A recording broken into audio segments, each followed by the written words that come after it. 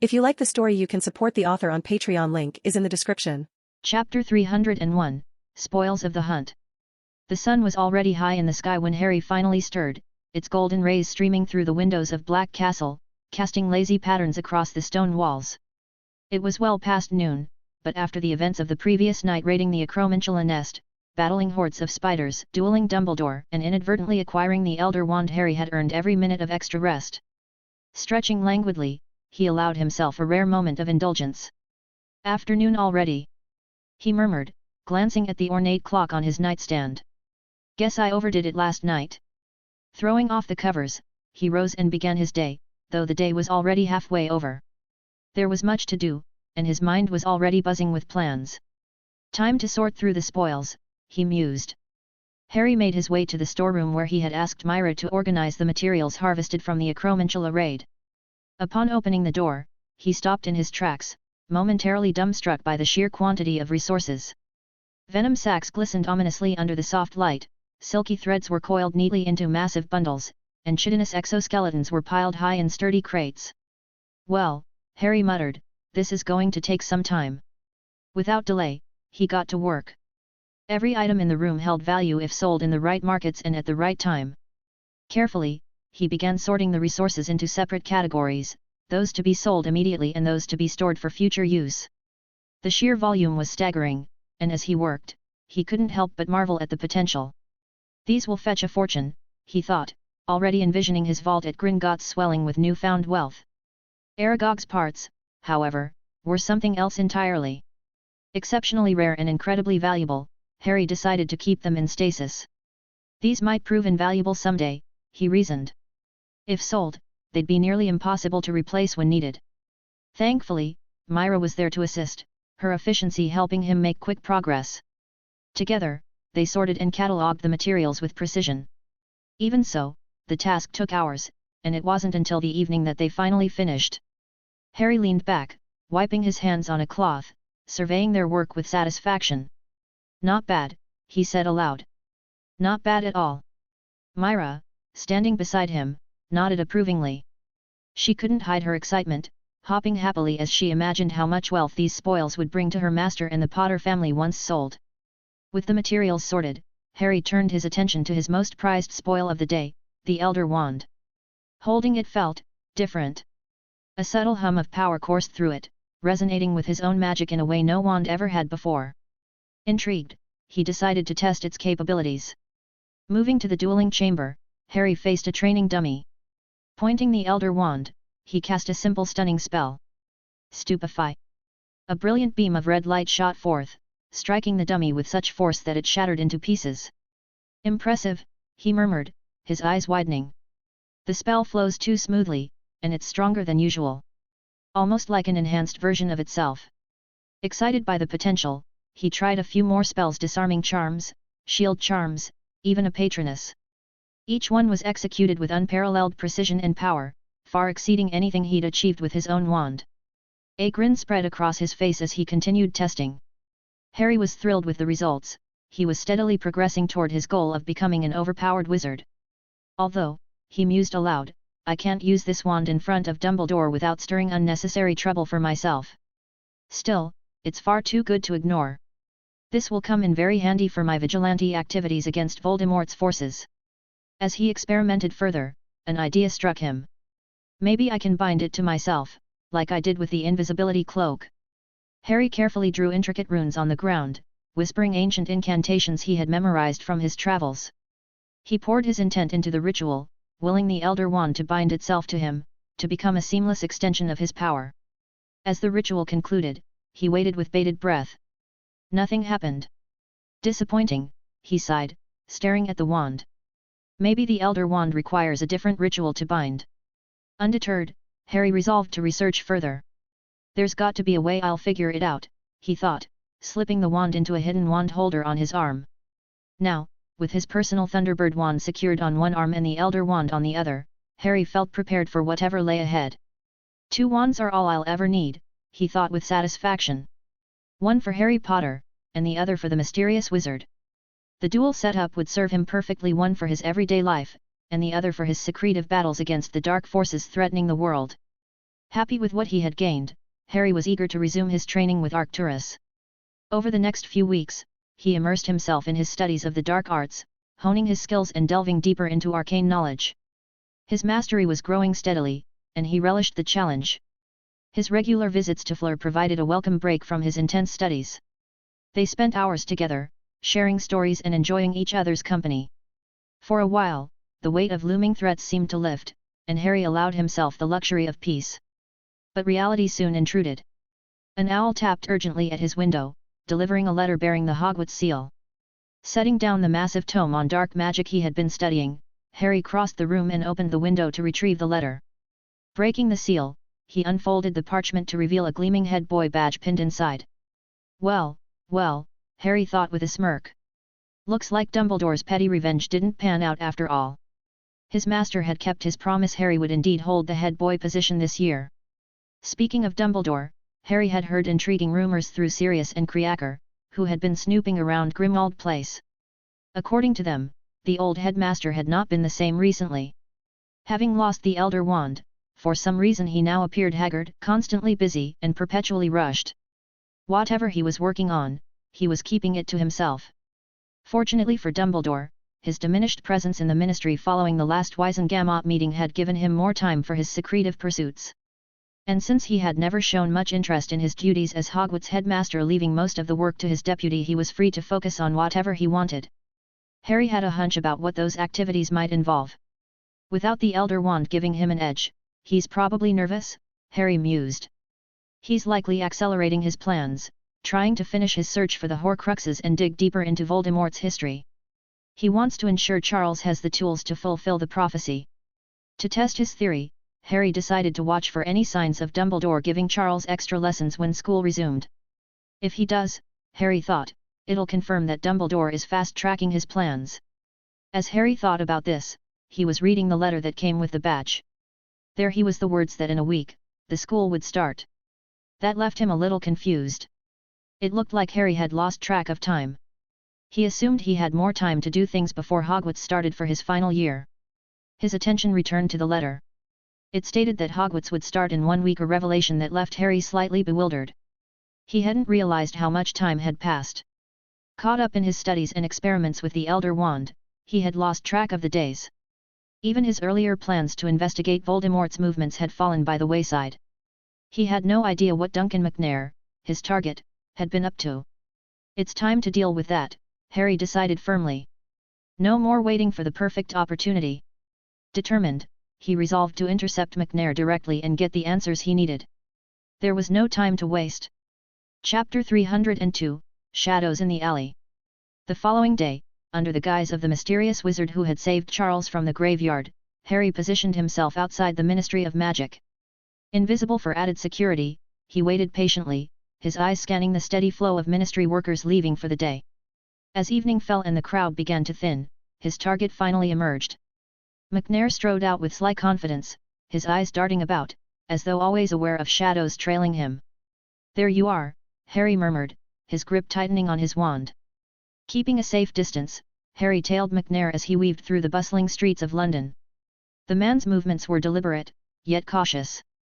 When McNair eventually turned into an empty park, Harry prepared to make his move. Clutching the Elder Wand, he focused his intent. "Imperio," he whispered. The spell connected flawlessly. McNair's shoulders relaxed, and his once alert eyes glazed over, stripped of their vigilance. Harry had no qualms about using the unforgivables. With his training this summer, he had gotten good at dark magic and dealing with its side effects, so he was not afraid of the side effects of the unforgivables if he used them properly. Excellent, Harry thought, slipping back into invisibility. This part of the plan had gone smoother than he expected.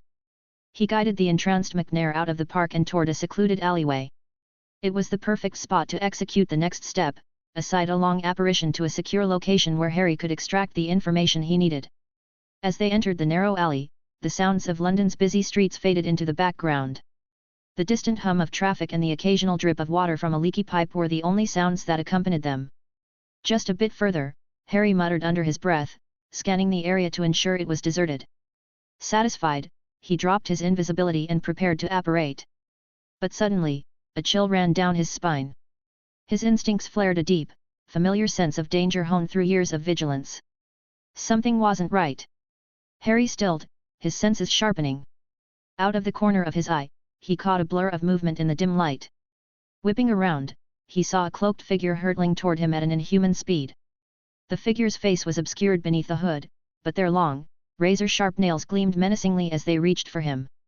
Reacting instantly, Harry shoved McNair aside, breaking the imperious curse in the process. "Stupefy!" he shouted, pointing his wand at the Death Eater. A brilliant red beam struck McNair squarely, rendering him unconscious before he could even process what was happening. One less problem, Harry thought. The cloaked attacker skidded to a halt just a few paces away, hissing softly. From the shadows, two more figures emerged, flanking the first. Their movements were unnaturally fluid, their glowing eyes piercing through the darkness. Vampires, Harry realized, his mind racing. He'd read about them but never encountered one, let alone three. Well, the first vampire spoke, his accent unfamiliar yet smooth. "What do we have here?" "A curious little stalker." Harry kept his expression calm, though his mind worked furiously. "Vampires working with Voldemort? How fascinating! I didn't realize noble vampires had sunk so low as to serve a wizard." The second vampire, a striking woman with silver hair and an icy glare, hissed in response. "You need to show respect for your elders. We were terrorizing mortals long before you were even born."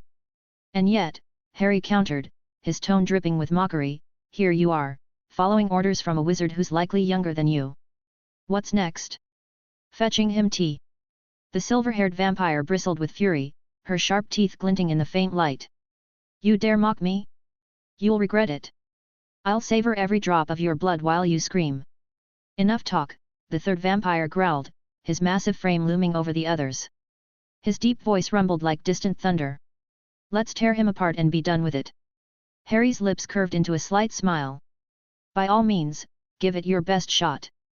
The vampires attacked as one, their coordinated movements a testament to years of fighting together. The female went high, the large one low, while the first circled to Harry's blind spot. But Harry wasn't there anymore. With the enhanced speed of a knight, Harry had already sidestepped their initial assault.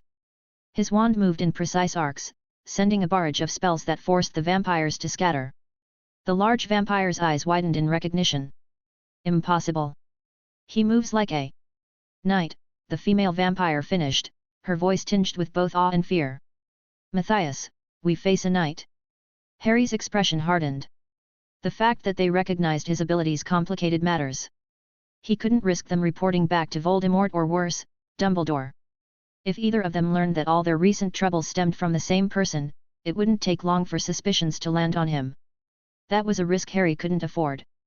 Keeping his identity a secret wasn't about fear of Voldemort or Dumbledore, it was about protecting his friends and family. He wouldn't allow his enemies to use their lives as leverage against him. The vampires, oblivious to the fate Harry had already decided for them, conversed quietly. "A knight? In this age? I thought their practice was extinct," Matthias muttered. The female vampire scoffed. "Legends and relics," she sneered. "No match for us." Harry shrugged casually. "Care to test that theory?" The first vampire's lips curled into a sinister smile. "Gladly." Without warning, the trio lunged at him again. Harry reacted instantly, his reflexes honed from countless battles. The fight became a deadly dance of speed and power. Recognizing the threat Harry posed, the vampires abandoned their usual hunting tactics, opting for a more aggressive and chaotic approach. They blurred around him, attacking from every angle with supernatural strength and speed, each strike deadly. But Harry matched them move for move. His knight training had elevated his physical capabilities far beyond normal human limits, and his mastery of magic gave him an edge they couldn't counter. He weaved effortlessly between their attacks, his wand work conjuring barriers of force and lances of magical energy that kept them at bay. The first vampire laughed, a mocking tone in his voice. "Impressive magic. But it's not enough." "Maybe not," Harry replied evenly, "but it keeps things interesting." He raised his wand, unleashing a volley of blasting curses, conf ringo, and cutting hexes. The vampires dodged with fluid grace, though a few spells grazed them, eliciting snarls of annoyance. "He's toying with us," the female vampire snapped. Then we stop playing, Matthias growled. The female vampire lunged, her nails gleaming like daggers. Harry twisted aside, using her momentum against her. With a flick of his wand, he cast a silent cutting curse. She barely avoided decapitation, but the spell struck her shoulder, drawing first blood. The large vampire seized the opening, charging at Harry with devastating force. But Harry was ready. With a wandless blasting curse, he sent the massive vampire stumbling backward. "All right, I've had my fun," Harry said, his tone turning sharp. "Time to get serious." With a complex wand movement, he conjured chains of magical fire. The flaming chains whipped through the air like serpents, catching the first vampire across the neck. Harry tightened the chain and yanked. The enhanced strength of the fiery chain severed the vampire's head cleanly from his body. Harry followed up immediately with fiend fire, ensuring nothing remained but ashes. He didn't know the full extent of a vampire's abilities and wasn't about to take chances. Leaving no room for retaliation was the safest course. The remaining two vampires stared in disbelief. He killed Victor." The female vampire cried, her voice tinged with fear. The large vampire's eyes blazed with fury. "You'll pay for that." The two remaining vampires roared and charged, their attacks now reckless, fueled by rage rather than strategy. Harry exploited their blind fury, leading them into crossing each other's paths in their desperation to land a blow. The female vampire overextended herself, and Harry capitalized. A sharp cutting curse found its mark, followed by another blast of fiend fire.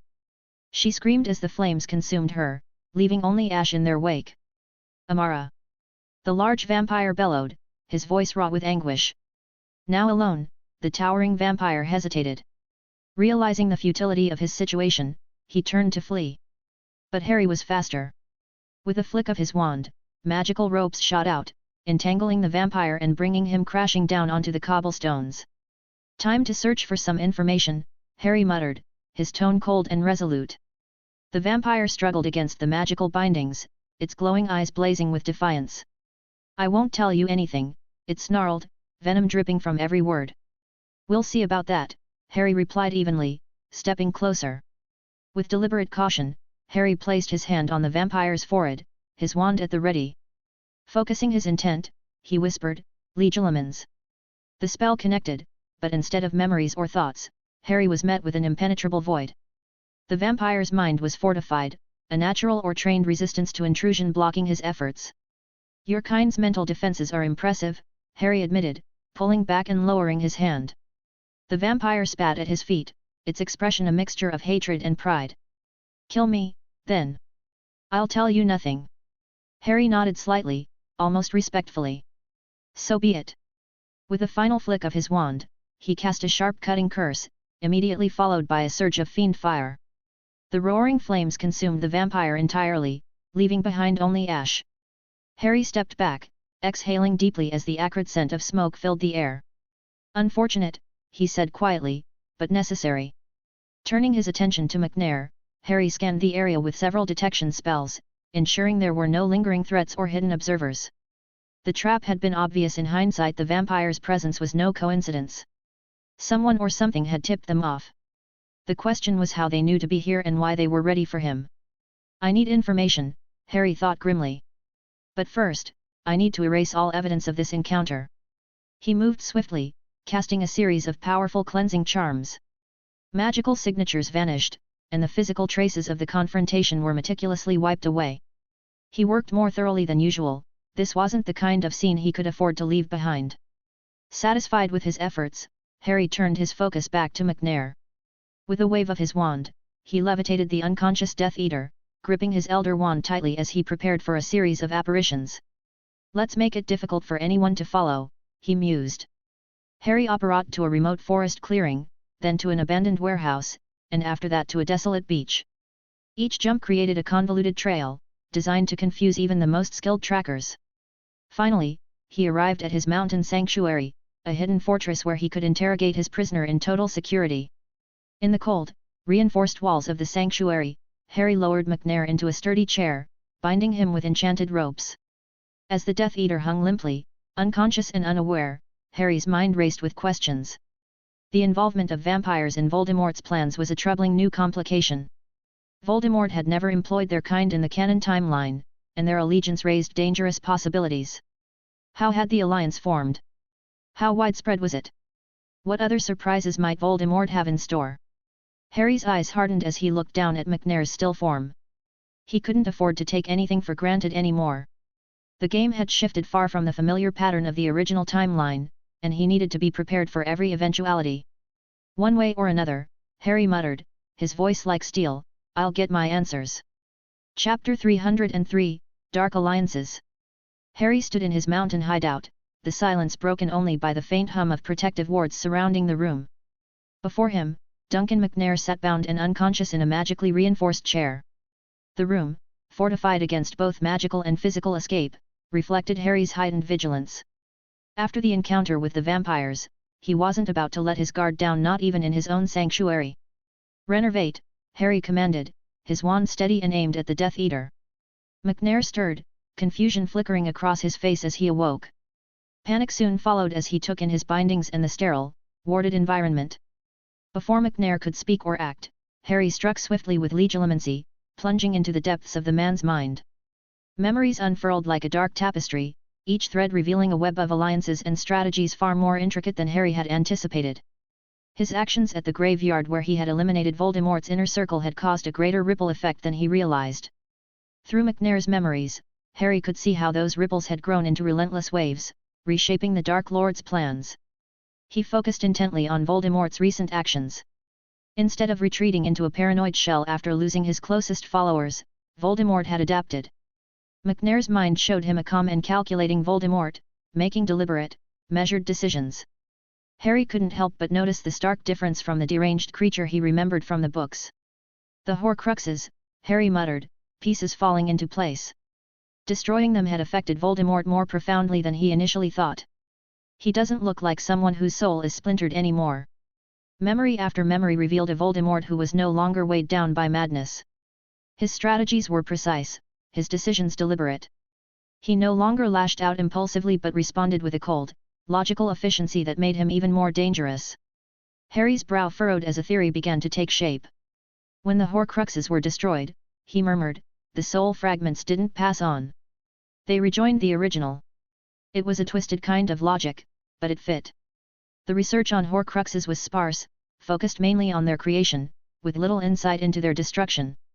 Even Voldemort himself might not fully understand why his fractured mind had healed or why his thoughts were clearer.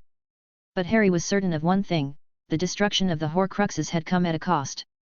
While Voldemort might now possess a complete soul, it was weaker than before.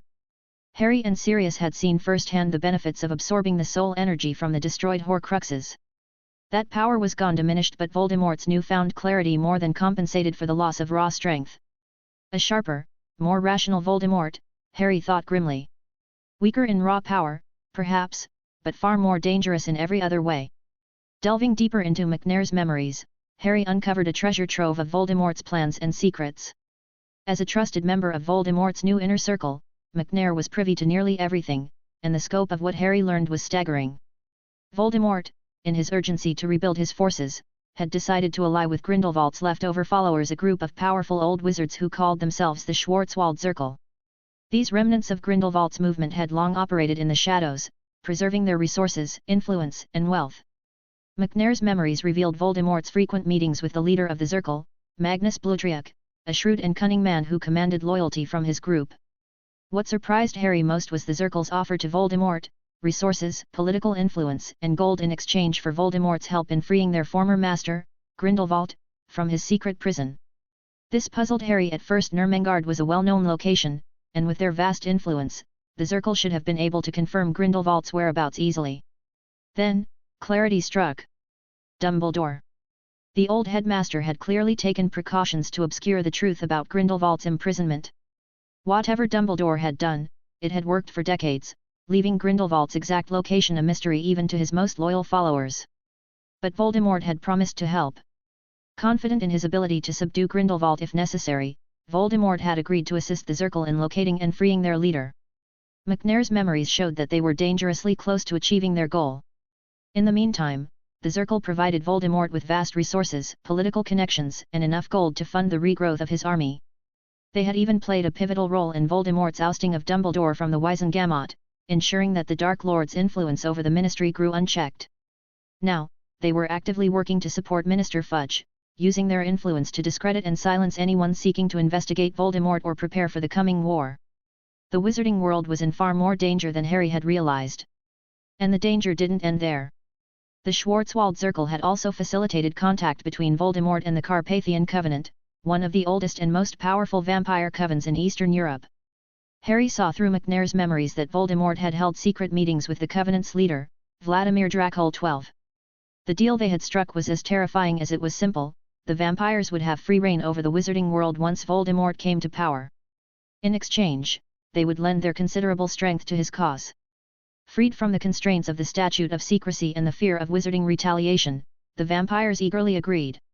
The promise of unrestricted hunting and the freedom to operate openly was more than enough to bind them to Voldemort's vision.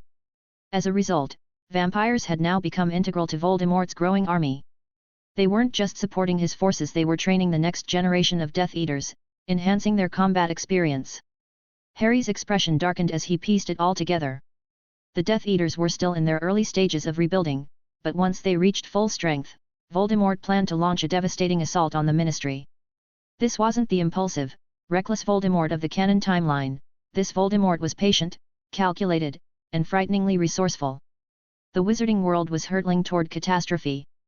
Voldemort's forces were growing rapidly, becoming stronger and more coordinated with each passing day.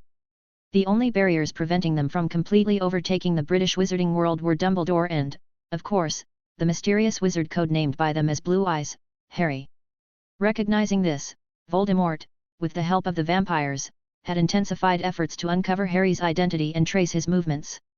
This new alliance was the reason Harry had faced vampires earlier when attempting to quietly capture McNair. While Harry had been meticulous in covering his tracks during his interrogation of Selwyn, it hadn't been enough. The vampires, with their heightened senses, had noticed subtle discrepancies that others might have missed. Selwyn's implausible tale of falling asleep immediately upon returning home had only fueled their suspicions. Their investigation led them to Selwyn's manor grounds, where they detected faint traces of lingering magic, something Harry hadn't accounted for when masking his presence. Armed with this discovery, the vampires took their findings to Voldemort, who concluded that the so-called Blue Eyes had been responsible. Voldemort reasoned that since Blue Eyes hadn't gleaned anything useful from Selwyn, he would strike again. A trap was set. Each member of Voldemort's inner circle was secretly shadowed by a trio of vampires, ready to ambush the mysterious attacker. This plan culminated in the confrontation Harry had faced during McNair's capture. But the vampires had gravely underestimated him. Harry's prowess had proven far too much for the trio and their already subdued Death Eater companion. Fascinating, Harry murmured, withdrawing from McNair's mind. Your master has been busy.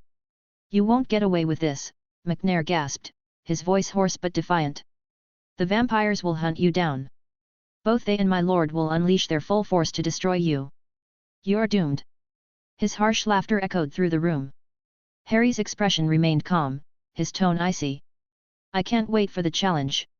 You were too dull to make this interesting. But thank you for the valuable information about the Schwarzwald Circle and the vampires. It will help me prepare for what's to come. Harry then turned his attention to McNair's fate. The choice was clear. The 3 dead vampires would already alert Voldemort that something had gone wrong, and Harry couldn't risk McNair rejoining the fight. Unlike Dumbledore, Harry didn't believe in second chances, not in a war where lives hung in the balance.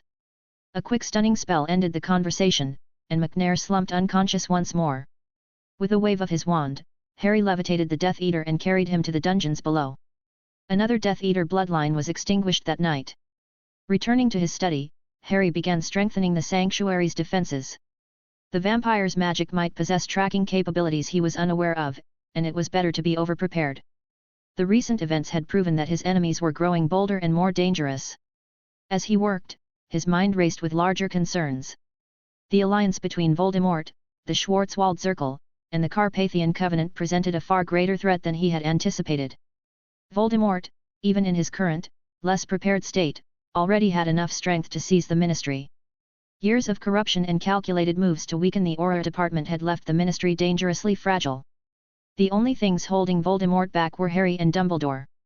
And with Dumbledore now deprived of his death stick and weakened by age, the burden of defending the wizarding world increasingly fell on Harry's shoulders. As night fell over the sanctuary, Harry stood by the window, gazing out at the moonlit mountains. Somewhere out there, a sane and calculating Voldemort was assembling his forces. Ancient vampires were hunting for him. And hidden in his prison, Grindlevault waited. Harry's grip tightened on the Elder Wand as he steeled himself for the battles to come. There was no more time to wait. The Wizarding World's survival rested on his next moves. Chapter 304, Dark Tidings and Decisions. The chamber in Riddle Manor was steeped in a heavy, oppressive silence, lit only by the dim, flickering glow of torches along the stone walls. Voldemort stood before his throne-like chair, his crimson eyes fixed on Vladimir Dracul XII, leader of the Carpathian Covenant. They were not master and servant but equals, two formidable powers temporarily aligned. The tension in the air was palpable, both understanding that their alliance was built on mutual benefit, not trust. Vladimir's ancient features were carved with anger and a hint of unease, though he masked it well. He spoke in a low, controlled voice, his fury barely restrained. 3 of my elite bloodguard have been reduced to ash in a London alley. Such a loss is not easily forgiven. Voldemort's long, pale fingers tapped rhythmically against the arm of his chair, his gaze unwavering. No trace of their killer? Is it Blue Eyes? He asked calmly, though the quiet ferocity in his tone was unmistakable. Vladimir's expression twisted into something between fury and predatory amusement. No trace. No wizardly magic, no lingering signature, nothing. Whoever this enemy is, they are meticulous. Voldemort's eyes narrowed slightly, his displeasure evident. McNair is missing too. Most likely dead. Our plan has failed, and now our unknown enemy has valuable information about us. His voice grew colder. I am disappointed, Vladimir. You assured me your bloodguard would handle the stalker. Vladimir's jaw tightened, his pride wounded. I do not understand it myself. Those 3 could have eliminated any ordinary wizard with ease. It seems this opponent is anything but ordinary. It must be Blue Eyes. It is of little use to speculate, Voldemort said, his tone clipped. The man hides well. It is exceedingly difficult to locate him. Perhaps not so difficult now, Vladimir interjected, a gleam of anticipation flashing in his crimson eyes. Voldemort's brow arched slightly. Oh! Vladimir's lips curled into a faint smile, revealing sharp fangs. When a vampire is killed, their killer absorbs a trace of our essence. It is imperceptible to wizards, but to us. His eyes glowed with predatory delight. It creates a connection we can follow. It will take time, perhaps days, but we will find him. Voldemort inclined his head, acknowledging the vampire's unique capabilities. Useful, he said softly. I trust you will dedicate your considerable resources to this task. Vladimir nodded, his posture commanding but respectful. He was no lackey, and his covenant bowed to no outside force. Yet he understood the cold, calculated threat Voldemort represented. Cooperation served both their purposes for now. We will locate this threat, he promised. The Bloodguard are not easily replaced, and we have as much interest in answers as you do. If it is Blue Eyes, Voldemort said, his voice icy and deliberate, we must not take him lightly. When you find him, I will send some of my people to accompany yours. This meddler must be eliminated before he becomes a greater problem. It will be done, Vladimir replied evenly, though a flicker of unease crossed his mind. Voldemort was an ally for now, but the Dark Lord's ambition and ruthlessness could easily turn on the vampires if they became a hindrance. Still, for the moment, they shared a mutual enemy, and common foes often forged the strongest alliances. Voldemort's thin lips curved into a cruel smile. See that it is. We have much to accomplish, and no time for meddling unknowns. Miles away, in the high mountain fastness of Black Castle, Harry settled into a plush armchair in Sirius's study. The hour was late, only a single lamp burned, casting a warm, flickering glow across the room. Outside, cold winds whispered over the snowy peaks, but inside, the tension was palpable. Sirius poured fire whiskey into 2 glasses, his hand steady but his eyes troubled. Harry had just finished recounting the vampire ambush and its aftermath. 3 vampires dead, McNair too, though not before Harry had extracted the critical intel from his mind. Sirius didn't question Harry's actions in killing the vampires. He understood that in a situation like that, Harry had no choice but to go all out, and such a response inevitably led to fatalities. Sirius accepted this much without needing further explanation. However, Harry chose to omit certain details, particularly about capturing and later killing McNair. Sirius would not have approved, and Harry decided it was better kept hidden. Perhaps forever. You were attacked by vampires? Sirius asked, his tone grim. Did you kill them? Harry nodded, taking a sip of his drink. Yes. They left me no choice. Sirius's expression darkened. You killed 3 vampires in McNair. His voice was low, controlled, but his concern was evident. How did you manage all of that? A wizard like McNair and vampires. Harry shrugged slightly, his tone even. I'm a knight, Sirius.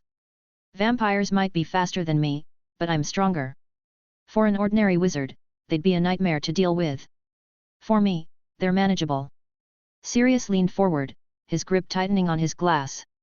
Harry, being able to handle 3 vampires and McNair at the same time, just how strong are you now? Harry gave a faint smile but waved the question off. Strong enough. Let's not focus on that right now. The important part is what I learned from McNair's mind before his end. Sirius's frown deepened. You're scaring me, Harry. What did you find? Harry set his drink down, taking a moment to gather his thoughts. Voldemort is sane, Sirius. And that changes everything. Sirius blinked, confusion briefly crossing his face. Sane? How can that be? Didn't splitting his soul for the Horcruxes destroy his mind? It did, Harry replied quietly, but when we destroyed the Horcruxes, I think the fragments of his soul rejoined him. And somehow, that restored his sanity. Sirius's eyes widened in disbelief. So, he's got a whole soul again. Not quite whole, Harry explained, his voice measured. Destroying the Horcruxes weakened him. He's less powerful in raw magical strength now, but his mind is clear. No more unhinged madness or random torture of his followers. From what I saw in McNair's memories, he's calm, calculating, and cunning.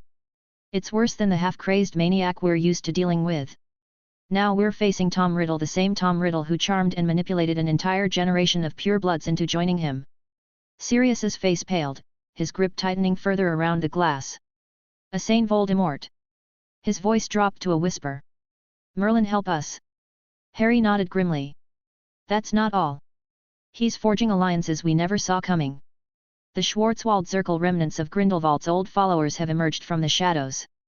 They're providing Voldemort with gold, resources, and political influence. Sirius's expression twisted in disbelief. Grindelwald's forces? Why would they support Voldemort? Harry leaned forward. Because Grindelwald isn't dead, Sirius. The words hit Sirius like a physical blow. What? He gasped. Grindelwald's alive? Where is he? Harry's gaze was steady. It seems Dumbledore wasn't entirely forthcoming about that.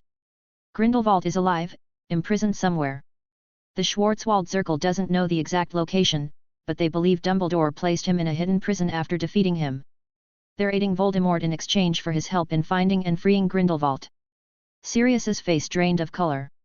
This can't be real. Grindelwald and Voldemort working together? Grindelwald alone was enough to bring Europe to its knees. If they unite, we don't stand a chance.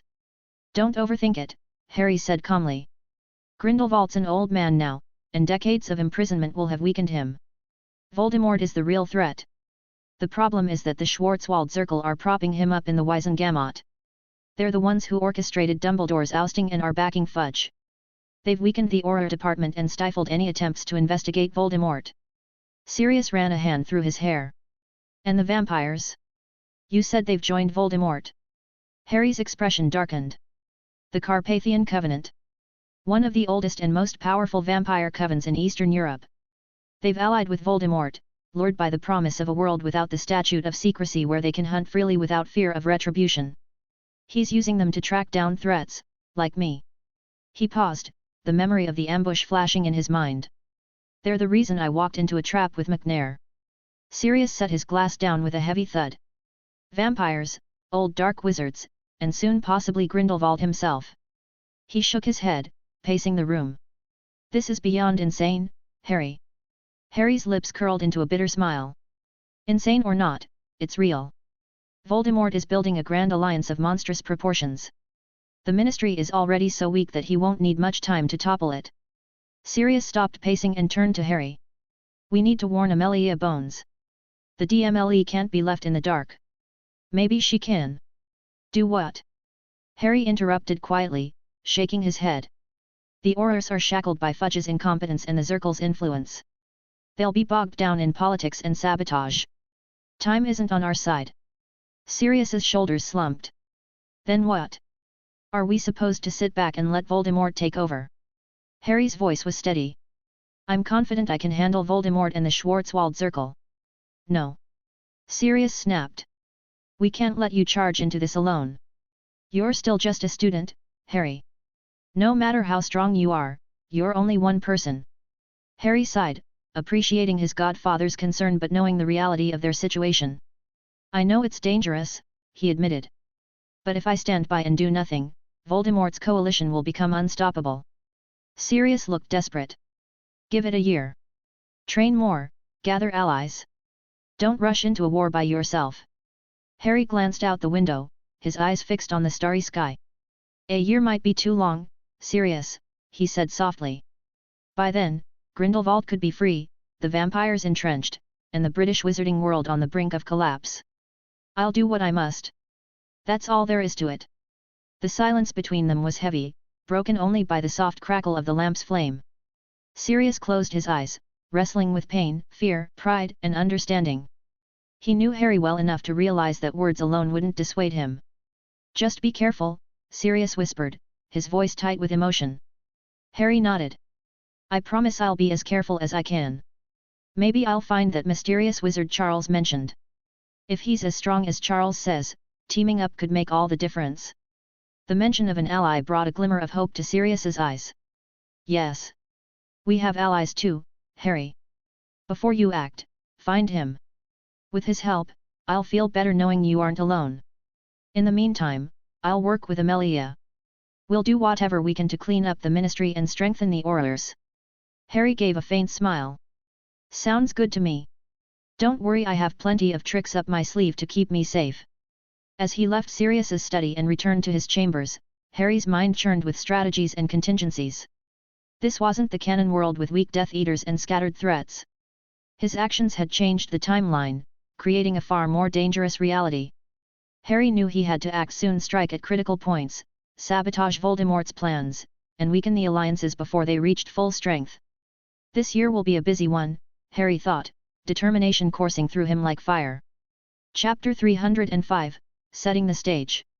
A couple of days after his conversation with Sirius, Harry stood in the ruins of what had once been one of Voldemort's secret strongholds, his expression grim. McNair's memories had led him here, but instead of an active hub, he'd found only emptiness and deadly traps. Clever, Tom, Harry muttered, his wand hovering over the intricate web of ancient dark curses that crisscrossed the site. Very clever.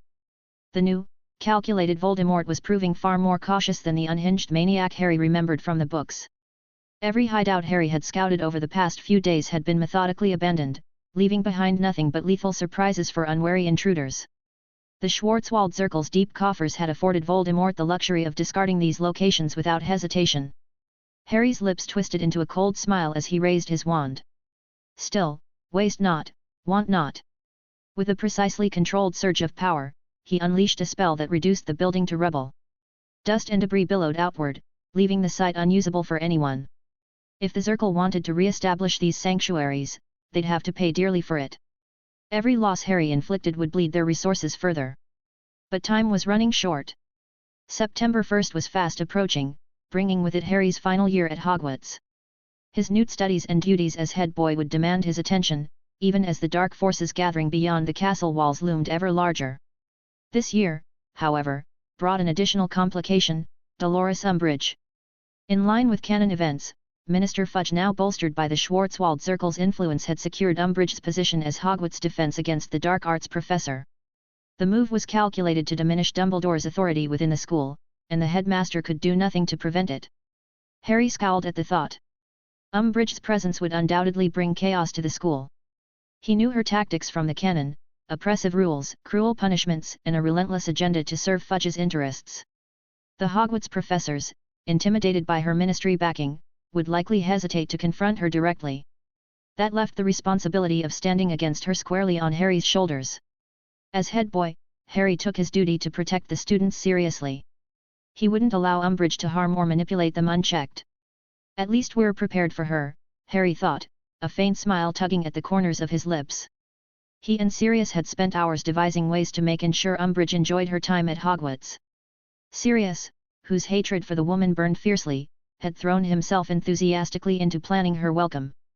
The traps and pranks they'd prepared were as creative as they were effective. Harry felt a flicker of satisfaction imagining the chaos they'd cause.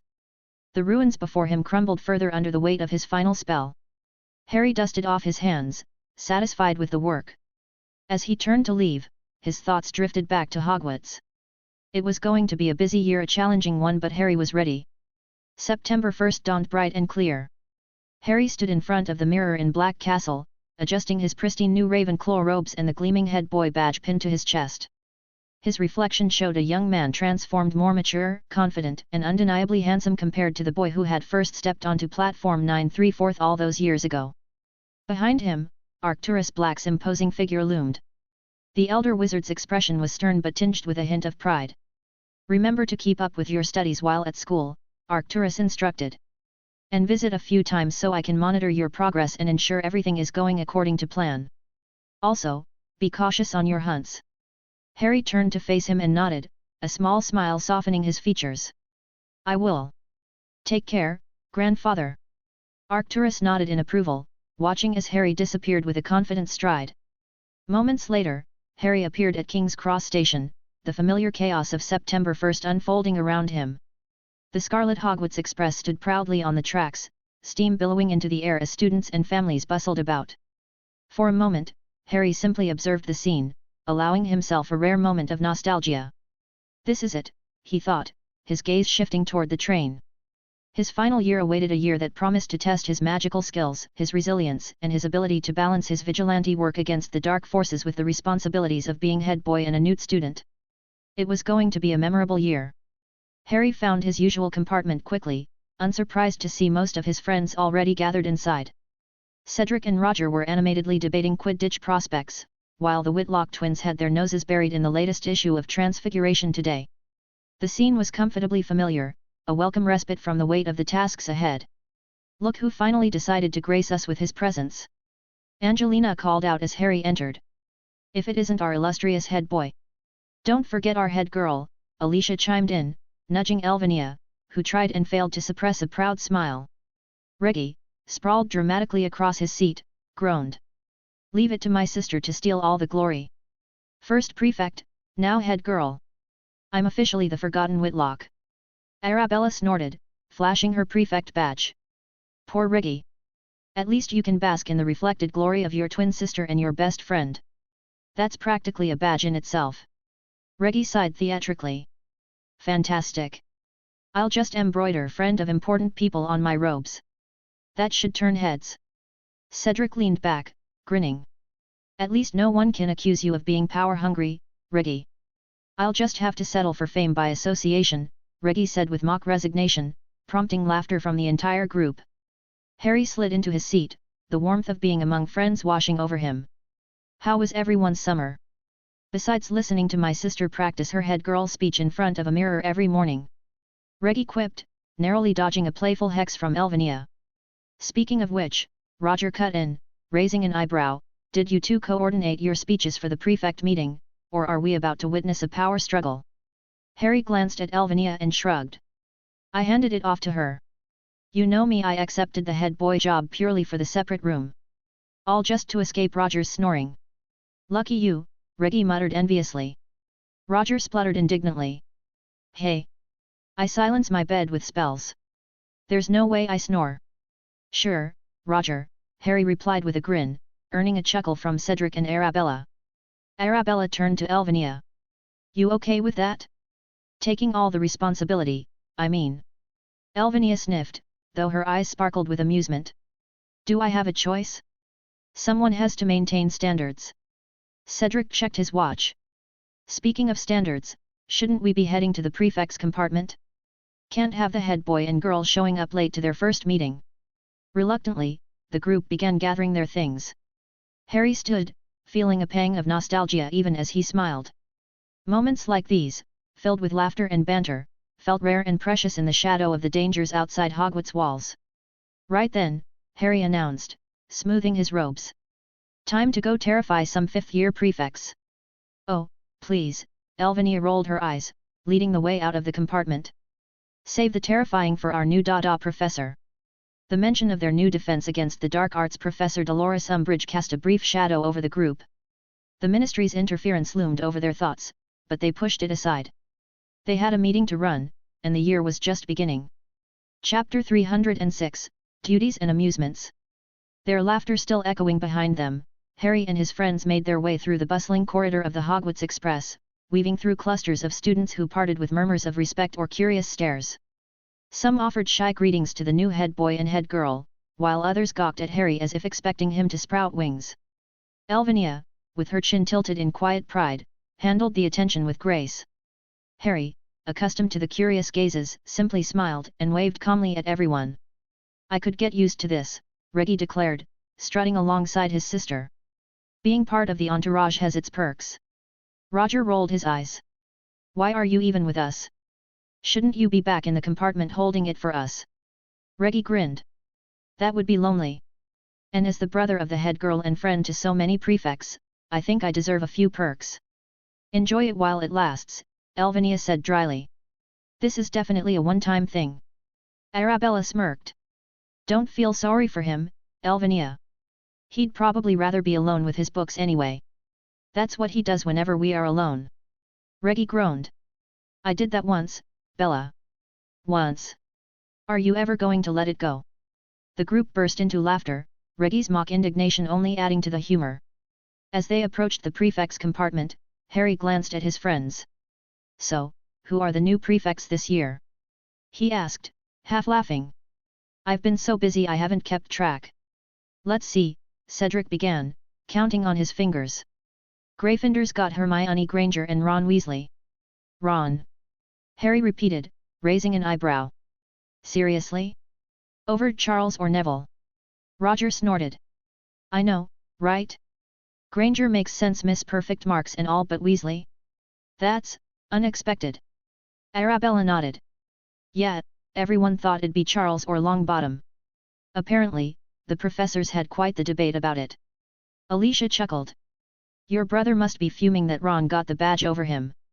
Knowing Charles's pride, he's probably livid. Harry gave a dry laugh. If he's angry, he can take it up with the headmaster. I'm pretty sure Dumbledore's behind the decision. There's no way the other professors would have voted for Ron. Any other fifth-year Gryffindor would have made more sense. Harry couldn't shake the feeling that this was part of Dumbledore's grand plan. Perhaps, as he'd speculated, Dumbledore intended to start those history lessons about Voldemort with Charles this year, and being a prefect would interfere. As for Neville, Harry suspected it was petty revenge, just like when Dumbledore initially withheld the head boy badge from him. Perhaps it was Dumbledore's way of lashing out at Neville's parents for leaving the Order of the Phoenix with Harry and Sirius. Moving on, Roger said, steering the conversation away, Ravenclaw's got Anthony Goldstein and Padma Patil. Solid picks, I'd say. Hufflepuff's got Ernie Macmillan and Susan Bones, Arabella added. Harry grinned. I knew about Susan. She couldn't stop smiling this summer after she got the badge. Wore it everywhere. Cedric nodded. Susan's a great choice. She's already friends with most of the younger Hufflepuffs, they'll follow her lead without hesitation. And Slytherin? Angelina prompted. Pansy Parkinson and Blaise Zabinai, Arabella said, wrinkling her nose. Draco Malfoy got overlooked. Apparently, he's changed a lot since his father's death, quieter, more subdued. His mother's been keeping him away from the darker families. Harry nodded thoughtfully. Arcturus asked me to keep an eye on him. If any Slytherins try to bully him, let me know. I'll deal with it. Arabella smiled. Sure thing. The group paused outside the prefect's compartment door. Elvinia smoothed her robes, exuding calm confidence, and looked at Harry. Ready? Harry grinned. Always. Let's give them a show. As they entered, the gathered prefects, some anxious, some bored, others eager to impress, turned their attention toward the new head boy and girl. Elvinia strode forward with flawless poise, her head held high, while Harry followed at her shoulder, offering a nod and a friendly half-smile. Harry caught Susan Bones's eye as they walked in, and she greeted him with a playful smirk. Head boy Potter, she said with mock formality. Harry quirked a brow, his tone teasing. Hello, Prefect Bones.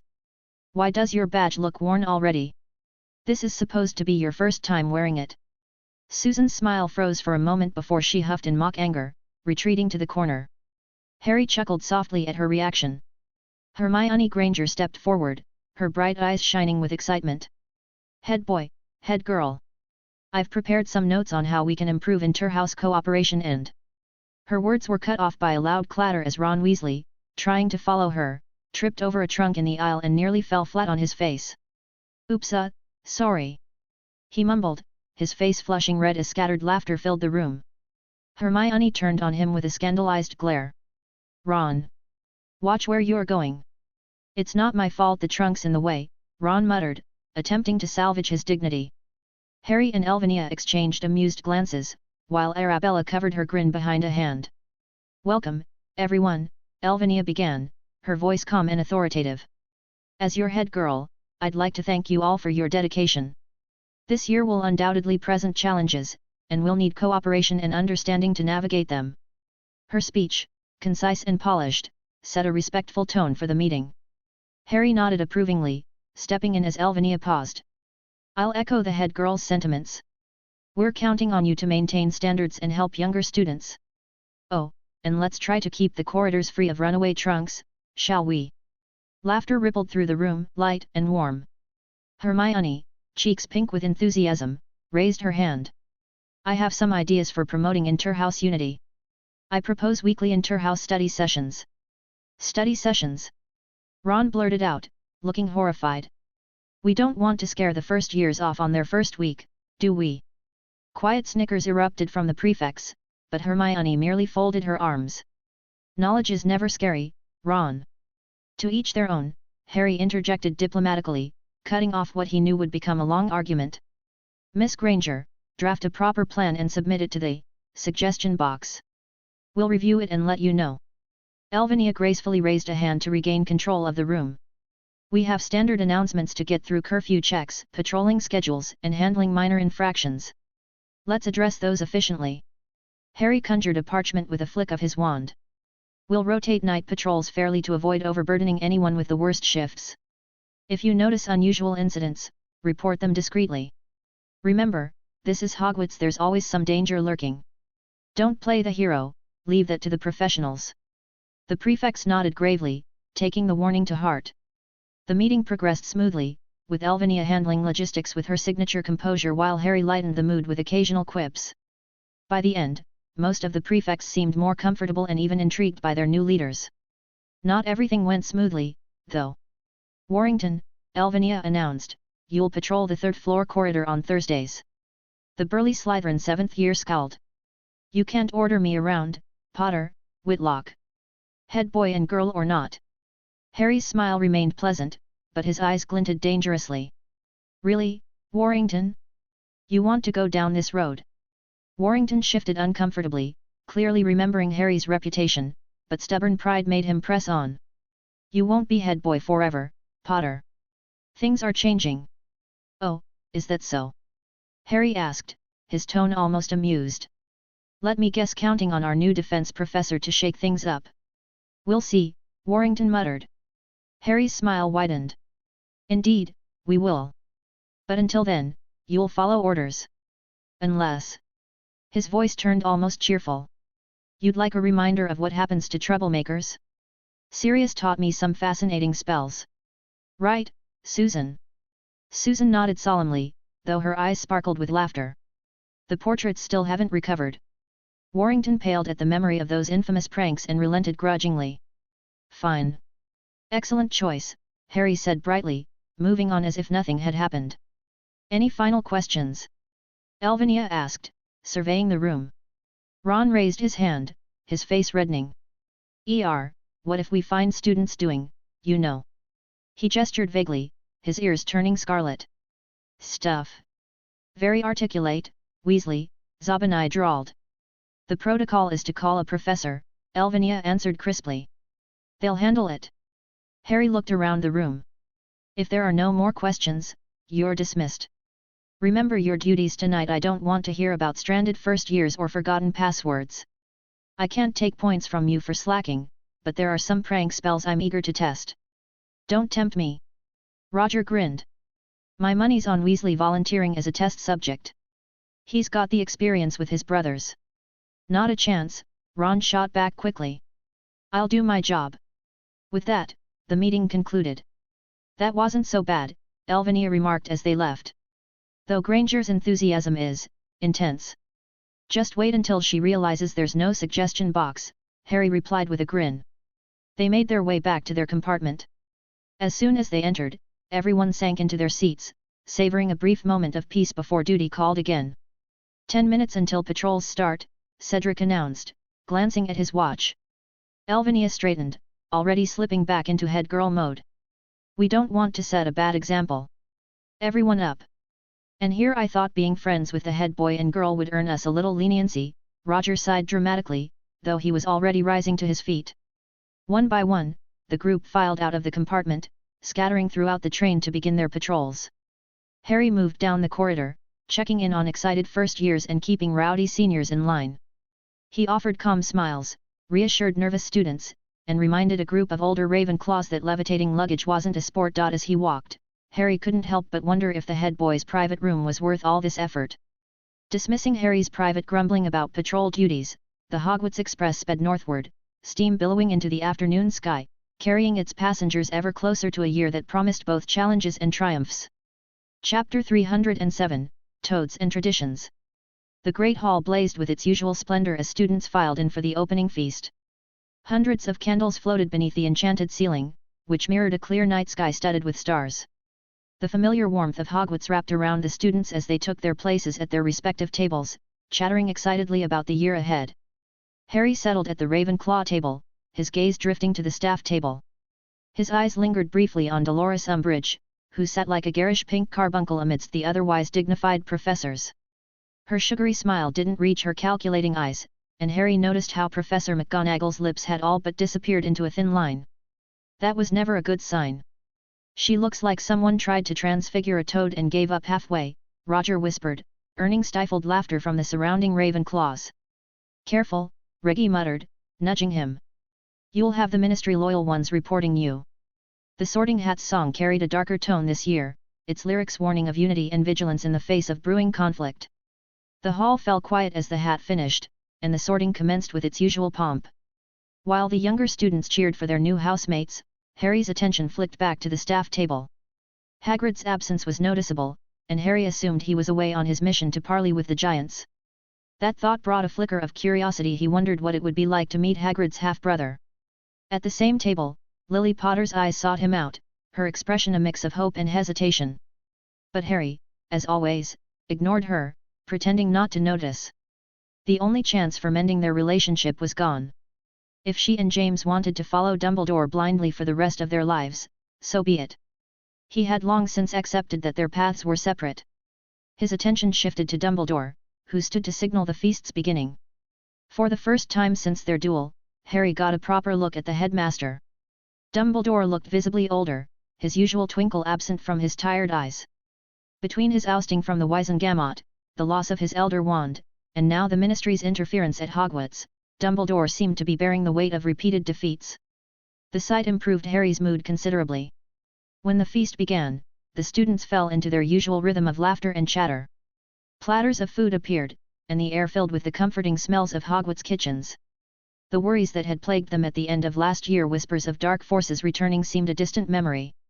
Months of inactivity, the Ministry's persistent denials, and the lack of any visible threat had lulled the school into a false sense of security. Many students now dismissed Charles Potter's account of Voldemort's return as a figment of his imagination, a desperate bid for attention. The same peers who had cheered him as a hero now saw him as delusional, much to Charles's visible discomfort. He sat quietly at the Gryffindor table, his mood somber, barely touching his food. Harry observed his younger brother from afar, his expression unreadable. At least Charles didn't have to face what Harry had endured in the canon timeline. There were no accusations of murder, no whispers of him being an attention-seeking liar. While Charles struggled with doubt and dismissal, Harry thought grimly, it could have been far worse. After the main course had been cleared away and the hum of conversation filled the hall, Dumbledore rose from his seat. The noise ceased almost immediately, as every student turned their attention to the headmaster.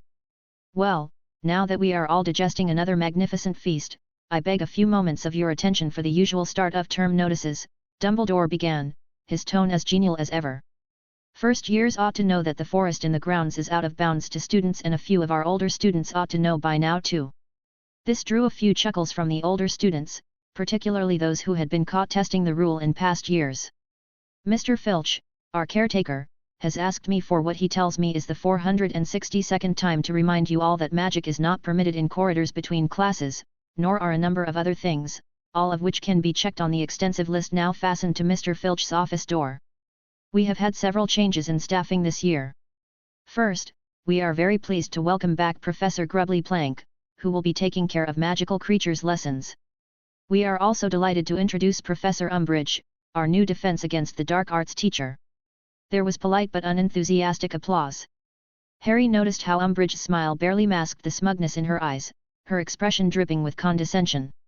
Professor McGonagall's lips had thinned to near invisibility, and Professor Sprout's eyebrows were halfway to her hairline.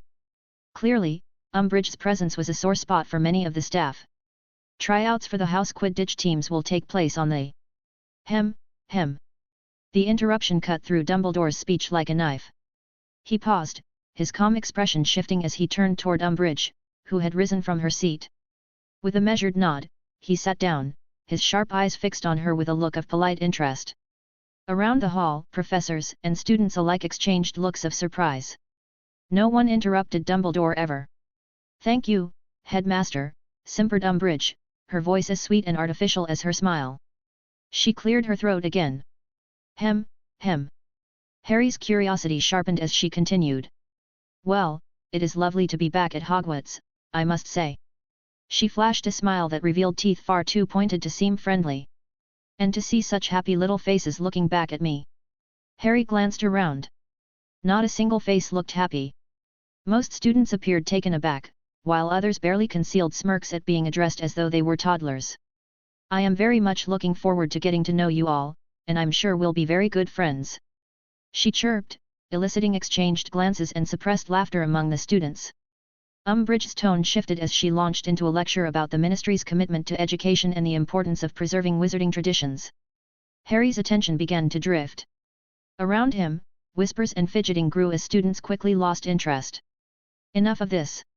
Under the table, Harry fingered his wand. He and Sirius had prepared a small enchantment for occasions just like this.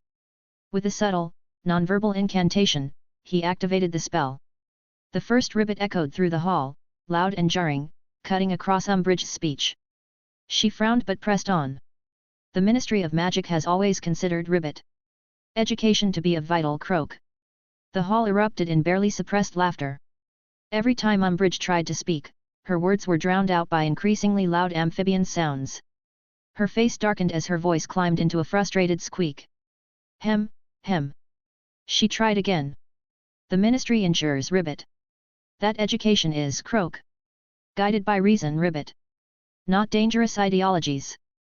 By now, students were openly laughing, younger ones looking delighted as though they were watching a comedy show.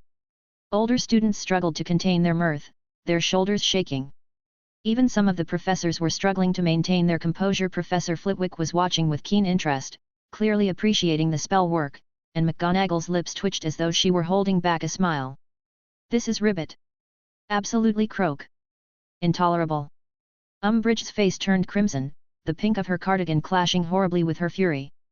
A final, booming ribbit echoed throughout the hall as Umbridge stormed away from the staff table, her frilly pink robes fluttering behind her like a defeated flag. Laughter followed her retreat, filling the hall with glee. Without missing a beat, Dumbledore rose again, his calm expression unshaken. "Well," he said, as though nothing had happened, "I believe it is time for the Hogwarts song." The students roared their approval, and the hall burst into a lively, if chaotic, rendition of the school anthem. As the last notes faded, Dumbledore clapped his hands. "Off to bed, then. Sleep well, everyone." Roger snorted. "Magic, sure. I happened to notice a certain head boy looking bored and fiddling with his wand under the table." Of course Roger had noticed Harry hadn't exactly been subtle. For pranks like this, Harry no longer cared about hiding his involvement. In fact, not pulling pranks might draw more suspicion than doing so at this point. Reggie stretched dramatically. "Who cares who did it? I'm just glad that speech is over. I was ready to pass out. Turning to Elvinia and the prefects gathered nearby, Harry clapped his hands lightly. Let's get to work. The sooner we help everyone to their dorms, the sooner we can all get some sleep. They nodded, their spirits still lifted from the evening's entertainment. Under Harry and Elvinia's direction, the prefects guided the first years and other students to their respective dormitories with surprising efficiency. The usual nervous energy of the younger students was tempered by the cheerful atmosphere of the night. As the shuffle of feet and hushed whispers faded behind locked doors, Harry and Elvinia conducted one final round of the castle.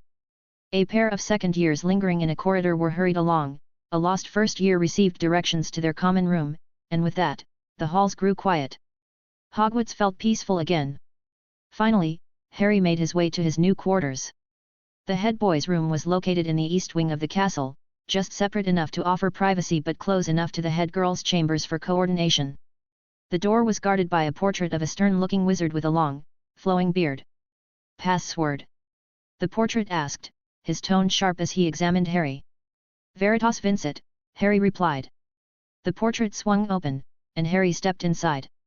He let out a low whistle. The head boy's chambers were far more luxurious than he'd anticipated. On one side was a spacious study area, complete with a polished mahogany desk and neatly arranged shelves of advanced texts. On the other side stood a four-poster bed draped in Ravenclaw colors, along with a cozy armchair positioned beside a private fireplace. A large window overlooked the castle grounds, offering a stunning view of the moonlit lake shimmering silver in the night. Harry's lips curled into a small smile as he noticed his trunk had already been unpacked, his belongings neatly arranged on the shelves and desk. After years of sharing a dormitory, having a space entirely his own felt like a reward in itself.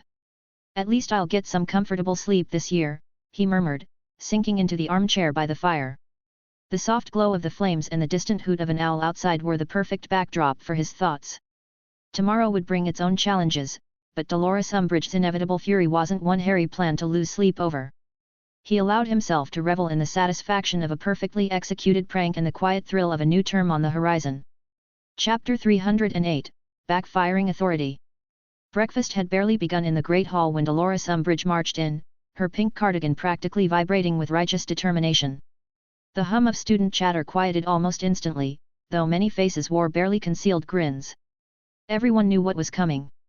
"Students," she began, her voice coated in syrupy sweetness, "after yesterday's unfortunate interruption, I wish to complete my welcoming address." "Ribbit." The sound echoed through the hall, perfectly timed to drown out her words. Harry, buttering his toast with practiced calm, kept his wand movement subtle under the table. After 3 days of practice, the charm had become second nature. Umbridge's face flushed an unpleasant shade of red, but she pressed on. "The Ministry of Magic has always considered the education ribbit of young witches and wizards ribbit." Professor McGonagall suddenly seemed very interested in her porridge, her shoulders shaking almost imperceptibly. Across the table, Snape's trademark scowl twitched suspiciously close to a smirk. After 5 increasingly futile attempts, each met with a louder and more obnoxious amphibian sound, Umbridge finally snapped. Without another word, she stormed out of the hall, her frilly pink cardigan fluttering behind her, leaving a trail of half-eaten kippers and poorly suppressed laughter in her wake. "Magnificent," Roger whispered to Harry as the heavy doors closed behind her. "Simply magnificent." Harry allowed himself a small, satisfied smile as he bit into his toast. The day's classes, however, proved less entertaining. Every professor seemed determined to hammer home the importance of their newts. "Your OWL results mean nothing now," Professor McGonagall declared during their first Transfiguration class, her sharp gaze sweeping over the students. "Newts require a level of dedication, precision, and discipline that many of you have yet to demonstrate." Even Professor Flitwick, usually cheerful, was uncharacteristically serious. Pulling Harry aside between classes, he said, "As my apprentice, Mr. Potter, I expect nothing short of exemplary performance. You must set an example for your peers." At lunch, murmurs about the 5th year's first defense against the dark arts lesson filled the Great Hall. "It's a joke," Charles Potter declared loudly at the Gryffindor table, his face a mix of anger and frustration. "No wand work, no practical application, just reading Slinkhard's rubbish about negotiating with dark wizards." Similar complaints rippled through the upper year students. Cedric, usually optimistic, looked uncharacteristically grim as he leaned across the Hufflepuff table. "We're supposed to be learning advanced protective charms this year. Instead, we're analyzing theoretical responses to hypothetical threats." The atmosphere darkened further as more students shared their frustrations. The older students, particularly those aiming for careers as aurors or healers, exchanged uneasy glances.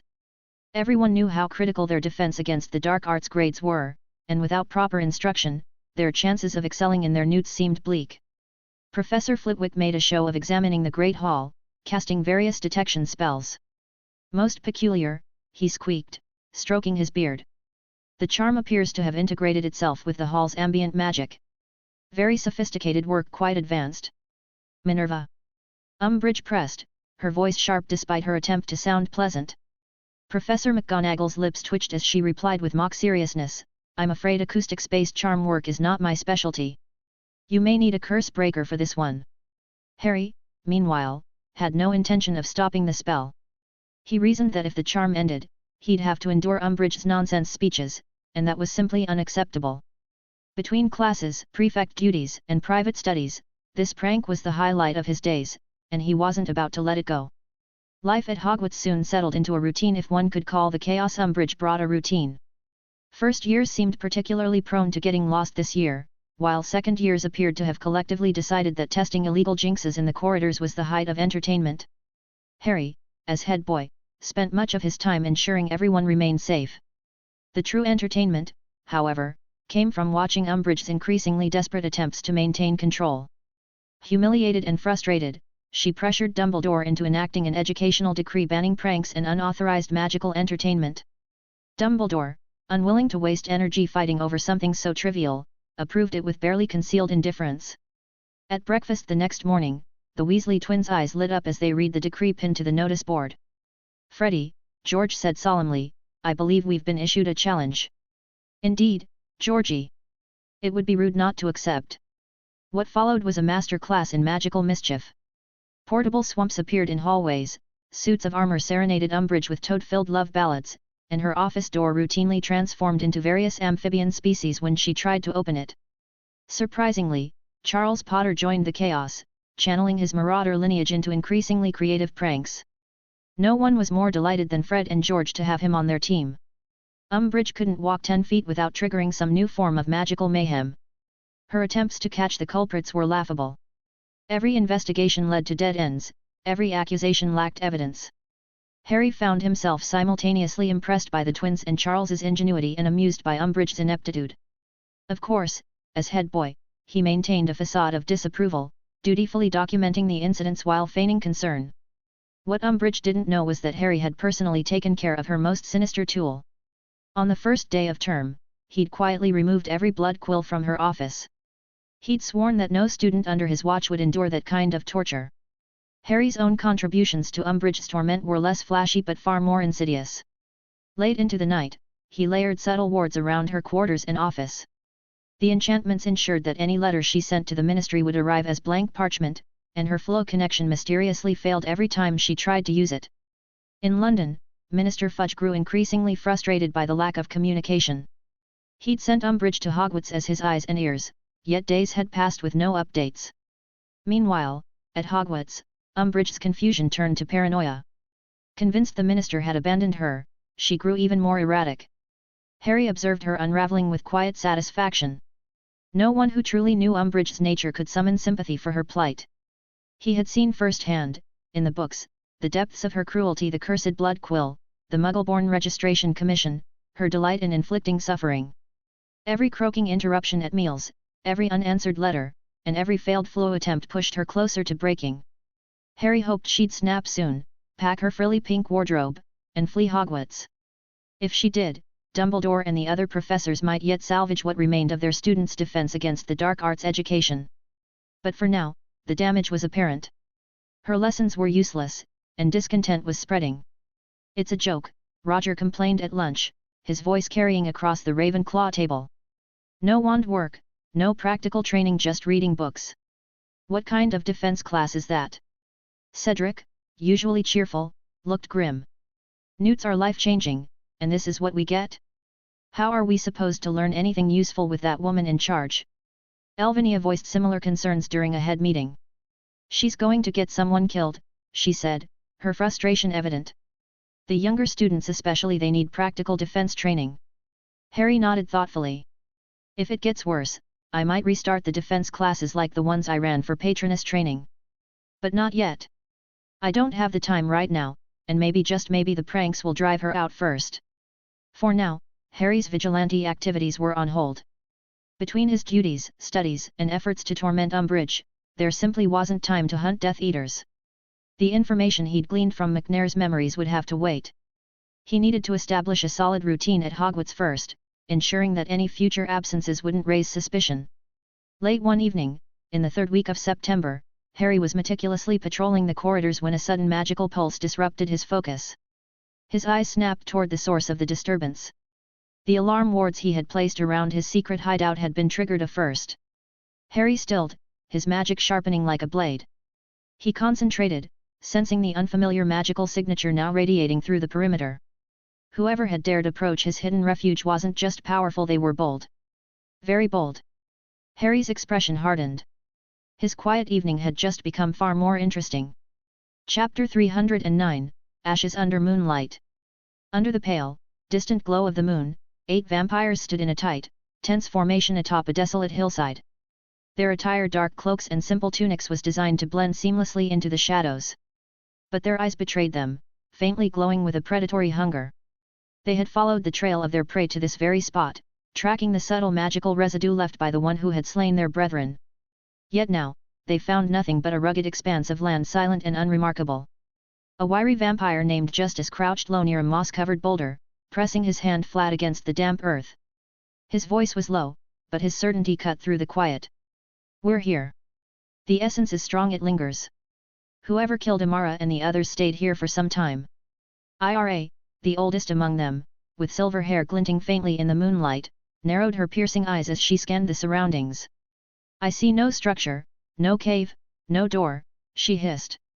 "If he's here, he's hidden well." Sergei, a broad-shouldered vampire with a jagged scar across his cheek, growled in frustration. "The essence leads us here, yet there's nothing. It reeks of a Fidelius charm. Does anyone know how to break through that kind of magic?" At the mention of the Fidelius charm, the group exchanged uneasy glances. The charm was no small matter, its secrecy was nearly absolute, and bypassing it required knowledge they didn't possess. Only the secret keeper could reveal its protected location. Ira's lip curled, her voice dripping with irritation. "We were promised a swift kill if we followed the trail. Now we're standing here like fools. The Dark Lord and the Schwarzwald Circle warned us this wizard would be dangerous, but this level of cunning? He's more trouble than he's worth." Rising to his full height, Justice tensed, his sharp features shadowed in the moonlight. "If he's using Fidelius, he's no ordinary wizard. Either he has powerful allies or a skilled secret keeper. Either way, this won't be easy." Sergei grunted, a hint of savage glee in his tone. "I have an idea. The Fidelius hides, but it doesn't protect. Now that we know the area, why don't we destroy everything here, level the ground and take him and his house down together?" Ira tilted her head, considering the idea. "Not bad, but we'd need wizards to cause that kind of destruction. Let's go back and return with a team who knows such magic. Staying here is wasting time." Elizabeth, the youngest among them, crossed her arms and glared at the rocks as though they were mocking her. "We should bring ward breakers too. If he's under Fidelius, there are likely other wards hiding behind it. We'll break the wards and burn his hideout to ash. Let's see how long he thinks he can hide from us." A murmur of agreement rippled through the group. Highly trained and deadly, these vampires weren't used to being outmaneuvered, let alone outsmarted. The indignity of being thwarted by invisible magic stoked their frustration. Nero, who had remained silent, spat on the ground. "If he's the one who killed our brethren in London, I expected him to fight. Not cower behind wards and spells." Janna, who had lingered near the back, spoke up at last, her tone clipped and commanding. "Enough. We're done here. We'll return with reinforcements, wizards who can destroy and dismantle these protections. Standing around here until dawn will only expose us." Her words carried finality, and the others fell silent. Their plan came together quickly: retreat, regroup, and return with specialists. But as they turned to leave, the wind shifted, carrying with it a faint, unsettling trace of magic. A tingling sensation prickled at the backs of their necks, sharp and insistent, drawing their attention skyward and along the hill's edge. Something had awakened subtle, yet unmistakable to their keen senses. Sergei froze, nostrils flaring. "Do you feel that?" Ira nodded, her jaw tightening. "He's here." The group instinctively closed ranks, forming a defensive circle. Their glowing eyes darted through the darkness, searching for any sign of movement. They were fast, strong, and well coordinated, but they all understood the implications. If their enemy dared to reveal himself now, he either believed he could handle them or was prepared to prevent their escape entirely. Janna extended her hand cautiously, brushing against an invisible barrier. Her voice dropped to a fearful whisper. "We can't run. The wards have shifted." She pressed harder, her frustration mounting. "I can't apparate. We're trapped." Nero snarled under his breath, his fangs glinting in the moonlight. "If he thinks trapping us makes him safe, he's overconfident. We'll show him what a mistake that is." The moon hung high above them, silent and indifferent. In the stillness, a figure emerged at the edge of their vision. At first, it was only a shadow, indistinct and ghostly. Then the figure stepped forward, entering a patch of moonlight. He was clad in armor that gleamed faintly with each measured movement, a sword with a ruby-set hilt resting casually on his shoulder. His face was hidden beneath a helm, but his posture radiated calm, focused intent. Justice sucked in a sharp breath. "He's clad like a knight." Elizabeth's voice trembled, betraying her unease. "A knight? Here? In this age? Did a knight kill our brethren?" Ira's expression darkened as she tried to recall old tales. "Knights are rare, but not extinct. If this is a true knight, we can't afford to be reckless." Harry, concealed beneath his helm, remained silent. Unlike his usual confrontations, tonight he had no patience for words or theatrics. He moved forward with deliberate precision, the sword in his hand gleaming in the moonlight, while his wand stayed hidden but poised for action. There was no room for banter, no space for intimidation. His purpose was clear: eliminate the threat swiftly and return to Hogwarts before anyone realized he was gone. The vampires might view him as reckless for challenging 8 of them alone, but Harry had faced far graver odds. He wasn't about to let them escape with any knowledge that could lead back to him. The vampires spread out, their predatory eyes fixed on the advancing knight. Sergei snarled, his voice low and dangerous. "Whoever you are, knight, you've made a grave mistake showing yourself." The knight didn't reply. His movements were smooth and calculated, each step imbued with purpose. Beneath the armor, Harry focused on his breathing, on the rhythm of his movements, and on the aura emanating from each vampire. He felt their power, their tension, and their cohesion as a unit. It didn't matter. He would strike first and strike hard. Janna's lips curled into a feral snarl. "Fine. Stay silent. We'll make you scream soon enough." In an instant, Harry lunged. His sword flashed like lightning, coursing with elemental magic. A gust of wind roared from its edge, scattering the vampires like leaves in a storm. Nero cried out as a blade of air sliced his shoulder. Elizabeth leaped to a nearby outcrop, hissing orders to flank him, but Harry was already moving again, too fast, too unpredictable. The vampires tried to encircle him, coordinating in groups of 3 to corner their foe. Yet Harry spun through their ranks, wandless bursts of force knocking them off balance. The ground quaked beneath their feet as he channeled elemental energy through his sword. Tremors disrupted their footing, jets of fire separated them, and shards of ice slowed their movements. Ira spat curses, her voice tinged with panic. "He's using elemental magic. This is no ordinary knight." Justice tried a stealthy approach, darting in from behind with claws aimed for Harry's neck. Without turning, Harry flicked his sword upward, releasing a crack of thunder magic. Lightning lit the night, and Justice staggered back, a pained howl escaping his lips as burns scored his chest. Sergei, the strongest of the group, opted for brute force. Ignoring the sting of Harry's spells, he charged forward, swinging a heavy claw at Harry's helmet. Harry parried with the flat of his blade, then countered with a low slash that severed Sergei's leg at the knee. Sergei's scream was short-lived. Harry's wand conjured a lash of fiend fire that reduced the vampire to ash in moments.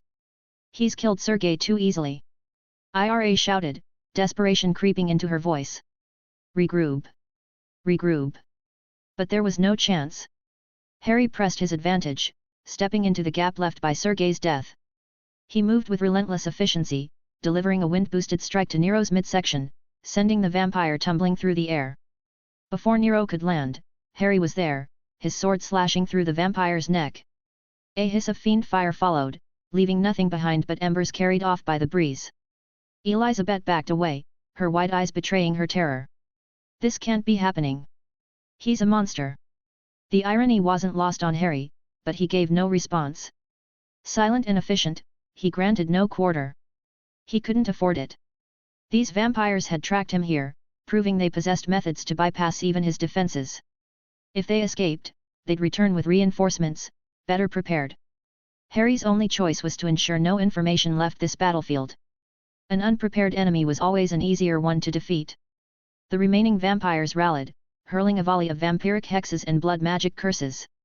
Harry countered with elemental shields, fire consuming their spells, water washing away the energy of their curses, and hardened earth absorbing the brunt of the impacts. He had grown adept at channeling magic through his sword rather than his wand. It added versatility and, he admitted, looked far more imposing. Focus! Ira screamed, her voice sharp and commanding. Attack together! 3 vampires rushed him simultaneously, while 2 more leaped at him from above. Harry crouched low, letting their shadows pass over him, then erupted upward with a shockwave of force. One vampire crashed into a rock, their skull cracking with a sickening thud. Another was impaled by a conjured lance of ice, their screams echoing briefly before fading into silence. Elizabeth and Ira recoiled, horrified at the swift decimation of their ranks. Of the 8 who had stood confident moments before, 4 were now ash, 2 lay immobilized, and only Elizabeth and Ira remained unscathed. Even they trembled, their confidence shattered by the knight who moved like a storm given human form. Run! Elizabeth begged, her voice cracking with desperation. Ira hesitated, the hum of the wards around them sealing their fates. Her expression darkened as understanding dawned. There is no escape. We cannot run. He's too strong. Harry advanced, his sword raised, each step measured and deliberate. In a final, desperate move, Ira lunged to distract him, hoping to give Elizabeth a chance to break through the wards.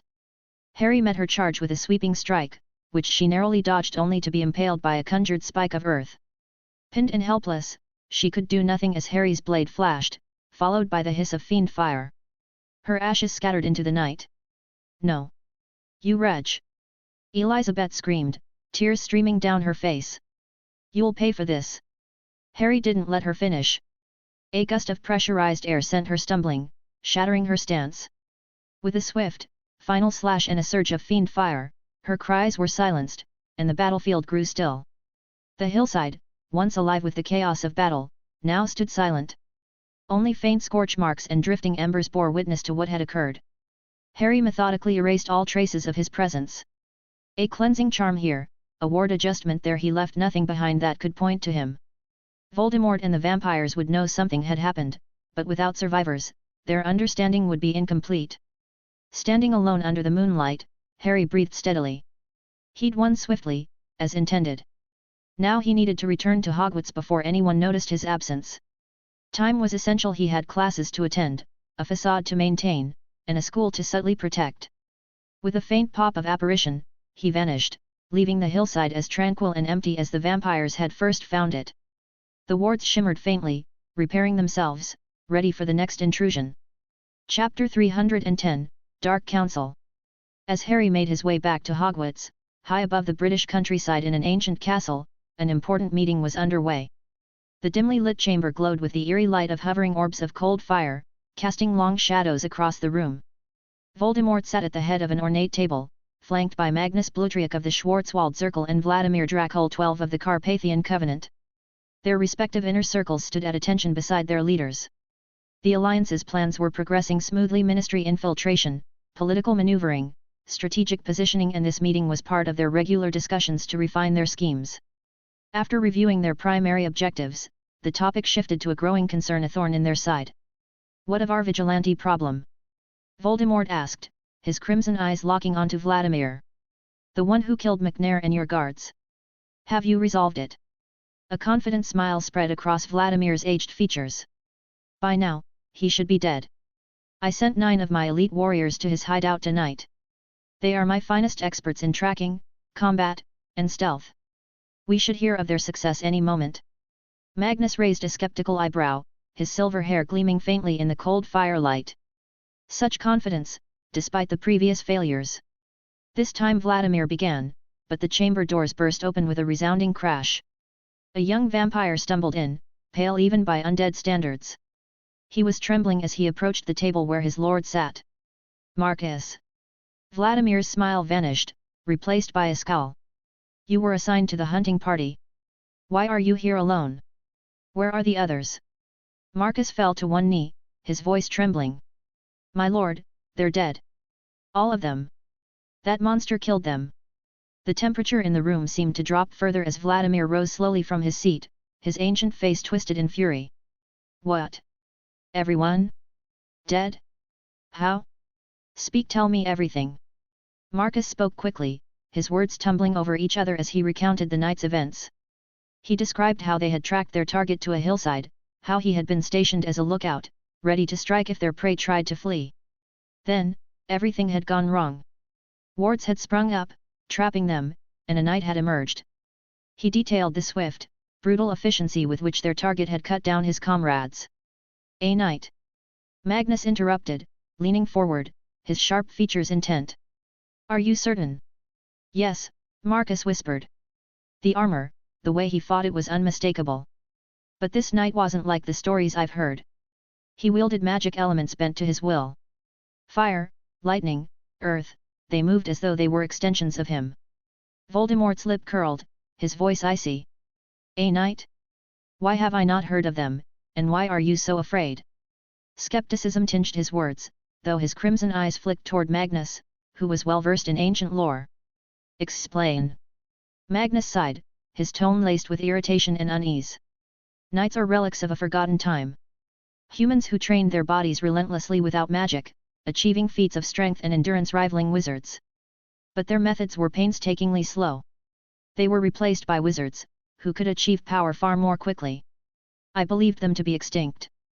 Vladimir nodded, his voice low and grave. Not entirely extinct, it seems. My covenant's oldest records speak of them. Knights once roamed ancient kingdoms, facing entire armies single-handedly.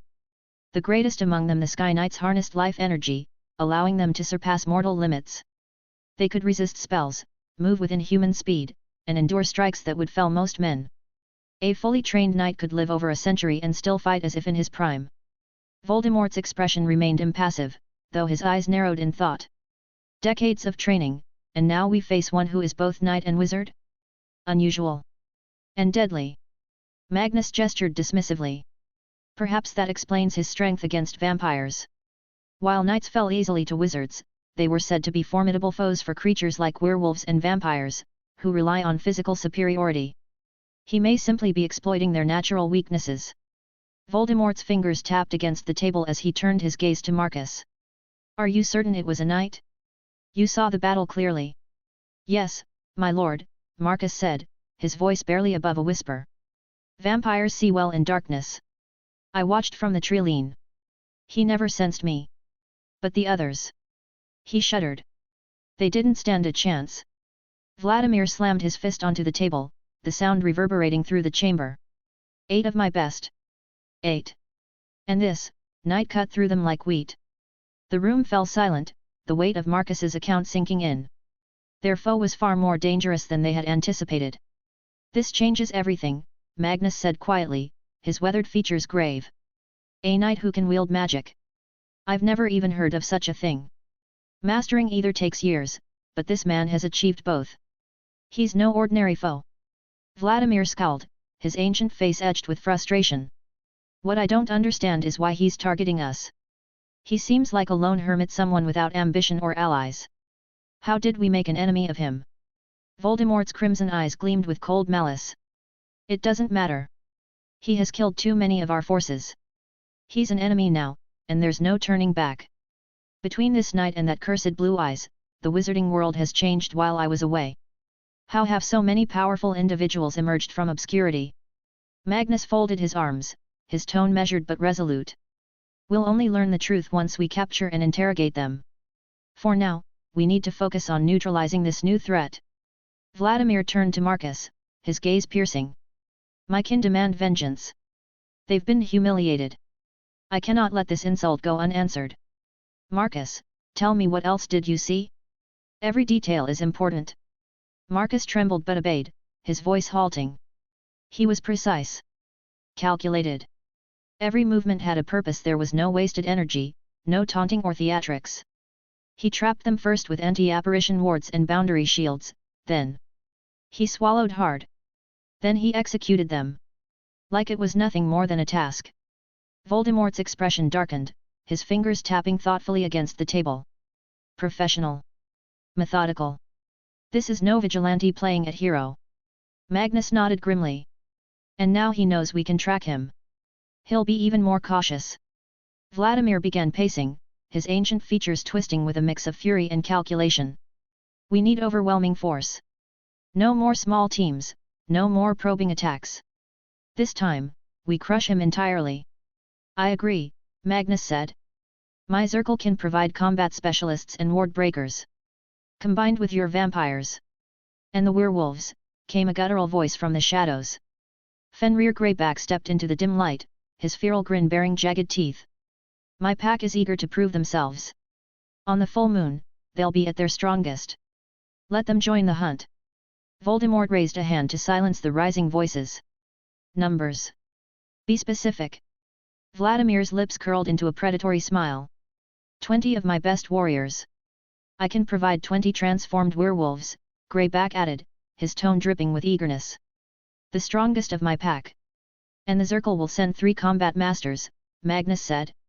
Capable of breaking through any wards he might set. Voldemort's gaze flicked to Magnus. And 3 of my Death Eaters. Yes, my lord, Magnus replied with a respectful nod. A force of nearly 50. Perhaps excessive for one man, but after our losses, we cannot risk another failure. Still kneeling, Marcus spoke hesitantly, his voice barely audible. My lords, even with such numbers, do not underestimate him. The way he fought, it was like watching death itself. Then we'll respond with greater death, Vladimir snarled. In 2 weeks, under the full moon, we'll end this. Voldemort's expression remained distant, his voice soft yet commanding. So be it. Crush him completely. Leave no survivors, no loose ends. When we move on the ministry, I want no hidden knights waiting to interfere. The alliance leaders nodded, their resolve hardened by vengeance. As the meeting adjourned, the room emptied, each faction preparing for the upcoming assault. But in the shadows, Marcus lingered, unable to shake the image of that silent, armored figure, relentless, unstoppable, and utterly without mercy. The next full moon would bring either triumph or slaughter. Marcus only prayed he wouldn't be chosen to see which it would be. Chapter 311, The High Inquisitor. Back at Hogwarts, the first light of dawn streamed through ancient windows as Harry stirred from his bed, refreshed after a full night's rest. He had no idea about the meeting held far away or the force being assembled to hunt him down. As he prepared for his daily morning exercise, his mind wandered back to the previous night's battle. The vampires who had tracked him to his hidden home had been swiftly eliminated, but Harry knew it wouldn't end there. They now had an idea of his location, and they would undoubtedly return this time with reinforcements. Death Eaters, perhaps even other dark creatures, would likely join them. The only uncertainty was when they would strike, and Harry needed to be ready. Yet, instead of fear, Harry felt a simmering excitement. Knights thrived on challenges, on trials of strength and skill, and each victory brought him closer to the next stage of knighthood. He could have asked for help from Sirius, Amelia, or even the Longbottoms, but he refused. These battles were his, and each one he faced alone pushed him closer to mastering his craft. Outside, in his secluded training ground deep within the Forbidden Forest, Harry began his morning exercises. The air was cool, carrying the scent of damp earth and pine, as he performed the precise, disciplined movements of the night-breathing method. He could feel his progress. He was nearing 70% of the journey to becoming a great knight. The thought filled him with anticipation. With more battles, he would ascend to the next level, gaining the strength to wield life energy as shields capable of deflecting spells. The idea of facing more vampires and perhaps even werewolves thrilled him. They would forge his body and magic into even sharper weapons. After finishing his training, Harry returned to the castle, showered, and prepared for another day of classes, head boy duties, and tormenting Dolores Umbbridge. The situation with her had unfolded quite differently from the events in canon. Without the ministry's letters and decrees granting her additional authority, she remained powerless. The title of High Inquisitor had never been bestowed upon her, leaving her influence limited. She had become little more than an isolated figure in the castle, her authority undermined and her presence a source of ridicule. Even students who supported the ministry avoided her for fear of being targeted by the endless stream of pranks that followed her everywhere. The week passed quietly. Classes continued as usual, and while Harry expected the vampires to retaliate at any moment, the attack never came. The delay puzzled him at first, but it also gave him valuable time. Each night, when his schedule allowed, Harry returned to his hidden sanctuary to lay traps and prepare surprises for the inevitable battle. The more time his enemies took, the more thoroughly he fortified his defenses.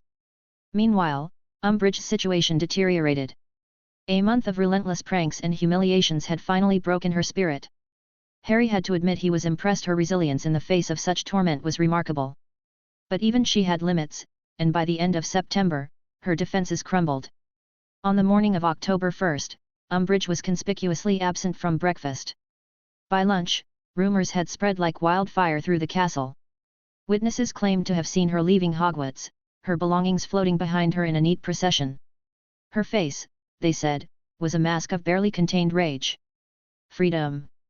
George Weasley declared during dinner, raising his goblet high. "The toad has finally hopped away." The Great Hall erupted into celebration. Even the professors seemed more relaxed, though they maintained their professional composure. "Good riddance," Roger said later that night when Harry and his friends gathered in their usual spot. "Don't celebrate too soon," Harry warned, his tone serious. Elvinia frowned. "What do you mean?" Harry pushed his plate aside, his eyes sharp with caution. "Umbbridge isn't the type to admit defeat. She's backed by the ministry. This isn't over." His words proved prophetic. Just 2 days later, the Morning Owls delivered copies of the Daily Prophet, its headline screaming in bold letters: "Ministry seeks educational reform. Dolores Umbbridge appointed first ever High Inquisitor." The article detailed the sweeping new powers granted to Umbbridge by Minister Fudge. She now had the authority to inspect teachers, enforce curriculum changes, and impose new educational standards. Most troubling of all, she was empowered to create and enforce rules at her discretion to maintain proper order. When Umbbridge returned that evening, her entrance was as dramatic as it was calculated. Gone was the flustered, powerless professor who had been the target of endless pranks. In her place stood a woman cloaked in ministry authority, her smile sharp and unyielding, a promise of retribution in every step. By order of the Minister of Magic, she announced to the stunned Great Hall, her voice cutting through the room despite the loud rivets that echoed with every sentence. The magical disruptions didn't faze her in the slightest. She continued speaking, uncaring whether her audience heard her words or not. "Hogwarts will undergo necessary reforms. The era of unchecked chaos is over." The changes began immediately. Every morning brought new educational decrees, each more restrictive than the last.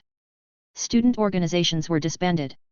Gatherings of more than 3 students required written permission. Even Quidditch teams were subjected to rigorous approval processes for practice sessions. Umbbridge's vengeance had arrived in full force. Her inspections were ruthless. She interrupted Professor McGonagall's advanced transfiguration class with thinly veiled questions about age-appropriate content. She probed Professor Flitwick's teaching methods while making snide comments about his heritage. Even Snape endured her scrutiny, though his carefully measured responses betrayed the fury simmering beneath the surface. But it was the students who bore the brunt of her authority. Detentions were handed out for the slightest infractions. Prefects were threatened with the loss of their badges if they failed to report rule breakers. To tighten her grip further, she formed an inquisitorial squad, a group of students granted powers far exceeding those of prefects. Unsurprisingly, it was composed of students eager to gain her favor. Harry watched the chaos unfold, choosing not to intervene. It wasn't fear that held him back. Umbbridge was nothing more than a nuisance in his eyes, but his time was consumed with preparations for the impending battle. Any misstep in those preparations could mean death, and he wasn't willing to risk it. "This is worse than before," Cedric muttered during one of their group meetings. "At least then, she was just an annoying professor. Now she's practically running the school." Harry nodded, his expression grim. "I think this was her plan all along. The pranks only delayed the inevitable. Fudge sent her here to undermine Dumbledore, to strip him of his influence. But for now, we need to focus on protecting the students without giving her more ammunition against us. Give me a few days to think of a way to counter this. As the week progressed, Hogwarts became unrecognizable. Portraits were enlisted to spy on students, reporting movements to the inquisitorial squad. Walls were plastered with educational decrees, each one more draconian than the last. A heavy atmosphere of fear and suspicion hung over the castle, students dreading punishment for even the smallest mistakes. Despite these challenges, Harry's mind remained focused on the full moon. The delay in the vampires' retaliation only reinforced his suspicion they were waiting for the werewolves to be at full strength. The timing made sense, they would strike when their forces were at their peak. Each night, Harry strengthened his wards and laid new traps, determined to meet the looming threat on his own terms. As he patrolled the corridors that night, the castle shrouded in darkness, Harry's expression was one of steely resolve. The alarm wards at his sanctuary were ready to trigger, and his preparations were nearly complete. Let them come, he thought, his grip tightening on the Elder Wand. I'll face them all and I will win.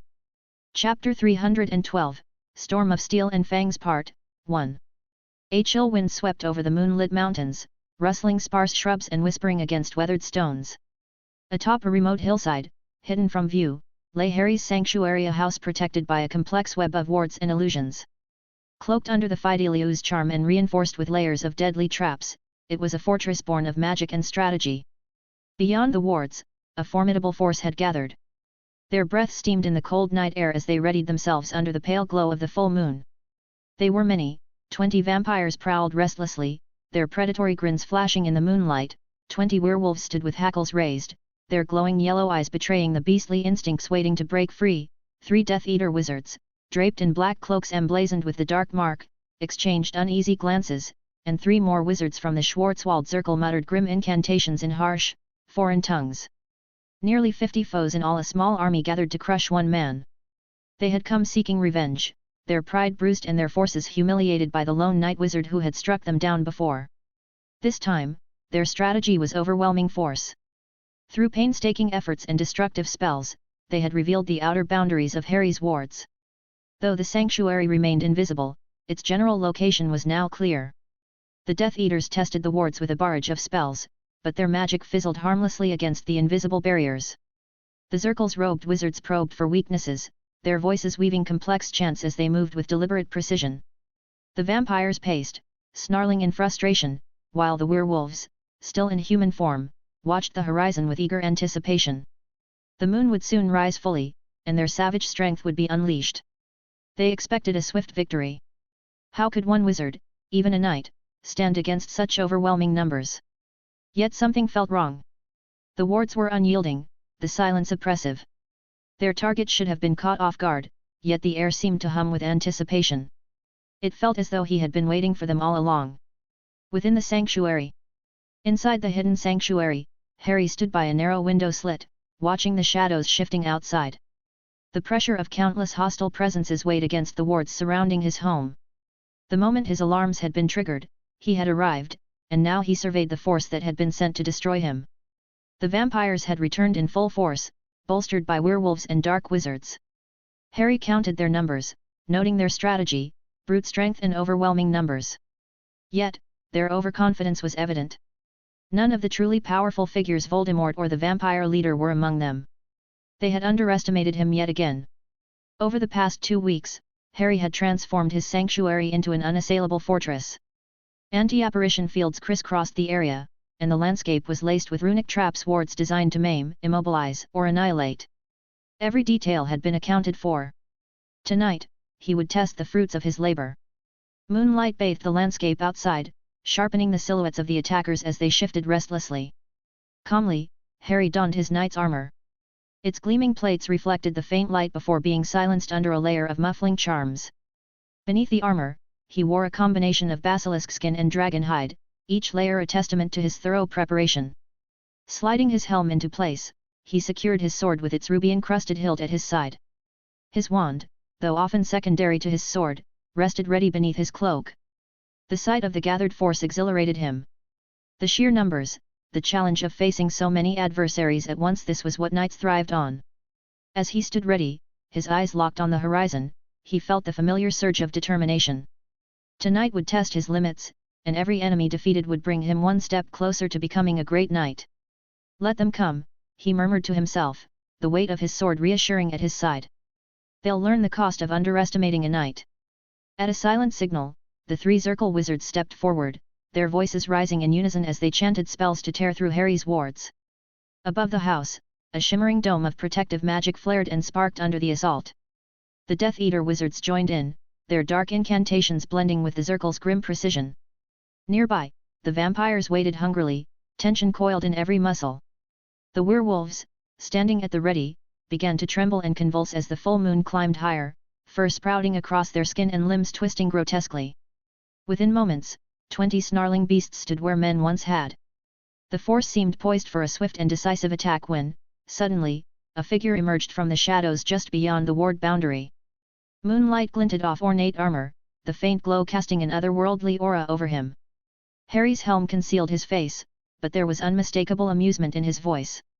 "Quite the gathering," he called, the words cutting through the night.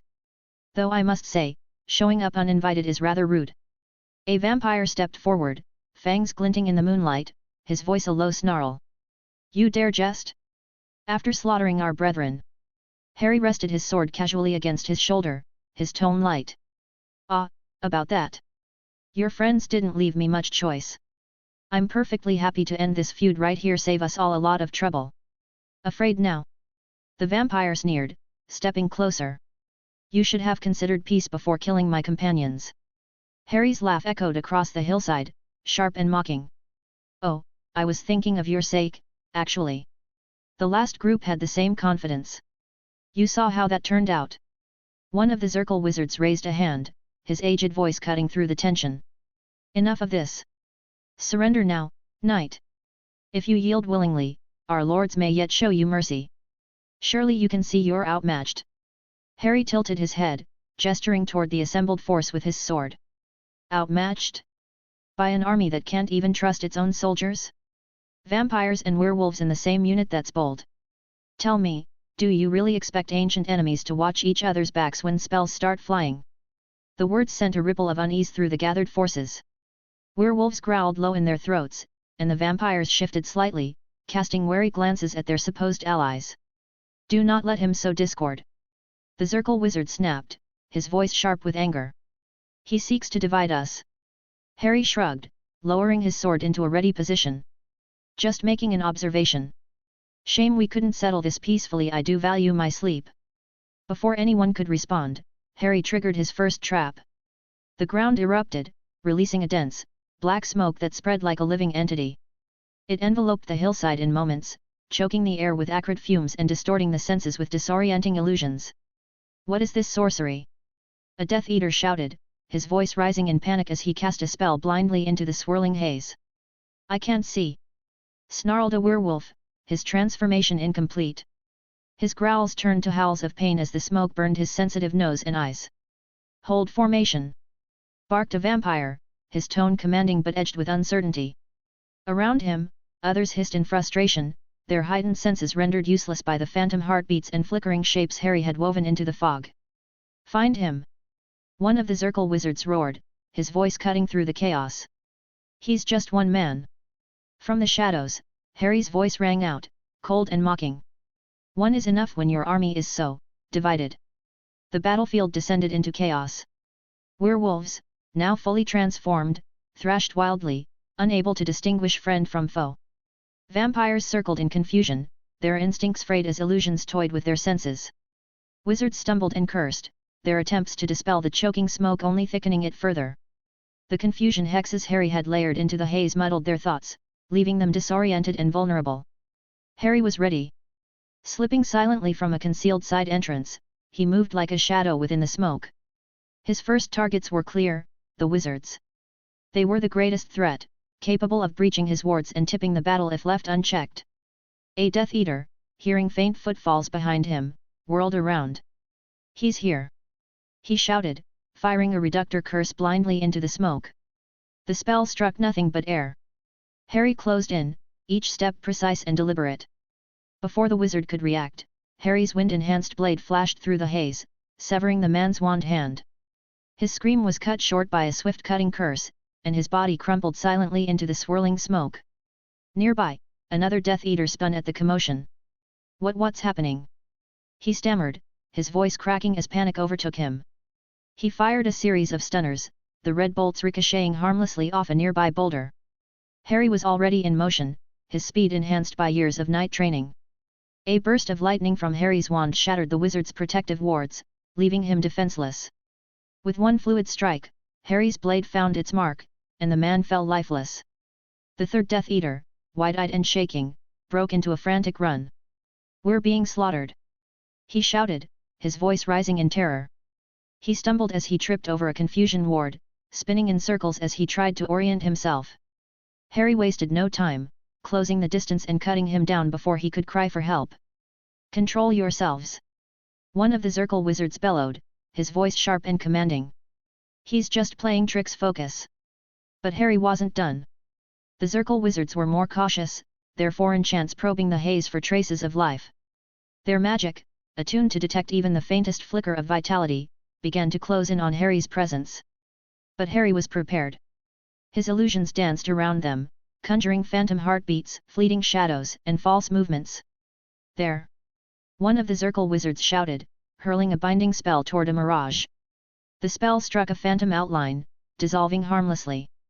"No, his words were cut off as Harry channeled ice across the ground beneath his feet.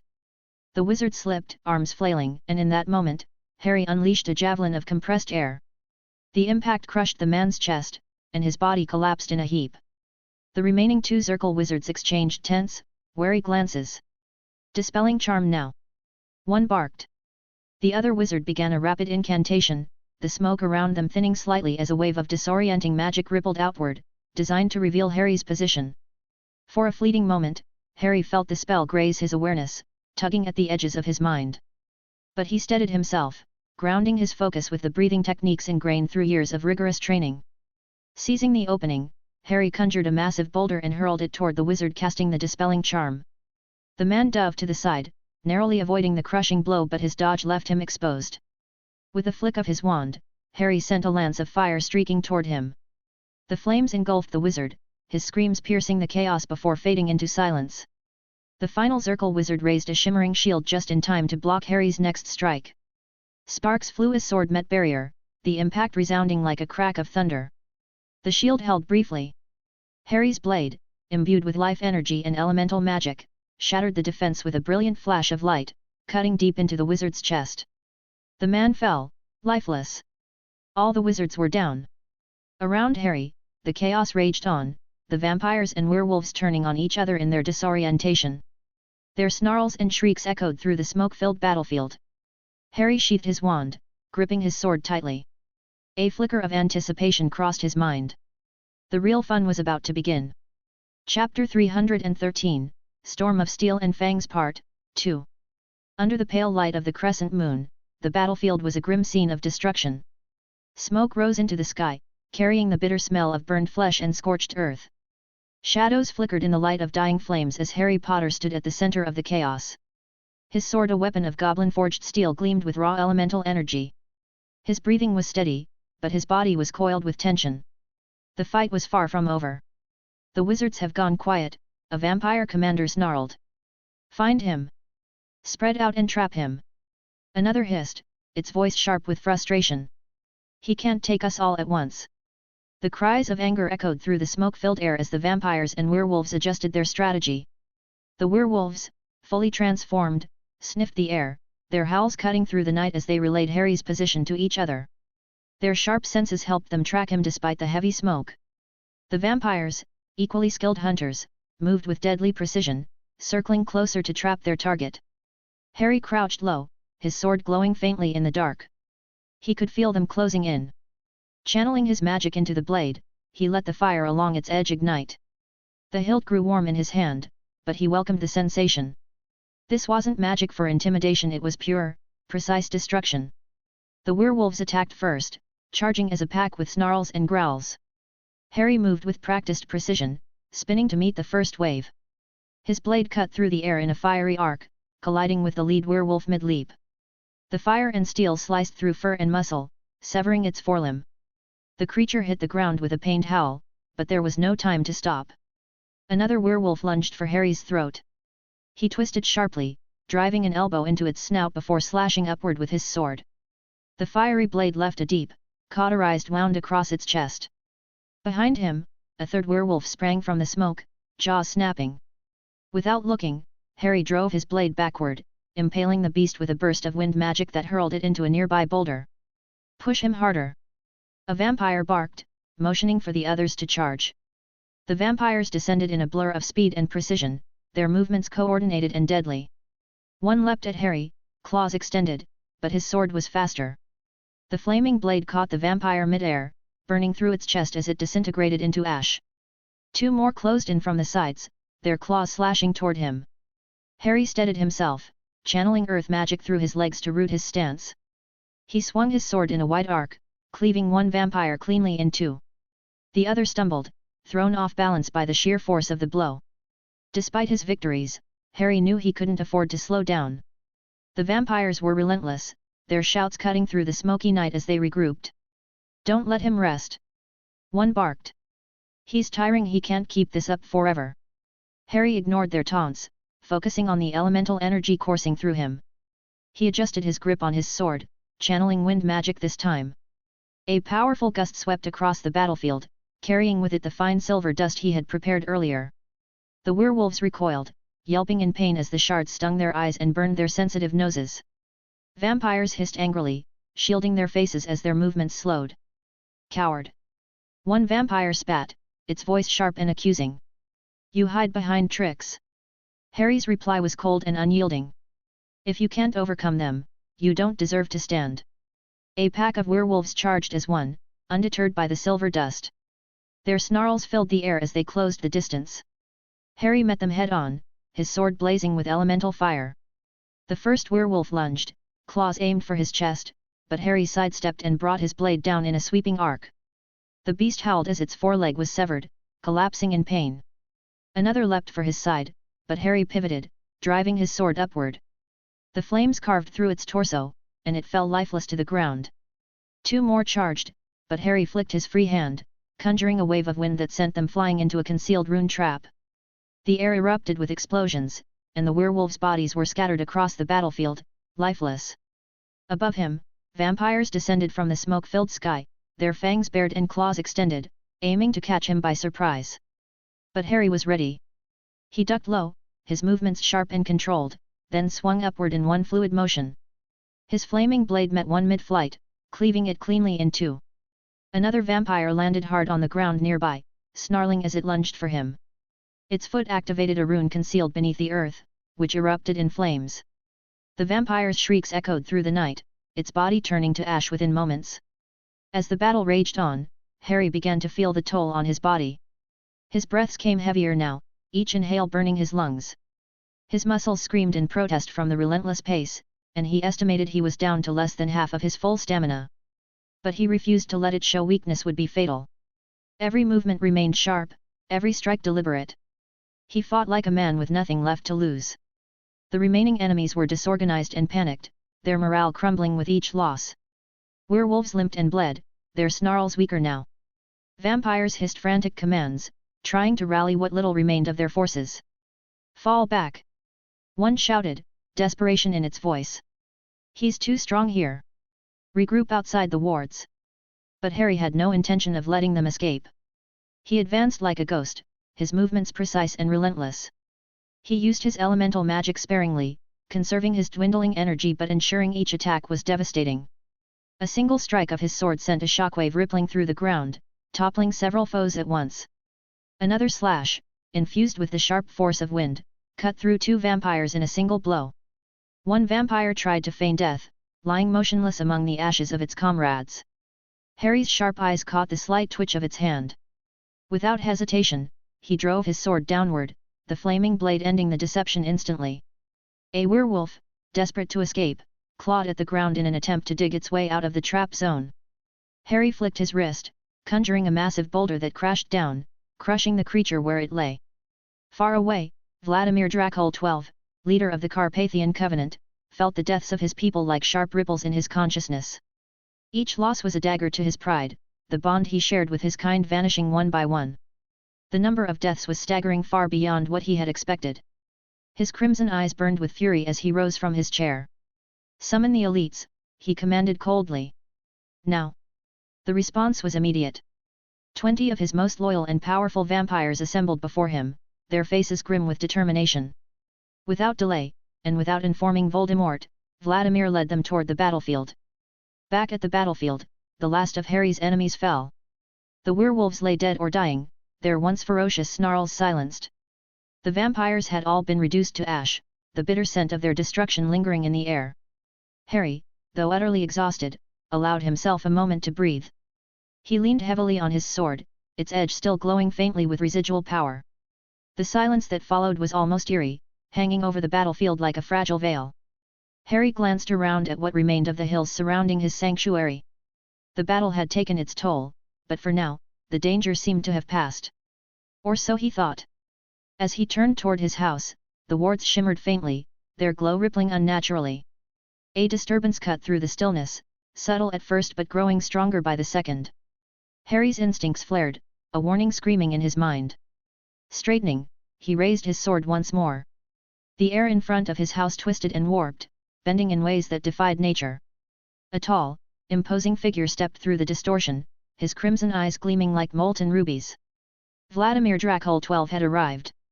Behind him came a fresh army of vampires, their shadowy forms stretching endlessly into the night. Harry's grip on his sword tightened, the ruby in its hilt flaring with an intense, pulsing light. Though his body screamed for rest, his spirit refused to yield. He squared his shoulders and raised his blade, ready to face this new challenge. The battle was far from over. Chapter 314, Harry vs. Vladimir Part 1. A hush fell over the battlefield as Vladimir Dracul 12 stepped forward, his crimson eyes blazing like twin embers in the darkness. Behind him, his 20 elite vampires spread out, their shadows shifting ominously in the moonlight. Their claws gleamed, their fangs sharp and deadly. At the center of the chaos stood Harry, breath heavy beneath his helm, muscles aching from the earlier fight. Sweat trickled down his back, but his grip on his sword was firm, and his resolve unwavering. Vladimir's voice, smooth as silk but laced with cold fury, shattered the silence. "You have humiliated me, knight. My covenant, my warriors reduced to ash by your hand. My best soldiers turned to dust, all because of you." Harry forced a smirk, though his chest felt tight. "I do aim to please. A witty man, aren't you?" Vladimir sneered, fangs gleaming in the pale light. "You won't be smiling when I drain every last drop of blood from your body." Harry chuckled, despite the tension in the air. "Oh, I'm terrified. Save your threats for when you manage to get past my sword." A ripple of hisses swept through the vampires, their fangs bared. One, a tall female with silver braids, sneered at him. "Your bravado is foolish. You're outnumbered, and I can see your fatigue. This time, we know what we're up against. No surprises. Just your death. And your overconfidence keeps giving me exercise," Harry shot back lightly. He glanced around, mockingly unimpressed. "What's this? 20 more vampires? Forgive me if I don't tremble. The last 20 didn't fare too well, did they?" Vladimir's eyes narrowed to slits, his fangs flashing as his anger flared. "Your flippancy will cost you, knight. You have meddled in affairs beyond your understanding. You've humiliated my covenant and cost us dearly. You will pay for that." Harry shrugged and took a casual step back. "Maybe, but it's been worth it just to see you so worked up. Honestly, I'd have been more concerned if Voldemort were here with you. But just you vampires." He grinned beneath his helm. "I'll try harder to be scared." "You'll regret your arrogance," Vladimir snapped. "I don't need any help to put you in your place. You are alone, and I have my army." A low growl of approval rumbled through the vampires as they tightened the circle, cutting off all escape. Harry was drained. The earlier battle had taken its toll. He couldn't handle another drawn-out fight. But Harry had planned for this. He always had a backup. He grinned through the visor of his helm, and raised a finger. "You think I'm alone?" He tilted his head toward the house. "Let's not turn this into a party, Vladimir. I brought a +1. At that moment, the front door of his house, still standing amidst the wards, creaked open. Out stepped another figure clad in armor identical to Harry's Knight Arthur persona. The second knight's helm gleamed ghostly in the moonlight, unsettling the vampires. Their claws twitched, their fangs bared in confusion. Harry watched his masterpiece emerge with a swell of pride. This was no ordinary clone, not like the hastily crafted versions he'd used to clear out the acromantula nest. Those were rushed, built with low-quality materials. But this clone was different. It had taken time, precision, and the best materials Harry could gather. From his testing, it possessed about 50% of his own strength. Not overwhelming, but more than enough to handle this crowd of vampires. "What is this, another night?" One of the vampires snarled, its glare flicking to Harry. "What trickery is this?" Vladimir's rage only deepened. His crimson eyes glinted dangerously as he barked a bitter laugh. "A puppet? A golem? You think this will save you? Do you take me for a fool, knight?" Harry smirked beneath his helm. "Hey! Don't underestimate my masterpiece. I take offense to that. It's no ordinary puppet." Another vampire stepped forward, narrowing its eyes as it studied the clone. "I recognize this magic," the vampire muttered. "But from what I know, a wizard must control a clone directly. My lord, he's too drained to fight and control it at the same time. This is just an intimidation tactic, meant to spook us into retreating." Vladimir's lips curled into a cruel smile, fangs glinting in the moonlight. "Ha! I see through your games, knight. No more tricks, no more distractions. It's time for you to meet your end." Harry said nothing, his confident grin hidden behind his visor. Let them think what they wanted. Normally, clones did require a wizard's direct control, and Vladimir's reasoning would have been correct. But Harry had accounted for that. This clone was special. Someone he trusted more than anyone was guiding it now, someone who knew him the best. Inside the sanctuary, Myra's face lit up with a determined grin as she worked. Her small hands moved deftly over the enchanted rings and scrying orb, her focus unshakable. Her wide eyes sparkled with pride as she directed the clone with an almost uncanny precision. "Master Harry trusts me," she thought, her heart swelling. "I won't let him down." Myra, Harry's loyal house elf, had watched him grow up. She had been there for every sword drill, every grueling training session. She knew Harry's fighting style better than anyone, every feint, every strike, every defensive move. If anyone could make the clone fight as Harry would, it was her. "Master Harry's training has made me ready," Myra whispered, her voice full of quiet resolve. She tightened her grip on the orb, eyes alight with determination. "Let's show them." Outside the house, the clone drew its sword in a slow, fluid motion, confident and deliberate. The vampires tensed, their claws twitching, eyes fixed on the figure. Vladimir's lip curled into a snarl. "Attack!" he barked, his fury boiling over. The vampires surged forward like a dark tide, the air blurring with their unnatural speed. The clone charged to meet them, its sword glowing ominously under the pale moonlight. "Focus on the knight!" Vladimir bellowed, seizing the opportunity to dart straight for Harry. Harry's wand shot up just in time. The first strike landed a savage blow from Vladimir's claws that clanged against a hastily conjured shield. The impact sent tremors through Harry's body, shaking him to his core. Vladimir pressed on, launching a relentless flurry of strikes, inhumanly fast, precise, and unyielding. Harry parried each blow with magical barriers, but every strike rattled his arms and drained his already waning energy. Harry gritted his teeth, shifting his focus entirely to magic. He knew his stamina was low, depleted from the earlier battles. If Voldemort, or someone equally dangerous, showed up, he needed something left in reserve. Magic, at least, he still had plenty of, but the exhaustion dulled his reflexes. Each spell came slower than normal. "You're tired, knight," Vladimir hissed, his face close enough for Harry to feel his cold breath. Their powers clashed like opposing storms. "Weak. You will fall." Harry's wand crackled with electricity, sparks dancing around his fingertips. "Still stronger than you," he growled through gritted teeth. With a burst of wind, he shoved Vladimir backward and followed with a streak of lightning. The bolt shot forward, sizzling through the air. Vladimir darted aside, the lightning grazing him and scorching the earth beneath his feet. He sneered as he circled Harry, his crimson eyes glowing ominously. "Magic!" he mocked, his voice dripping with contempt. "Too tired to lift your sword, are you? Relying on spells to mask your weakness?" Harry forced a grin despite his burning muscles. "After seeing what your kind can do, you don't deserve me drawing my sword. Magic is enough. Vladimir's snarl deepened, and he lunged again. Harry conjured a second shield, but Vladimir didn't falter this time. His claws tore through the shimmering barrier, sending shards of magic scattering like broken glass. Harry stumbled back, whipping his wand upward. Fulminare! A thunderbolt erupted from his wand, striking the ground between them. The explosion sent a shockwave rippling outward, hurling Vladimir off his feet. But the vampire twisted mid-air, landing smoothly on his feet. Ash clung to his cloak, his red eyes blazing with fury. "You're clever, knight, I'll give you that," Vladimir said, brushing off the debris with a cold, deliberate motion. "But clever won't save you forever." Chapter 315, Harry vs. Vladimir Part 2. While Harry held Vladimir at bay, Harry's clone carved through the vampires with ruthless efficiency. Two vampires lunged from opposite sides, fangs bared and claws extended. The clone spun effortlessly, its blade flashing through the night air. Both attackers collapsed to the ground in pieces, their bodies motionless. Myra's brow furrowed in deep concentration as her small hands moved deftly across the enchanted rings. Her eyes darted to the scrying orb, tracking the battlefield. "Two more, oh! And another one from behind."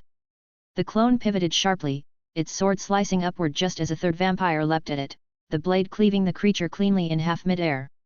The group of vampires hesitated only a moment before 5 of them charged together, snarls ripping through the silence. Myra's lips curled into a smirk. "Nice try." The clone stepped back, its movements fluid and calculated.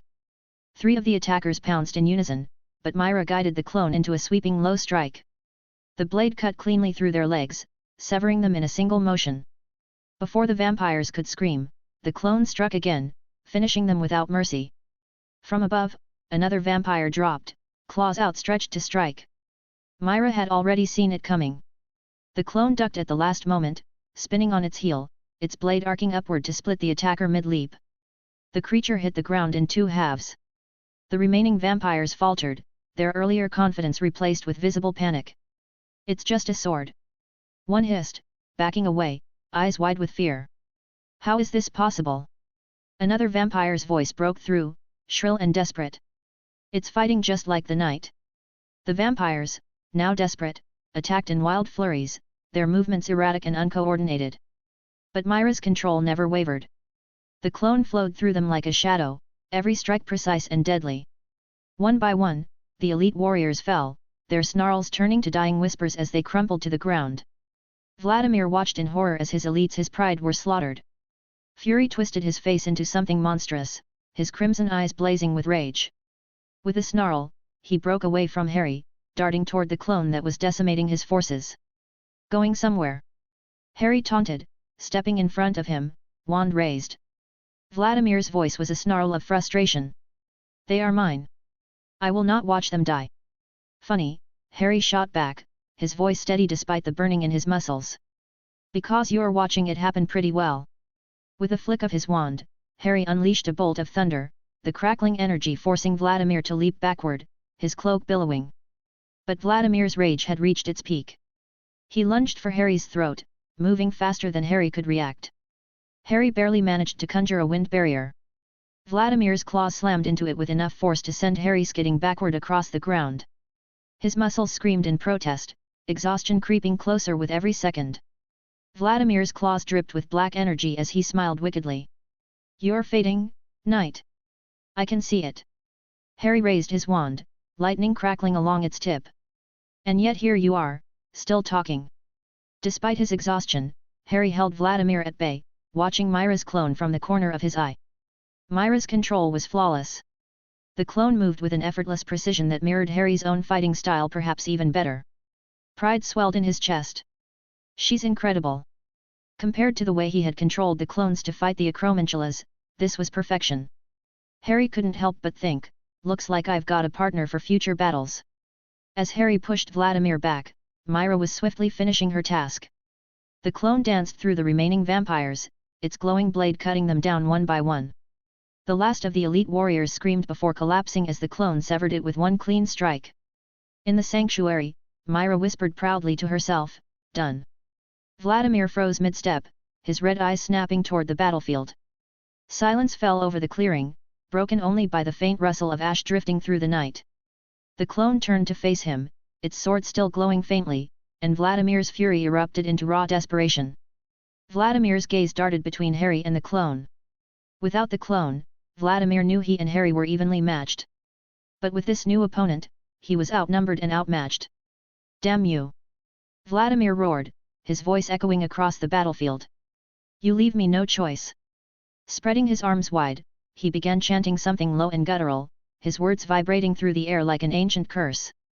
Harry tensed, expecting a final spell, something explosive or devastating. The atmosphere thickened, the air turning crimson as an unnatural fog swept across the clearing. Harry's vision warped, the battlefield twisting into shades of red and black. "What is this?"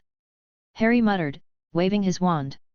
He summoned a gust of wind to clear the haze, but as it began to lift, he caught the faint flutter of wings, small, quick, familiar. "A bat!" Harry cursed under his breath. Realization hit him too late. He's escaping. By the time the thick fog dispersed, Vladimir was gone past the wards Harry had so carefully laid. Harry clenched his jaw, already considering transforming into his Thunderbird animagus form to chase him down. But before he could move, Vladimir shimmered back into view just beyond the wards, shifting back into his humanoid form. Vladimir's voice echoed across the clearing. "You've won nothing, knight. I will return with more, and you will fall." Harry watched as Vladimir vanished in a flash of blue portrait light, his final threat hanging in the cold air. The silence that followed was almost eerie. Harry lowered his wand, his breathing ragged, as he surveyed the battlefield. Ash blanketed the ground like dark snow, the remains of Vladimir's so-called elite. The clone turned without a word, its glowing blade dimming as it strode back into the house. A faint pop broke the silence. Myra appeared beside him, her small form trembling with exhaustion, but her face beamed with pride. Her hands shook slightly as she wiped them on her robes. "We did it, Master Harry." Harry managed a tired grin, his voice warm despite his fatigue. "You were brilliant, Myra. If the vampires knew they were killed by a house elf, they'd turn in their graves." Myra blushed shyly, a small smile tugging at her lips. Harry sighed, forcing his aching body to move. There was still work to be done. He needed to erase all traces of the battle, burn the remains of the vampires, clear the scorched ground, and restore the hill to its untouched state. The last thing he needed was for curious muggles to stumble onto the scene. That would lead to Auror sniffing around, and Harry had no interest in explaining what had happened here tonight. As he worked, his mind replayed the events of the night. Vladimir Dracul had escaped, which was unfortunate, but it didn't take away the victory. A victory that struck a sharp blow to Voldemort's alliance, the vampires, the Zirkel, all of them. They had brought a small army to his doorstep and achieved nothing. His sanctuary stood untouched, stronger than ever. 2 massive assaults in one night, and still, he remained standing. By the time Harry finished restoring the battlefield and resetting the wards, the sun was beginning to rise on the horizon. He wiped his brow, exhaustion tugging at his every step, but there was a grim satisfaction in his chest. They will be too scared to come again, Harry thought, his eyes hard as he inspected his wards. I've shown them what a night wizard can do. Even if they come, Harry murmured to himself, resetting his wards. I will be ready. With that, he turned and began his long walk back to Hogwarts. His sanctuary was secure, the battle won, and he still had classes to attend in a few hours. Chapter 316, Return of the Defeated. Vladimir Dracul 12 operated at the base of an ancient mountain, just beyond the hidden wards shielding the Alliance's sanctuary from the outside world. A bitter wind howled through the narrow valley, carrying flecks of ice that lashed against his dark cloak. He paused, taking a moment to compose himself. Smoothing the fabric over his shoulders and brushing any lingering travel dust from his boots, he refused to let even a shadow of defeat mar his appearance. He stepped forward, and the mountain's jagged face shimmered. An arched entrance, concealed by powerful wards, parted as if aware of his presence. Vladimir strode into the revealed corridor, the rock walls closing around him like the maw of a beast. The echo of his footsteps reverberated against the cold stone. Dim torchlight flickered along the walls, their flames sputtering in unseen drafts.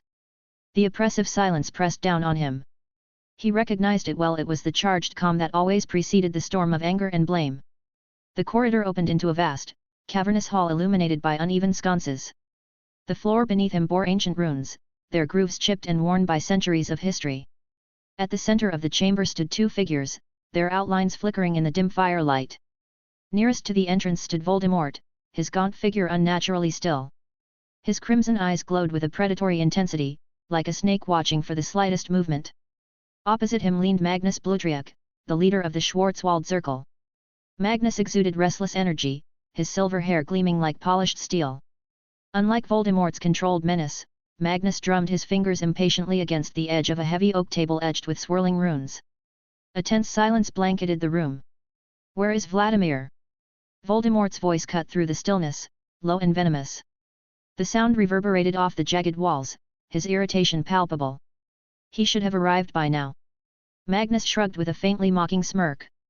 "Perhaps he's still gathering what remains of his forces," he said, his tone smooth and nonchalant. "As you'll recall, we only committed a token force to the operation. The vampires bore the brunt of the losses. If things went poorly, he's suffered far more than we have." Voldemort's lip curled in displeasure, but he didn't respond. At that moment, footsteps echoed from the corridor beyond. Both men turned to face the approaching sound. Vladimir emerged from the shadows with measured strides, his posture radiating a practiced, icy composure.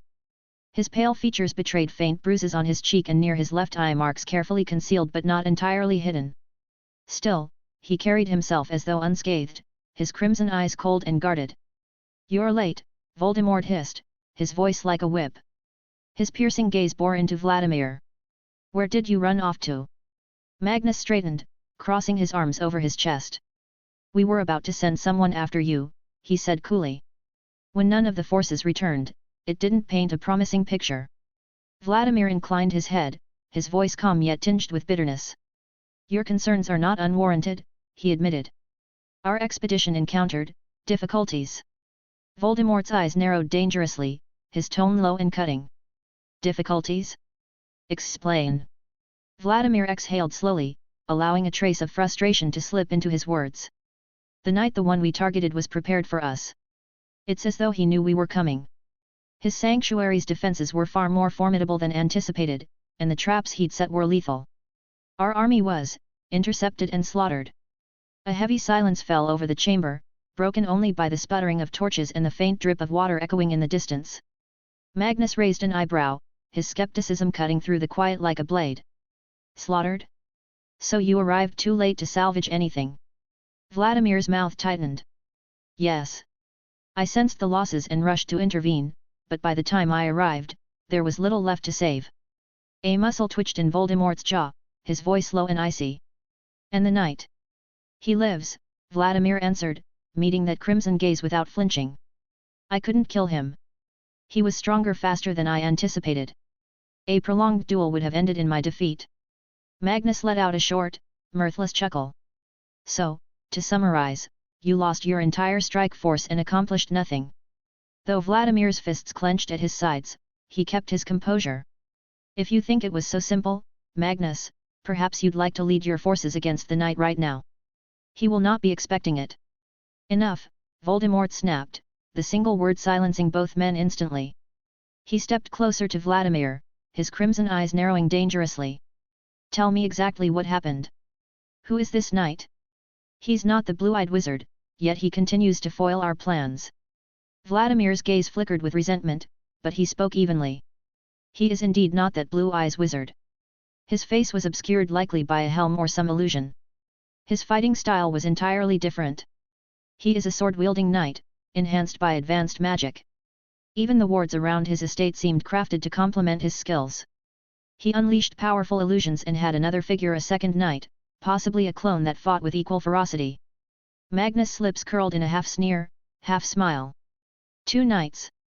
he mused, his tone laced with mockery. "The army made up of vampires and werewolves couldn't handle two knights." Vladimir ignored him, turning to Voldemort.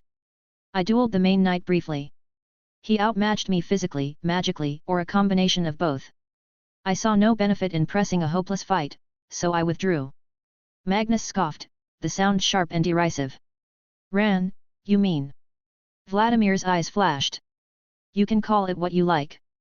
I call it keeping myself alive, so this alliance retains the last representative of the Carpathian Covenant capable of more than whimpering in a corner." Before Magnus could retort, Voldemort silenced them both with an upraised hand. Your survival does not absolve your failure, Vladimir, he said, his voice dangerously soft. We cannot afford more disasters. Is that understood? Vladimir dipped his head a fraction. It is. I also understand that confronting the knight on his own ground again would be suicidal. My recommendation is to leave him be for now. Magnus gave a hollow laugh. After all this, that's your grand solution? Abandon the mission entirely. An undercurrent of tension flickered in Vladimir's jaw, but he pressed on calmly. There's no point in charging headlong into a fortress we cannot breach. The knight's combination of illusions, wards, and combat skill makes him unbeatable on his turf. Next time, if confrontation is necessary, it must be on neutral ground. Another failure like this, and our army and my vampires will be wiped out completely, leaving our alliance with nothing. Voldemort's lips curled faintly. For once, I agree. We cannot squander our resources chasing shadows. The knight remains a threat, but we will engage him only if he crosses our path again. For now, our focus shifts to more pressing matters. Magnus' scornful glare made it clear he wanted to argue further, but Voldemort's tone brooked no dissent. With a begrudging nod, Magnus let the topic drop, though the tension in the chamber lingered. A faint scuffle echoed at the cavern's entrance, breaking the charged silence.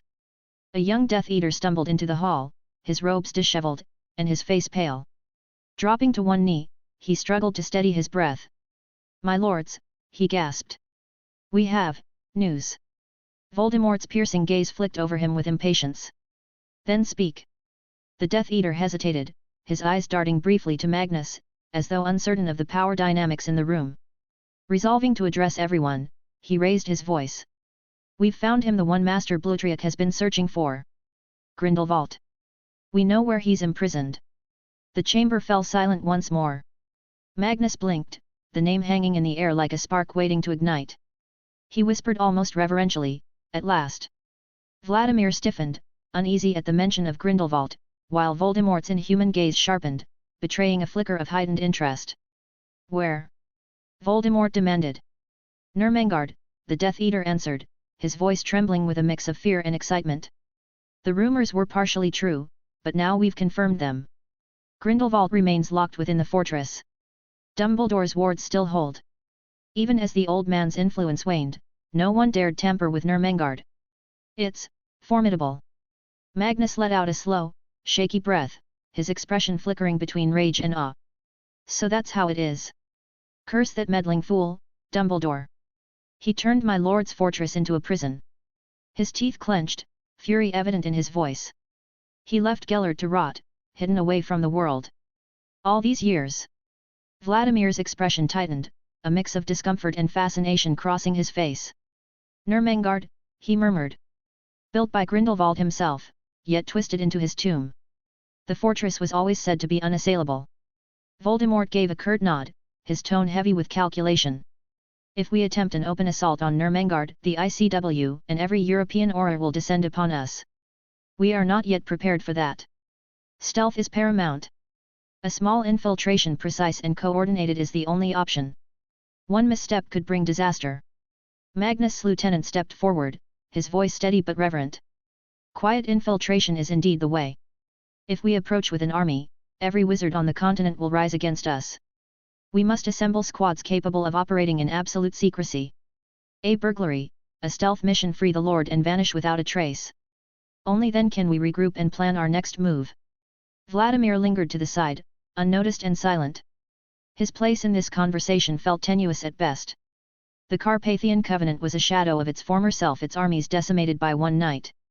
What was once a vital force in the alliance now stood diminished, and Vladimir's influence had dwindled with it. Still, he clenched his fists at his sides, refusing to break under the weight of his failure. If revenge against the knight was to be his, he needed Voldemort to succeed. Only then could the Covenant be restored, and vampires roam freely once more. For now, he swallowed his pride, determined to rebuild when the time came. Magnus' voice rose again, addressing Voldemort more intimately. We'll need a specialized infiltration team. My Zirkel can provide curse breakers skilled in dismantling archaic wards. You'll supply wizards to guard them. But we must act soon before the window closes.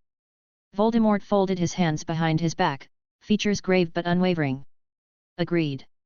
We move quietly and without delay. Let the knight remain ignorant. One fiasco is enough, and we cannot afford an entanglement with him while pursuing Grindlevault. Vladimir found his opening to speak. I will assist in any way I can, he said softly, suppressing the bitterness in his tone. Though the Covenant is diminished, we still have resources contacts across Europe who can help ensure the operation remains discreet. Magnus shot him a cynical glance, but Voldemort inclined his head, his voice cutting but devoid of outright derision. Use them. If any of your kind remain loyal, put them to work. But there will be no more wasted lives on pointless vendettas. A faint flush of anger crept across Vladimir's pale cheeks, but he kept his composure, dipping his head in deference. Yes, my lord. With that, the meeting drew to a close. The next phase of their plan was set, a stealth operation to free Grindelwald from Nurmengard. The alliance would gather what few resources remained, avoid any confrontation with the knight, and move swiftly to secure an ally who could tip the balance of power in their favor. As the final words echoed through the chamber, Voldemort swept out without a backward glance, his robes billowing like a shadow against the flickering torchlight. Magnus lingered, leaning closer to exchange words with a Zirkel lieutenant who had stepped out from a side passage. Their hushed conversation carried a sense of tempered excitement, their tones cautious but determined. Vladimir stood apart, silent, his mind roiling with conflicting emotions: resentment, humiliation, and the cold burn of determination. He exhaled slowly, his breath visible in the frigid air, before turning to leave. The torchlight caught his eyes as he moved, reflecting the icy resolve within. He would bide his time, rebuild his power, and exact vengeance on the knight who had brought ruin upon his covenant. For now, he would play his part in the alliance, aiding Voldemort and Magnus in their quest to free Grindelwald. If that path led him closer to reclaiming his strength, then he would walk it willingly. One way or another, he vowed, the tides would shift again. The knight's fortress had proven invincible tonight, but no fortress was truly impregnable. Allies could be forged, and cunning plans devised. This bitter defeat was but a single move in a long and complex game. The grand chessboard of dark alliances was still in play, and Vladimir would await his turn. As he stepped from the ancient hideout, his shoulders remained square, his steps measured. Though his confidence lay in tatters, his pride refused to falter. If his presence no longer commanded respect, he would earn it back. If the Carpathian Covenant had been reduced to ashes, he would raise it anew. The knight might seem unstoppable within his fortress, but the Covenant's thirst for vengeance would not be quenched by a single knight's failure. Far beyond the hidden caverns, Vladimir knew the night wizard would be in his sanctuary, celebrating his victory. A grim smile ghosted across Vladimir's lips as he strode into the cold night. Let him have his illusions of invincibility for now, he thought. The game is far from over. Chapter 317, The Scars of Victory. At nearly the same hour that Voldemort and his alliance were plotting to free Grindelwald, Harry Potter trudged into Hogwarts through a seldom-used side entrance. The door yielded easily to the discreet password override he'd engineered months ago. Exhaustion weighed heavily on him, both physically and mentally, but beneath the fatigue was a faint, satisfying hum of victory. Winning, it seemed, had a way of dulling the sting of bruises and the toll of adrenaline. His head throbbed, his eyelids heavy, but the castle's wards greeted him like an old friend, wrapping him in their familiar warmth the moment he stepped inside. The early light of dawn filtered through the tall windows, bathing the stone corridor in muted gold. Harry sighed, his footsteps echoing softly as he made his way to the head boy room. Once inside, he kicked off his boots and all but collapsed onto his bed, too tired to even bother with undressing. A few hours of sleep would have to do before classes began. But as soon as he closed his eyes, the battlefield surged into his mind, the deadly dance of fiend fire, the guttural hiss of dying vampires, and the pained roars of wounded werewolves. His rest was shallow, haunted, and far from peaceful. When he finally woke, the sun was already well above the horizon. He glanced at the clock. He'd managed perhaps 2 hours of sleep. It would have to suffice. Another morning, he muttered to himself. Another day at Hogwarts. Rolling out of bed, Harry rummaged through his trunk and pulled out 2 vials, an invigoration draught and a mild focus serum. He downed them quickly, feeling their effects ripple through him, sharpening his mind and steadying his body. With a deep breath, he cast a refreshing charm to clear any lingering traces of fatigue. The spell worked as intended. Outwardly, he looked as though he'd slept like a baby. No one would suspect a thing. Harry straightened his robes, grabbed his school bag, and stepped into the bustling castle halls, the weight of his dual life neatly hidden behind an air of practiced nonchalance. The day's lessons passed in a blur. Harry found himself uncharacteristically irritable, snapping at a second-year Ravenclaw who had timidly asked for help in Transfiguration. Though he muttered a curt apology afterward, the incident gnawed at him. Skipping the rest of his classes, he resolved to find out why he'd lost control so easily. Meditation and occlumency seemed like the best way to uncover the cause. He retreated to a quiet alcove in a seldom-used tower corridor, settling onto a cold stone bench. The distant murmur of the castle seemed muffled here, as though the space itself held its breath. Harry closed his eyes and tried to clear his mind. Meditation came first, the familiar rhythm of his breathing calming the frayed edges of his nerves. Then came the practiced mental exercises of occlumency, each one forcing him to confront the source of his frustration. The truth was obvious, even before the exercises had begun. It wasn't lack of sleep or the stress of classes. The haunting weight of what he had done the night before killing so many foes hung heavily in his mind. Vampires, werewolves, and other dark creatures, all falling by his hand. Rationalizing the situation, they attacked me, I had no choice, did little to quiet the horror of it. Nightmares had already begun to take hold, replaying the faces and screams of his enemies. I'm not used to this, he thought grimly, his mind drifting through each vivid memory. He'd fought before, and he'd killed before, but never like this. Never so many, and never with such calculated precision. Inferi and Acromantula had been easier to distance himself from, they weren't truly alive, not like this. But last night, he had been a warrior on a battlefield, not a defender fending off mindless monsters. The aftermath was clear now, his fuse was shorter, his frustrations bubbling over into interactions that once wouldn't have bothered him. A simple question from a young student had been enough to tip him into irritation, and he hated how easily he had snapped. The solution, if there was one, lay in more meditation, more occlumency, a mental regimen he'd honed to withstand outside intrusion. But cleansing emotional scars was far more difficult than blocking unwanted thoughts. He let out a weary sigh, realizing it would take days, perhaps weeks, to regain balance. Until then, he would need to keep his distance from others. He couldn't afford to lash out again, or worse, hurt someone out of reflex. So I keep my distance, he murmured to himself, eyes still closed. It was a temporary measure, he told himself, a necessary step to regain control. With time and discipline, he would find his equilibrium again. For now, he just had to endure. Days blurred into a haze of half-drowsy classes and forced politeness. Things were not progressing well. Several times, friends or professors tried to engage him, but Harry deflected them with excuses: extra head boy duties, urgent library research, private study. In truth, he just needed distance, a safe buffer from the weight of his thoughts. When the pressure threatened to break him, Harry sought solace in the one place that brought him peace, Fleur Delacour. That night, as curfew descended, he slipped away to France to see her. Monday Dieu, Harry, she whispered during the first of his nightly visits, her fingers brushing back his unruly hair to reveal the dark circles beneath his eyes. You look exhausted. What has happened? At first, he resisted, giving vague reassurances. But her gaze grew stern, her blue eyes shimmering with unshed tears.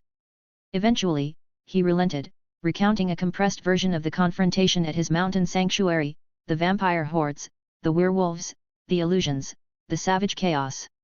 He spared her the grisliest details: the screams silenced by conjured flames, the clash of steel against flesh, but it was enough. You, alone? Fleur gasped, her accent tightening with alarm. Say in sense. You could have died. Harry shrugged, though guilt weighed heavily on him. I made sure I was prepared. I wouldn't have done it otherwise. Her grip on his hand tightened, her blue eyes swimming with a fierce mix of worry and anger. This is not about whether you were prepared, Monday Amour. You are. She exhaled sharply. Oh, Harry, you are too reckless. You must let me know next time. Even if I cannot fight your battles, I can call for help if it goes badly. I'd never endanger you, he murmured, leaning forward to rest his forehead against hers. He closed his eyes, inhaling the soft, floral scent of her hair, grounding himself in her presence. Fleur pulled back slightly, her tone half scolding, half affectionate. I am not so fragile, Monday Amour. At the very least, let me be informed. The not knowing, c'est pire. It is worse. He nodded, though uncertainty lingered in his heart. His protective instinct rebelled at the idea of involving her in the life and death struggles that defined his days. Yet he couldn't deny how her presence eased the storm in his mind.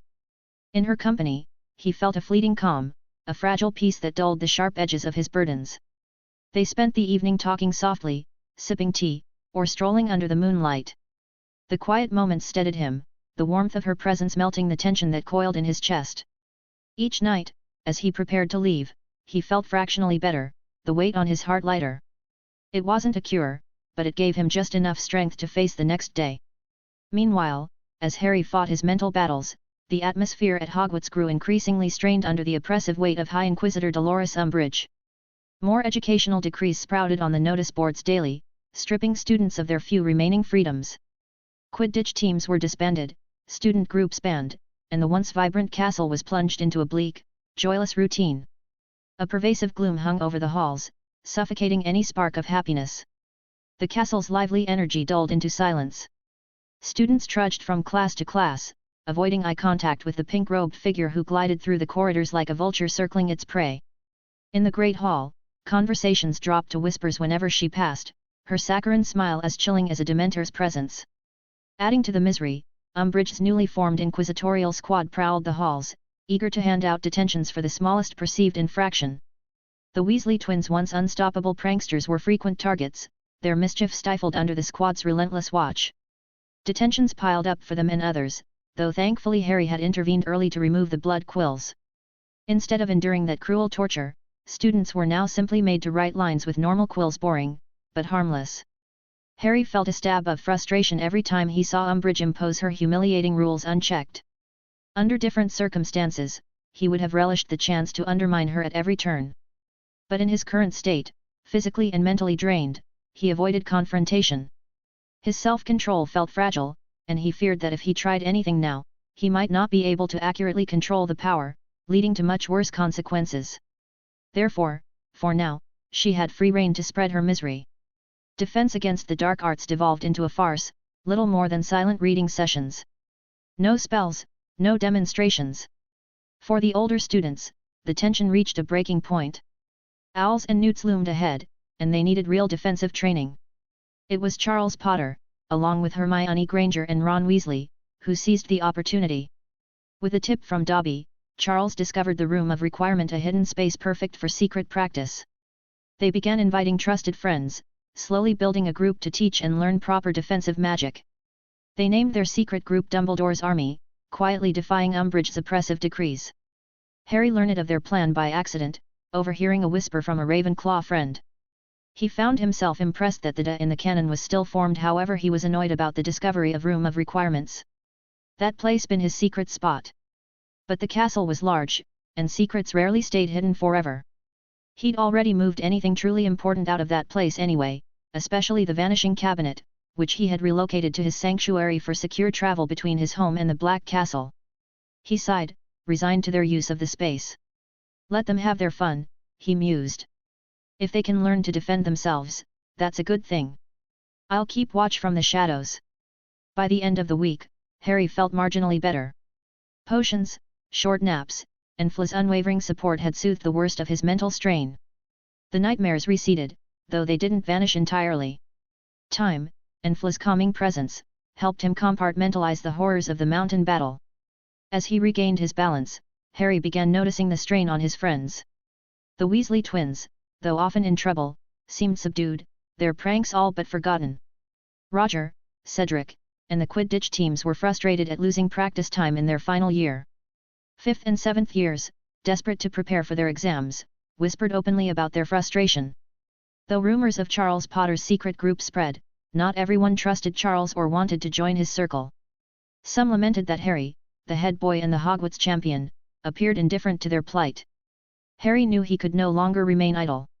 If he let Umbbridge's reign go unchallenged, the morale at Hogwarts might fracture beyond repair. And while he wasn't ready for direct, violent confrontation, there were other ways to fight. Subtle sabotage, clever pranks, methods that wouldn't compromise his fragile control. He smirked faintly, recalling the humiliating toad-croaking curse he'd once cast on her. Perhaps it was time for a repeat performance or something equally devious. Yes, he murmured to himself, rising with renewed determination. "I'll act." His friends had pleaded for him to do something, anything, to restore some semblance of hope and dignity. If the students needed preparation for their newts, and the twins needed inspiration to return to mischief, he had a reputation to uphold and plenty of ideas to unleash. Chapter 318, A Most Toadsome Rebellion. The sun had barely crested the horizon when Dolores Umbbridge, resplendent in her frilly pink cardigan, entered the great hall with an air of smug self-importance. She strolled past the rows of students murmuring quietly over their breakfasts, savoring the wary silence that trailed her like a victory banner. In her mind, this was proof of her triumph, the ultimate evidence that her educational decrees had crushed all resistance. She had no idea how quickly that illusion was about to crumble. At the Ravenclaw table, Harry Potter sat playing with a handful of tiny, glimmering crystals, their surfaces catching the morning light. Reggie leaned over curiously. "What are those?" he asked. Harry twirled one crystal between his fingers, his expression unreadable. "Just the key to Umbridge's downfall," he said casually, without looking up. That was enough to grab Roger's attention. His eyes lit up with excitement as he leaned forward. "Wait, are you finally going to act?" "Maybe," Harry said, his tone deliberately vague, as he pocketed the crystals. He continued playing with them, leaving his two friends puzzled and whispering among themselves. After breakfast, Harry wandered the corridors without a destination. As he passed members of the inquisitorial squad, he moved with practiced ease, his movements subtle yet precise. A flick of his wrist here, a nudge of his fingers there, and another crystal was gone. The squad members, for their part, pretended not to notice him. After having seen Harry's strengths and abilities during the Triwizard Tournament, they feared crossing him. By midday, Harry had distributed the last of his crystals. The tiny artifacts, each no larger than a grain of rice, were special one-time use prank devices, painstakingly crafted as the first step of his plan to topple Umbbridge's reign. Satisfied with his progress, Harry hummed softly to himself as he headed to his next class, a faint smile tugging at the corners of his lips. The first incident occurred just before lunch. Harper, a particularly zealous member of the inquisitorial squad, was patrolling the corridors as usual, his badge gleaming proudly on his chest. His sharp eyes scanned for rule breakers, ever on the lookout for something or someone to report. As he passed the Defense Against the Dark Arts classroom, where Umbbridge stood lost in thought, one of Harry's crystals detected their proximity. It began to glow faintly, its magic readying itself. Harper drew level with the doorway, and the crystal activated. A sudden, blinding flash of light erupted from Harper, startling everyone nearby. In the same instant, a perfectly aimed stinging hex appeared to shoot from Harper's position, striking Umbbridge squarely on the ankle. The High Inquisitor let out an undignified yelp, stumbling backward as pain shot through her leg. She clutched her ankle, her face twisting with rage and embarrassment. Harper, utterly bewildered, instinctively drew his wand, a reflex drilled into inquisitorial squad members to prepare for retaliation against pranksters. He stood frozen, his wand held aloft, looking as startled as everyone else. Umbridge's head snapped around, her beady eyes locking onto Harper like a hawk spotting prey. Her face reddened to a blotchy pink, and her voice rose into the shrill, ear-piercing pitch that made everyone wince.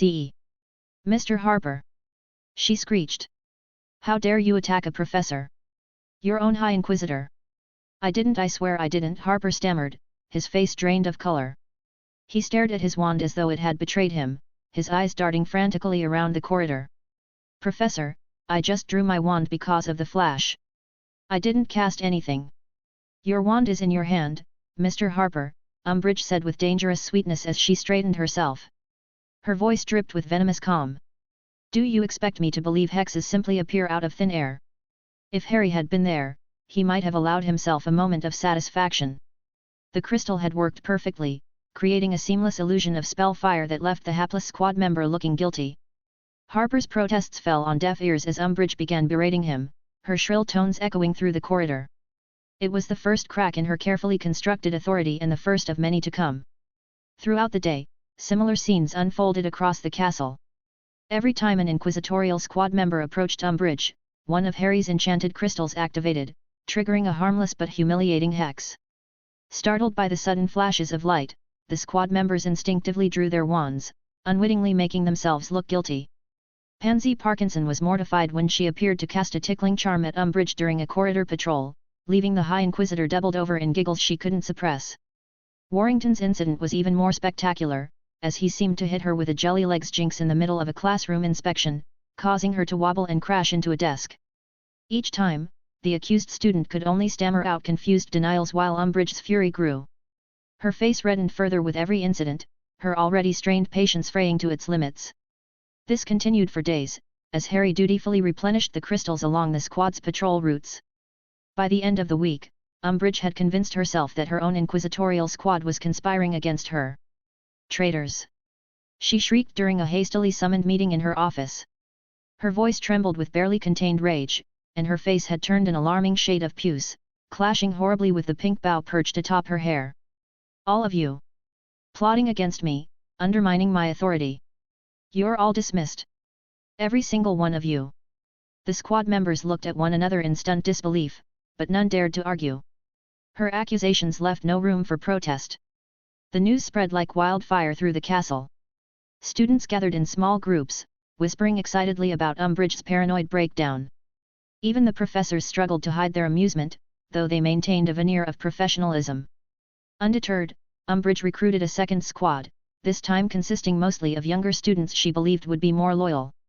But Harry simply repeated his routine, planting fresh crystals along their patrol routes. Within 2 days, the cycle began anew: mysterious hexes, bewildered squad members, and an increasingly frantic Umbbridge. By the time she dismissed her third attempt at forming an inquisitorial squad, no student would accept the position.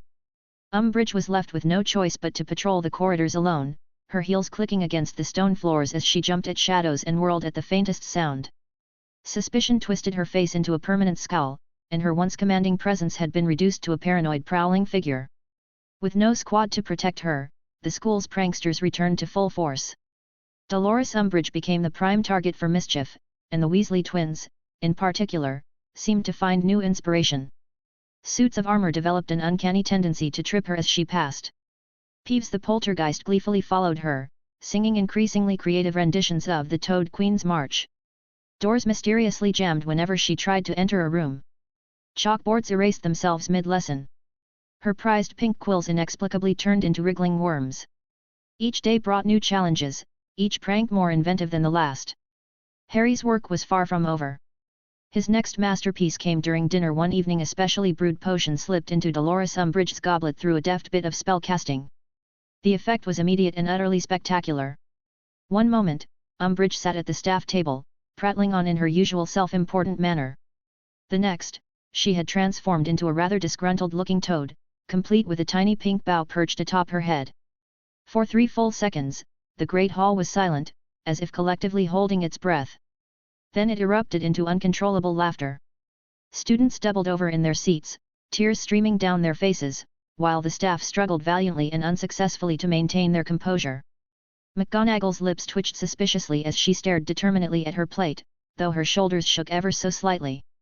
"A toad turning into a toad," someone quipped between bursts of laughter. "It's poetic."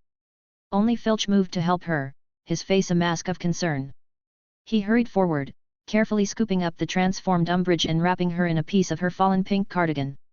For the next 2 days, he could be seen solemnly carrying a small terrarium around the castle, inside which sat a particularly grumpy-looking toad wearing a miniature bow. Since none of the professors seemed particularly inclined to assist her, Umbbridge had no choice but to wait for the potion's effects to wear off. For 2 days, she was confined to her amphibian form, glaring balefully at the world from within her glass prison. When she finally returned to human form, her reputation and authority were irreparably damaged. Students no longer cowered at her approach. If anything, they seemed to be stifling laughter, their faces lighting up with barely concealed grins whenever she passed. Her educational decrees were ignored outright, and pranks continued to plague her every move with renewed vigor. Harry watched the chaos with quiet satisfaction. The humor and joy surrounding him brought a much-needed balance to his life. Though he still experienced occasional flashes of irritability and nights haunted by vivid nightmares, the laughter and camaraderie at Hogwarts helped ease the weight he carried. Slowly but surely, he was beginning to feel whole again. Despite the general cheer, Harry still refused to step into the role of defense against the dark arts teacher. He knew he lacked both the time and the patience this year to lead students through lessons. For now, Umbridge's classes remained a farce, and the students were left to fend for themselves in terms of practical defense. Even so, Harry didn't leave them entirely without help. When 7th years came to him worried about their owls or newts, he offered them detailed notes on spell theory, carefully written to make self-study or group practice easier. For younger students seeking advanced training, he directed them to Charles's meetings. But as for teaching himself? That was a line he refused to cross. That was not his job. Time moved forward, and each day felt a little freer for the students. But for Harry, a quiet sense of unease grew as Halloween approached. It was Halloween again, and while nothing major had happened this time in the original timeline, Harry had a feeling that with his luck and the eerie silence from the Dark Alliance something was bound to go wrong. The day of the feast arrived. Pumpkins lined the halls, floating candles turned into miniature jack-o'-lanterns, and the great hall buzzed with excitement. Oddly, Umbbridge was nowhere to be seen. Rumor had it she was hiding in her office, nursing her wounded pride and terrified of another toad-related prank. The feast itself was cheerful. Platters of roasted vegetables, golden brown turkey, and sweet pastries shaped like bats and pumpkins filled the tables. Students laughed and swapped stories about the latest pranks, enjoying the festive atmosphere. At the staff table, Harry noticed another absence, Dumbledore. This year, the headmaster had been an elusive figure.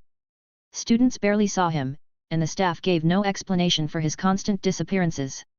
Harry suspected Dumbledore was chasing Horcruxes, trying to prepare for the growing darkness in the world. Let him, Harry thought with a small, secret smile. With all the Horcruxes already destroyed by Harry's own efforts, the old wizard was off chasing shadows. Hopefully, that would keep Dumbledore from meddling in Harry's plans. Sitting at the Gryffindor table among his friends, Harry was an unusual sight. He usually avoided the Halloween feast, but tonight, he joined in. Even so, he kept glancing at the empty headmaster's chair, an uneasy feeling twisting in his stomach. Something told him the night wasn't going to end peacefully, and somehow, it involved Dumbledore. Harry tried to remind himself he wasn't ready for another fight. He was still healing from his last encounter with danger. Relax, he muttered under his breath, listening to Fred and George's latest plan to set off fireworks after the feast. If something bad was happening, there'd be signs. Nothing's happening around Hogwarts. He tried to focus on the meal. The lively chatter and laughter at the tables helped settle his nerves. Even the sight of the half-empty staff table without Umbbridge brought a small grin to his face.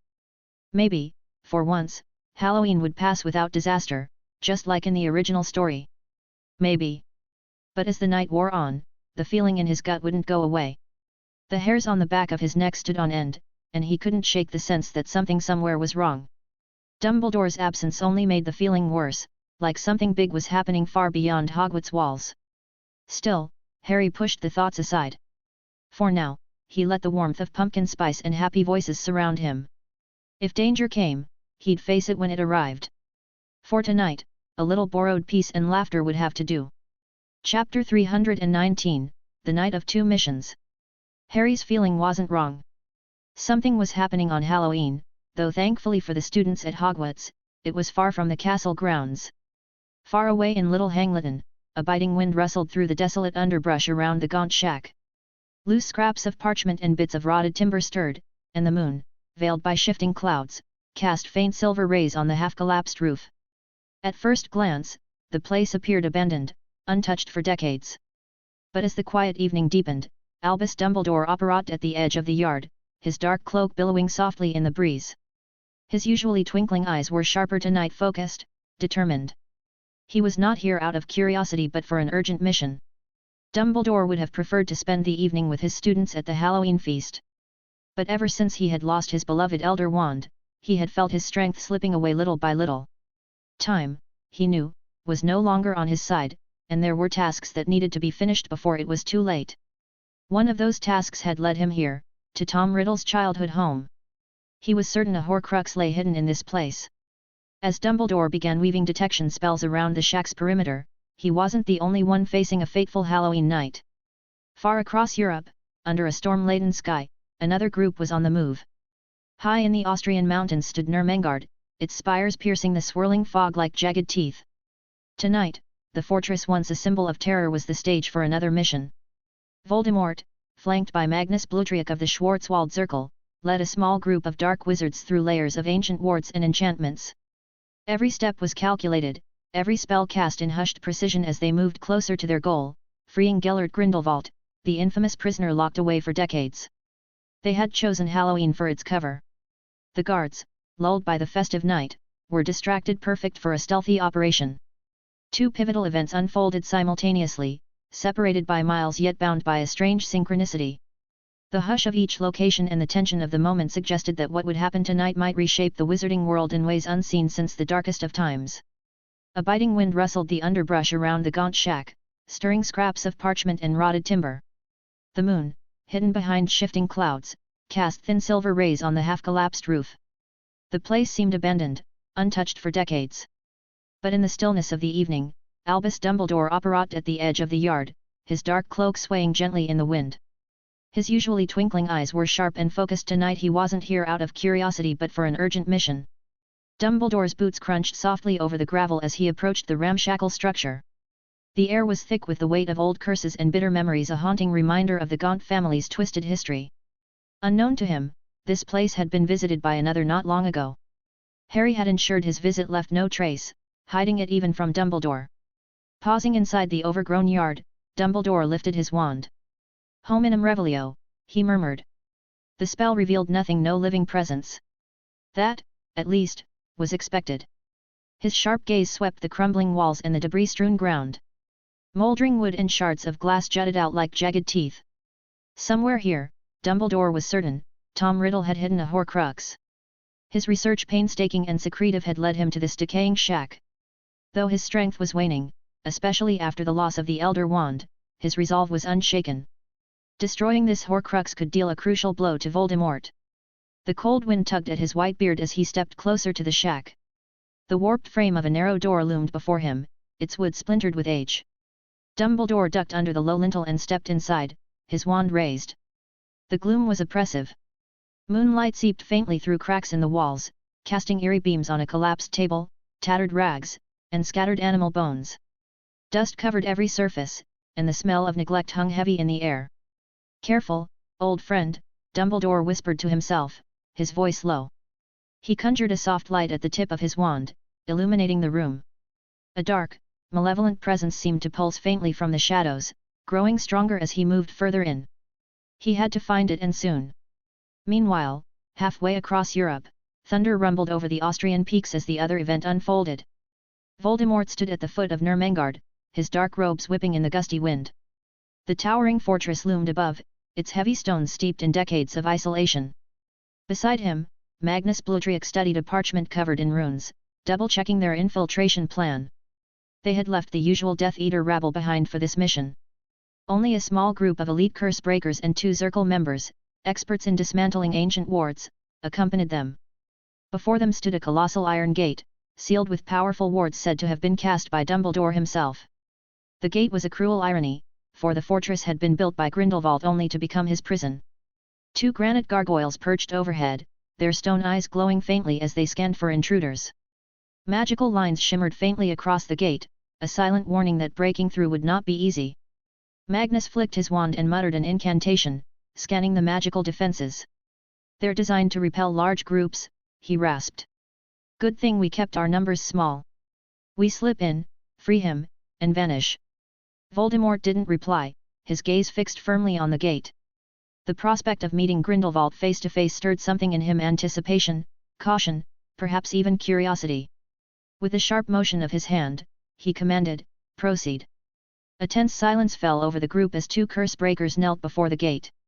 They began chanting in unison, their voices low and deliberate as they unraveled the protective spells one by one. Sparks danced around their hands, forming intricate, glowing patterns as each layer of magic was tested and carefully undone. The wind howled, and thunder cracked across the mountains, but the group pressed on. If they succeeded, they would awaken an ally with memories older than the wars of the present, an ally who, if their gamble paid off, could shift the balance of power in their favor. Things were heating up at both places, setting the stage for a night that would have far-reaching consequences for the wizarding world. Chapter 320, The Ring and the Prison. The curse breakers at Nurmengard exhaled in relief as the final ward dissolved with a faint shimmer. The massive iron gate creaked open, revealing a pitch-black corridor within. Voldemort stepped forward, wand in hand, his every movement radiating silent, lethal confidence. Magnus followed close behind, his excitement barely contained, flanked by their small, carefully chosen group. The fortress corridors twisted and turned, their oppressive walls damp and cold. Only a skeleton crew of guards patrolled. Most had grown complacent over the years. The intruders moved in near-perfect silence, cloaked by disillusionment charms. They encountered a handful of guards, none survived to raise the alarm. Each fell silently to flashes of sickly green light, their bodies cleaned up to maintain the illusion of an empty corridor. Voldemort had been clear, no survivors who might later identify them. Deeper and deeper they went, descending into the heart of the fortress. Soon, they reached the lowest levels, where the ancient, specialized wards guarding Grindelwald's cell were said to lie. A row of heavy iron doors stretched ahead of them. Faint torchlight flickered along the walls, casting long shadows across the cold stone floor. At the final door, the magic was unmistakably powerful. Runic symbols glowed faintly, pulsing like a heartbeat. Magnus stepped forward, muttering an incantation as he began unraveling the wards. The process was painstakingly delicate. Twice, Magnus cursed under his breath, his hands pausing mid-motion to prevent triggering the deadly locking mechanisms. Sweat beaded on his brow, but finally, with a low groan, the last of the barriers gave way. The heavy door creaked open, revealing a large, barren cell. It was shockingly plain, considering it had housed the most infamous dark wizard of a generation. The air inside was stale, and a rough cot sat in the far corner, where a gaunt figure rested. Gellert Grindelwald stirred at the noise, his once golden hair now stark white, his frame wiry and wasted. Yet, as his eyes flicked to the intruders, they burned with unmistakable sharpness. Slowly, he rose to his feet, the chain at his ankle rattling softly against the stone floor. Voldemort stepped forward, his crimson eyes gleaming in the dim light. A faint smirk curved his lips. "Grindelwald," he hissed, his voice rich with both curiosity and command. "It's time for you to leave this prison behind and breathe fresh air once more." Miles away, in the decrepit gaunt shack, Dumbledore crouched near the ragged remains of a fireplace. His wand hovered over a patch of stone on the floor, faintly pulsing with an eerie, otherworldly hum under his detection spells. The air around it reeked of dark magic potent and vile. His heart pounded. There was no doubt. Only a Horcrux could carry such a signature of dark power. It was here, but it wasn't unguarded. Wards and curses, layered and lethal, surrounded it. If he hoped to reach it, he would need patience and precision. For hours, Dumbledore worked tirelessly, dismantling the protections one by one. It was far from simple. Unlike Harry, who had been able to deactivate many of the protections with a single phrase in Parseltongue, Dumbledore had no such advantage. He had to unravel each layer individually: blood wards, curse nets, and deadly hexes designed to kill intruders instantly. Each enchantment was masterfully woven into the next, forming a web of dark magic that pushed his skills to their limits.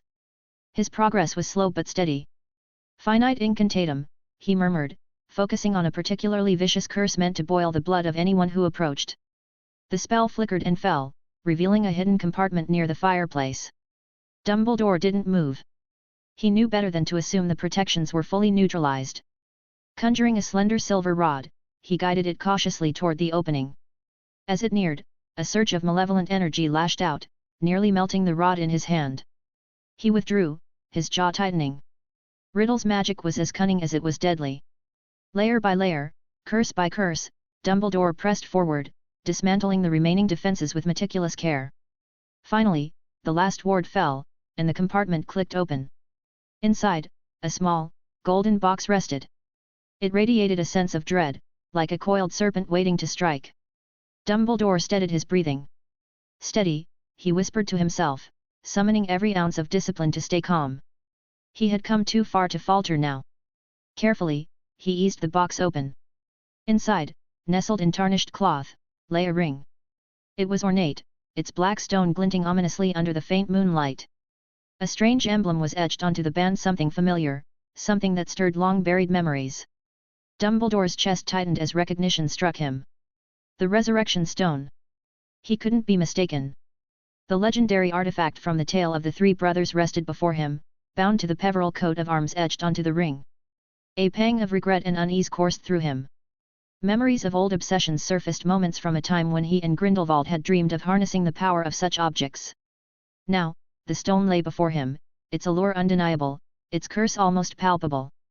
Back in Nurmengard, Grindelwald lifted his gaze, a faint, sardonic smile curling his lips. "Voldemort," he said softly, using the name with a hint of mockery. How interesting. I never expected the thorn in my old friend's side to come and rescue me. His voice was rough from years of disuse. He turned his attention to Magnus, his sharp eyes narrowing slightly. And you, even after all these years, you come for me. Magnus bowed his head slightly, his voice steady but thick with emotion. We never stopped searching, my lord. We always knew you were alive. Grindelwald's smile grew, his expression thoughtful. It is good to know I rightly chose loyal followers like you. Before more could be said, Voldemort's sharp voice cut through the exchange. I didn't come to indulge in sentiment, he said, his tone icy. I've come to break you free, Grindelvault. The wizarding world has changed, and Dumbledore no longer stands as the untouchable figure he once was. Join me, or walk your own path, but first, we must deal with those chains. At Voldemort's signal, Magnus flicked his wand. The old manacles shattered with a crackling burst of runic energy. Grindelwald staggered slightly as the restraints fell away, rubbing his wrists and glancing around at the small group of intruders. The world I knew has indeed changed, Grindelwald murmured, his voice gaining a trace of its old strength. But I suspect you want more than to free an old prisoner. You wouldn't risk a stealth mission into these wards without purpose. His gaze settled on Voldemort. What did my followers promise you to gain your cooperation? Enlighten me. Voldemort's lips curled into a thin smile. All in good time, Grindelwald, he replied. For now, we must leave. If we linger, the entire fortress will awaken, and I've no interest in fighting the combined forces of Europe's wizards before I've stabilized my rule in Britain. He stepped aside, motioning toward the exit. Let's go. In the silence of the gaunt shack, Dumbledore stood frozen over the ring, sweat beading on his brow. He knew better than to touch it directly. The diary's possession of Miss Rosier had been a harsh lesson in what Horcruxes could do. But this was different. This wasn't just a Horcrux, this was the Resurrection Stone, one of the Deathly Hallows he had spent decades chasing. A sharp ache twisted in his chest, a memory, a name. Ariana. Her face flickered in his mind, and with it came the suffocating weight of old guilt. He clenched his jaw, forcing himself to focus. The Horcrux had to be contained and dealt with back at Hogwarts. But as the ring sat there, pulsing with dark energy, it whispered to him, bringing flashes of his sister's smile, the sound of her laughter, and the echo of words he'd never said. Focus, he murmured, voice firm but shaking as he levitated the ring toward a containment vessel. Yet as it rose, the symbol edged onto the band. The Deathly Hallows caught the moonlight. That faint, insistent whisper grew louder. You could see her again. You could ask for her forgiveness. Dumbledore's hand trembled, his resolve unraveling. Decades of caution and wisdom buckled under the weight of longing. Just one moment, one glimpse of the sister he had failed to protect. I must, he whispered, barely audible, and before he could stop himself, he slipped the ring onto his finger. Pain erupted instantly. A vile curse surged up his arm, black tendrils of magic writhing under his skin. Dumbledore let out a cry, staggering as the necrotic energy tore through his bones and nerves.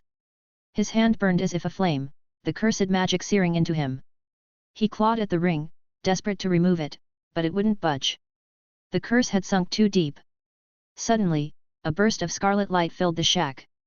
Fawkes, sensing his master's distress, appeared in a rush of fire and wings. The phoenix let out a mournful, piercing cry that echoed through the rotting walls. Fawkes fluttered around Dumbledore, his golden tears falling onto the blackened arm, but the curse was too strong, too deeply rooted in dark magic. Realizing direct healing was futile, Fawkes circled Dumbledore once more.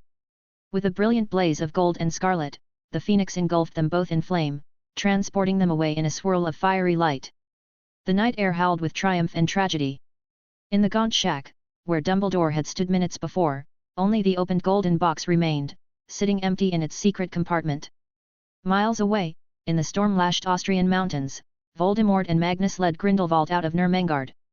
They stepped into the raging storm, their eyes alight with triumph.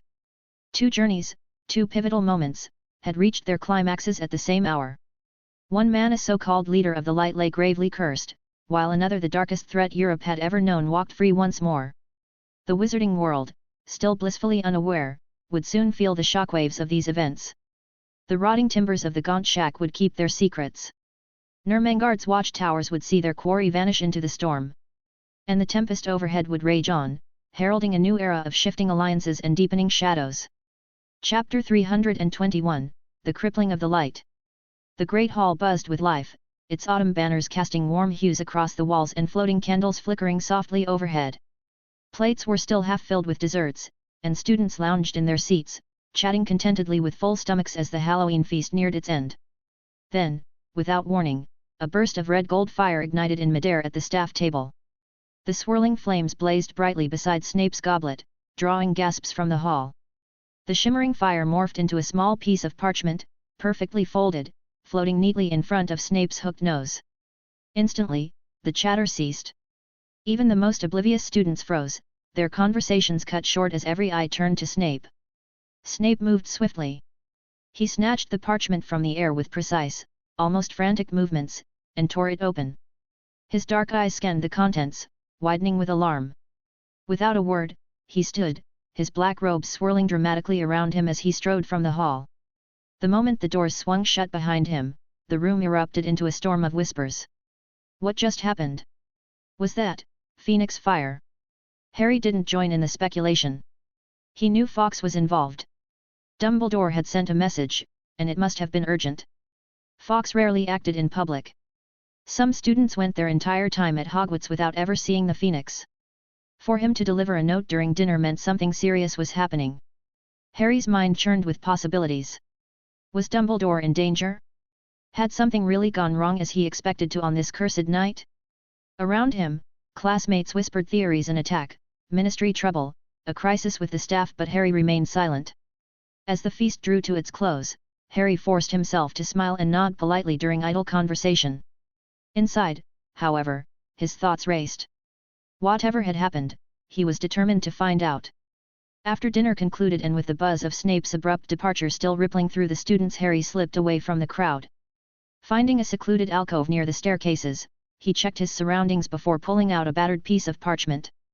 With a tap of his wand, he whispered, "I solemnly swear that I am up to no good." The Marauder's map sprang to life, ink swirling to form the intricate layout of Hogwarts. Harry's eyes darted across the lines and names dotting the map. Snape wasn't in the headmaster's office or the infirmary. Instead, his footprints hovered in the dungeons, alongside another name, Albus Dumbledore. Dumbledore's figure barely moved, as though he were lying still. Harry's heart sank. If the headmaster was incapacitated, it could only mean something serious had happened. This needed investigating. Snape's office wasn't the most obvious place for a meeting with Dumbledore, but it was good news for Harry. Sneaking into Snape's office undetected was going to be far easier than trying to infiltrate the headmaster's. With the thought, Harry vanished, his invisibility cloak merging with his being instantly. He pocketed the map and began making his way to the dungeons, taking care to avoid Filch and any lingering students. The corridors were mostly empty, save for a few stragglers returning from the feast. Harry moved swiftly, his footsteps silent against the stone floors. Soon, he stood before the heavy wooden door of Snape's office. The wards surrounding the office were strong but not impenetrable. Snape relied more on his reputation to deter intruders than on intricate wards. Harry grinned to himself. No student dared sneak into Snape's office, except him. After a moment's work, Harry bypassed the wards with ease, careful not to trip any alarms. The door opened soundlessly, and he slipped inside, closing it just as quietly behind him. To ensure he wasn't noticed, he cast a series of subtle illusion charms over the door, masking its movement from the occupants of the room. Warm lamplight bathed the cramped office, casting flickering shadows across shelves crammed with dusty jars and vials. An adjoining chamber had been hastily expanded, likely transfigured into a makeshift sickbay. At the far end, Severus Snape hunched over a table, carefully ladling a dark, viscous potion into a flask. On a transfigured bed lay Dumbledore, unmoving. Still invisible, Harry inched closer, his gaze locking onto the scene. It didn't take long to see what was wrong. Dumbledore's right hand and forearm were blackened, the veins twisted and gnarled with dark magic. The sight was unmistakable, the mark of a lethal curse. Harry recognized it instantly, the same curse that had struck Dumbledore in the canon timeline. His face, usually serene and composed, was pale and slack, edged with pain. The ring, Harry thought grimly. The cursed ring from the Gaunt Shack. He had left it there deliberately, removing the Horcrux portion while ensuring the curse remained intact. He had hoped Dumbledore would succumb to it, just as he had in the original timeline. And he had. Harry's emotions churned a strange mix of triumph and sadness. He felt no sympathy for Dumbledore, not after the old man's manipulations, but seeing him now frail and dying stirred an unexpected pang of pity. He shook the feeling off. This was how it had to be. The wizarding world needed new leadership, real change, not the strings of an aging puppet master. Yet, with Dumbledore incapacitated, Harry knew the burden of fighting the Dark Alliance would only grow heavier on his own shoulders. Snape's sharp voice brought Harry's focus back to the present. The potions master cursed under his breath as he stirred another cauldron with quick, precise motions. Muttering something under his breath, Snape rummaged through a drawer and spun back to the table, slamming a mortar down. His movements were controlled but frantic time was clearly short. On the bed, Dumbledore moaned softly, his half-lidded eyes barely open. The black curse had spread further up his arm, inching toward his shoulder. Fawkes perched at the corner of the bed, letting out mournful trills and trailing his golden tears onto Dumbledore's hand. The tears glimmered briefly but failed to banish the curse. Whatever dark power anchored the magic was far beyond the Phoenix's healing abilities. Surprisingly, Fawkes didn't react to Harry's presence. Whether it was the power of the bound invisibility cloak or simply the Phoenix's focus on Dumbledore, Harry didn't know. He stayed silent and still, hidden in the shadows. Harry knew of no cure for such a dark curse. He was only in the early stages of his studies in the dark arts. Perhaps Arcturus might have known of some obscure ritual to break it, but even if he did, Harry doubted the irony of using dark magic to save the so-called champion of the light would sit well with anyone. Harry's gaze shifted to a side table. Among scattered potion vials and scraps of torn cloth lay the shattered remains of the gaunt ring. Its band was cracked, the black gem partially dislodged from its setting. He recognized it instantly, the resurrection stone. The last piece of the puzzle. When he had visited the gaunt home, Harry had deliberately left the ring behind. The stone's dark reputation for driving its owners to madness or even death had been enough to make him wary. The thought of seeing the ghosts of loved ones was not a temptation he was willing to face. Moving carefully, Harry leaned closer, inching around Snape, who was absorbed in his work. In one swift, silent motion, he snatched up the ring or what was left of it. The bent metal dug into his palm, the stone jutting out as though it wanted to escape its broken shell. Clutching the stone, Harry felt a faint pulse of ancient magic, like a distant heartbeat. Now he held all three hallows, the invisibility cloak, the Elder Wand, and the resurrection stone. For a moment, a chill raced down his spine. According to legend, anyone who united the hallows would become the master of death. But as he waited, nothing happened. No cosmic power surged through him, no overwhelming energy enveloped him. The stone remained inert, humming faintly, but otherwise lifeless. Maybe it's just a myth, Harry muttered to himself, tucking the stone into an inner pocket. He had no intention of using it, he already had enough ghosts haunting his nightmares. Still, if the day ever came when he truly needed it, it would be there, safely hidden away. Refocusing, Harry turned his attention back to Snape. The potions master was working feverishly, measuring, pouring, and muttering soft incantations to stabilize Dumbledore's condition. On the transfigured bed, the headmaster lay unconscious, his breathing raspy, the black curse creeping ever closer to his elbow. The room felt thick with tension, the silence broken only by Fawkes's mournful cries. For a brief moment, Snape froze at the Phoenix's lament, his frustration flickering in a sharp glance toward the bird. Then, with renewed determination, he continued his work, his movements swift and precise. He's actually trying to save him, Harry thought, a flicker of confusion stirring within him. Snape the Death Eater and spy was putting extraordinary care into his efforts. Harry couldn't understand why. From what he'd theorized, Snape should have welcomed Dumbledore's demise. With the headmaster gone, Snape would only have to answer to one master instead of two. His exhausting role as a double agent could end. But it seemed Snape had his own reasons for keeping Dumbledore alive. Perhaps it was fear that if Dumbledore died, Snape would be left alone, caught between Voldemort's wrath and the uncertain future. Or maybe Harry had misjudged him entirely. Maybe Snape was a good guy disguised under that emotionless face. Either way, Snape's meticulous skill and unwavering focus spoke volumes. For now, at least, he was doing everything in his power to save the dying headmaster. Satisfied, Harry stepped back, careful not to disturb a single flask or ward. Snape was far too focused on his work to notice the faint shift in the air. Fawkes flapped his wings once but made no other movement. Whether the phoenix had sensed him or not, Harry couldn't tell. Silently, Harry glided toward the door, reactivating the wards he had disabled to slip in unnoticed. With deliberate precision, he slipped out into the corridor, still cloaked in invisibility. Once safely back in the head boy's room, he turned off his invisibility cloak. Moving to the corner of the room, he tapped his wand on the hidden latch of his trunk, revealing a secret compartment. Inside, he placed the resurrection stone within an ornate box lined with powerful wards. He locked the box and shut the compartment with a final tap. Carrying the stone with him daily would be tempting fate, and Harry had no desire to court that kind of power, not yet, anyway.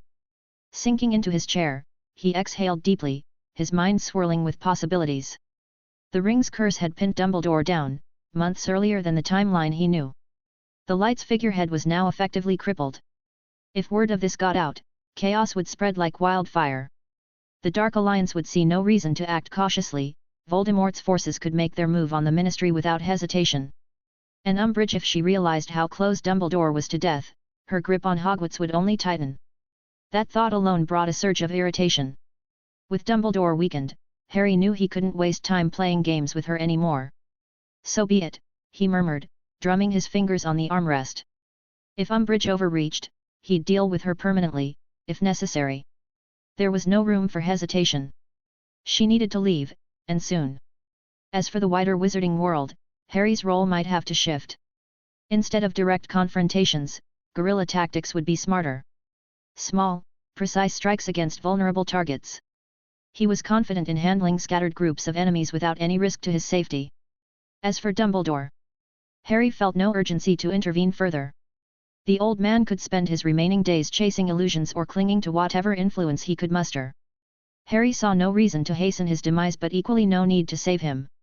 A quiet end might be the most merciful outcome Dumbledore could hope for. Outside the tower window, a crack of lightning illuminated the swirling autumn sky. The storm matched the turmoil brewing inside Harry's mind. Somewhere out there, Voldemort and his allies were undoubtedly making their own moves. They had been far too quiet lately. The next few days, Harry suspected, would bring answers and likely, more problems. Chapter 322, The Dark Lords Unite. Deep within an ancient fortress nestled in the forested hills of Central Europe, Gellert Grindelwald stood by a tall, arched window, watching storm clouds gather over distant peaks. Weeks had passed since his liberation from Nurmengard, and his body was still reacclimating to freedom. Decades of confinement had left their mark, his once imposing frame had withered, and he now relied on a cane for support. Yet his mind remained razor-sharp, dissecting the world around him with the same cunning that had once terrorized Europe. What intrigued him most was the Dark Lord who had orchestrated his escape. Voldemort was nothing like Grindelwald had imagined, based on whispers that had reached even Nurmengard's depths. Those stories had spoken of a madman volatile, paranoid, and consumed by cruelty. Instead, Grindelwald found himself face to face with a calculating strategist, whose crimson eyes gleamed with unsettling clarity. The soft sound of footsteps broke his reverie. Voldemort approached, his black robe sweeping silently over the cold stone floor. "You seem troubled, Grindelwald," Voldemort observed, his voice smooth, carrying that peculiar blend of courtesy and threat that seemed intrinsic to him. Grindelwald turned slightly, leaning on his cane. "Not troubled. Curious." His sharp eyes assessed Voldemort. "You're different from the tales I've heard. They spoke of instability, madness. Yet I see none of that in you." Something akin to amusement flickered across Voldemort's serpentine face. "Since my resurrection, I have found myself steadier. The reason is unclear, but I do not question it. Clarity serves my purpose better." Grindelwald tilted his head. "And what purposes might those be? Why do you fight? What compels you to gather the dark forces under your banner?" Voldemort turned his gaze to the stormy horizon outside. For a moment, he was silent, then he spoke, his voice cold with conviction. "The wizarding world has grown weak, cowering in shadows while muggles spread across the earth like a plague. They believe themselves the rulers of the world, sowing destruction unchecked. I intend to end their rule and put them beneath us, as they should be. Wizards are the powerful ones. We should not hide like vermin in the dark." His crimson eyes burned with intensity.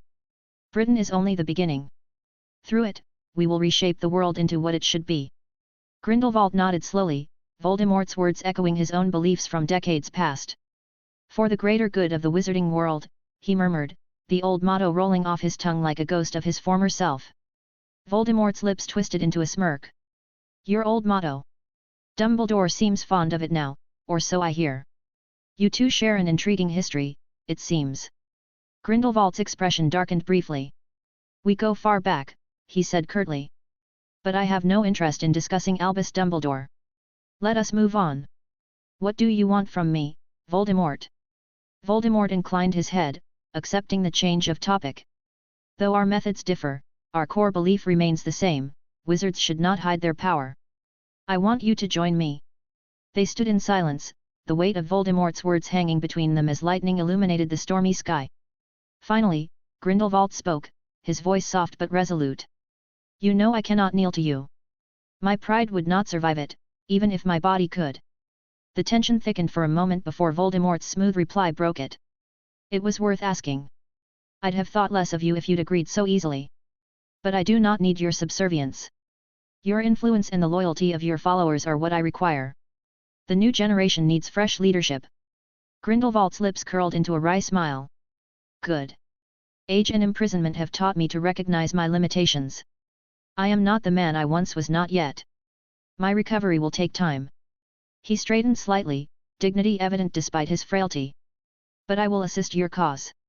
My followers will heed your call, and my experience is yours to draw upon.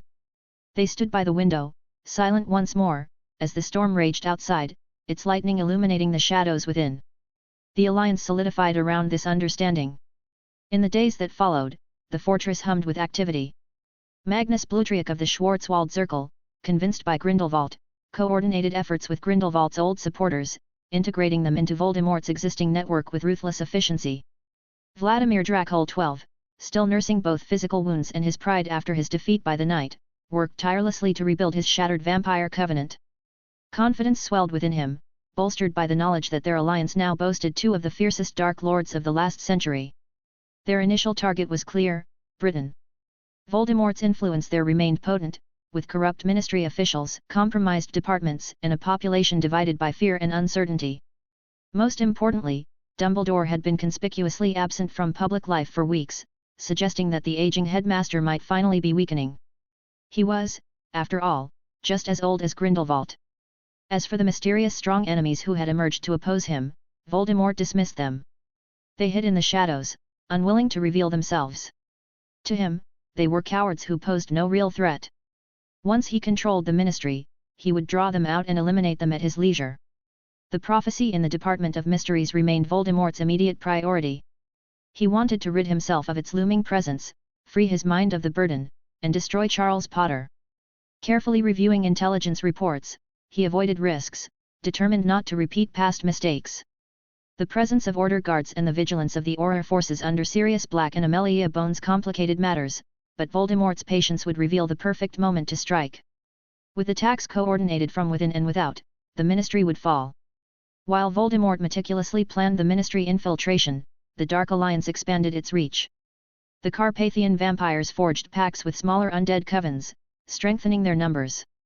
The Schwarzwald Circle, emboldened by Grindelwald's return, reconnected with dark wizarding families across Europe. Greybacks werewolves established hidden dens along Britain's borders, awaiting their signal to strike. Each passing day brought new pledges of loyalty, resources, and opportunities. Azkaban became the Alliance's first goal. A mass breakout would swell their ranks with freed Death Eaters and other dark wizards while potentially turning the Dementors to their cause. The prison assault would serve as their declaration, a resounding announcement that the Dark Alliance was ready to seize power. Grindelwald, meanwhile, spent his days in the fortress library, alternating between rest and research. Though no longer a commander of armies, his tactical insights proved invaluable. He observed how Voldemort had evolved, shedding the recklessness of earlier years in favor of patience and precision. Grindelwald felt a quiet satisfaction this Dark Lord had the potential to succeed where he had failed. Yet, he could not deny a flicker of worry over Dumbledore's absence. The old man's continued silence unsettled him. Elsewhere, the wizarding world remained blissfully unaware of the storm brewing in the shadows. Few even knew of Grindelwald's escape, and those who did were too fearful of the backlash to make it public. Attempts to contact Dumbledore with the news went unanswered. Voldemort, preferring to work from the shadows, kept his movements discreet, ensuring the world dismissed the unusual activity across Europe as routine dark wizard mischief. Even Harry was unaware of the brewing chaos. His network of informants, largely composed of Arcturus Black's people and Sirius's updates from the Order and Ministry, had turned up nothing. With no news of Voldemort's movements, Harry focused on enjoying his school life, unaware of the war drums beating softly in the distance. The storm clouds gathered over Britain's unsuspecting shores. And very soon the first strike would fall. Chapter 323, The Warrior's Interlude. While Dark Lords plotted in distant fortresses, Harry Potter was in no particular hurry. Such was the confidence that came with his strength, he felt no pressing need to chase after Voldemort and his followers. After all, when you've destroyed all your enemies' Horcruxes and delivered a crushing blow to their vampire allies, you can afford to take things at your own pace. That didn't mean he was idle, though. The unusual quiet from the dark forces had prompted him to take preemptive measures. He'd gone to Arcturus Black, shamelessly requesting help in gathering intelligence on Voldemort's movements. The old lord had agreed, activating his extensive network of informants. Now, Harry was content to wait for results before deciding his next move. His seeming nonchalance wasn't entirely due to strategy, though. Hogwarts itself had provided ample distractions lately. In a surprising move, Umbbridge had lifted her ban on student groups at least as far as Quidditch was concerned. Perhaps she hoped to reduce the student body's anger towards her, or maybe she thought giving them something to focus on would reduce the constant pranks. Either way, it had worked remarkably well. The school was so excited about Quidditch that they barely noticed Umbbridge anymore, except during her dreary Dada classes. Harry found himself caught up in the excitement too, though not entirely by choice. Years ago, he'd promised Roger Davies that he'd join the Ravenclaw team when Roger became captain, helping him win the Quidditch Cup. Now Roger had come to collect on that promise, pursuing Harry with relentless determination until he agreed. On a crisp November morning, Harry adjusted his blue and bronze Ravenclaw robes in the locker room. The wind outside whipped across the Quidditch pitch, sending leaves spiraling through the air and rustling the house banners strung high above. Around him, his teammates chatted excitedly, their anticipation building as the match drew closer. Harry had insisted on playing chaser rather than seeker, a compromise Roger had reluctantly accepted. The team seeker position was already filled, and Harry had no desire to take it away from Cho Chang, who had worked hard to earn her place. Today was the second game of the season. Gryffindor had already beaten Slytherin in a hard-fought match few days back, leaving the school buzzing with anticipation for the next showdown, Ravenclaw versus Hufflepuff. "All right, team, gather round," Roger called, his captain's badge gleaming as he addressed the Ravenclaw players. "First match of the season, and we're up against Hufflepuff. They've got a strong lineup this year. Cedric's managed to keep most of his championship team from the previous season."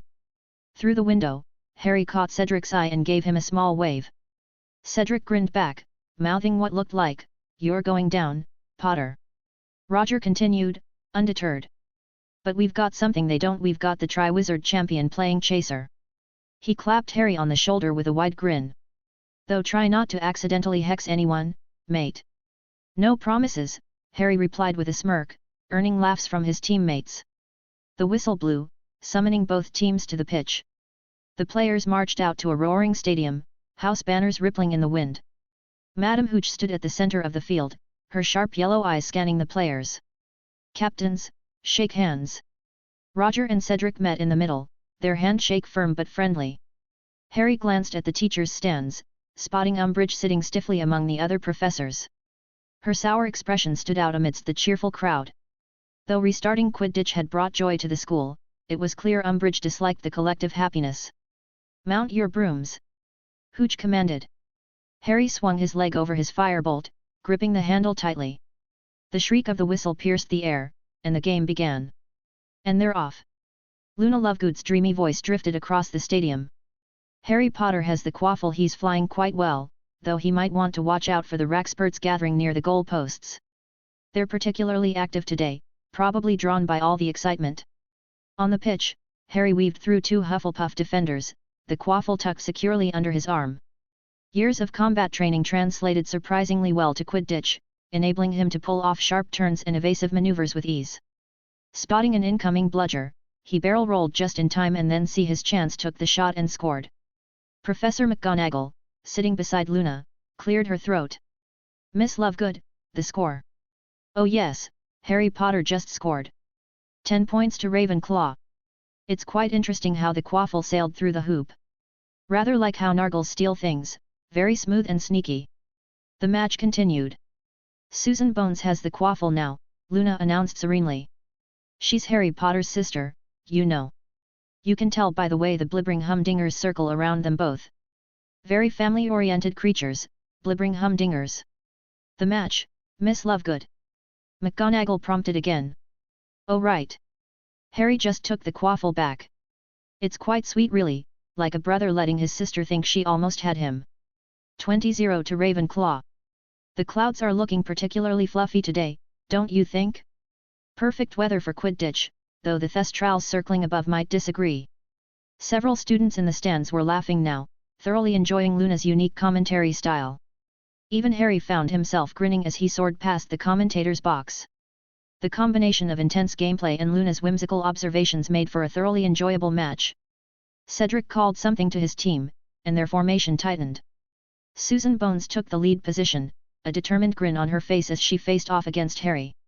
Ready to lose, big brother? She called out cheekily, expertly catching the quaffle from her teammate. Harry laughed. Is that any way to talk to your big brother, Sue? He swooped near her broom, deliberately leaving an obvious opening. Susan, having trained with Harry over summers at Black Castle, recognized the trap but played along.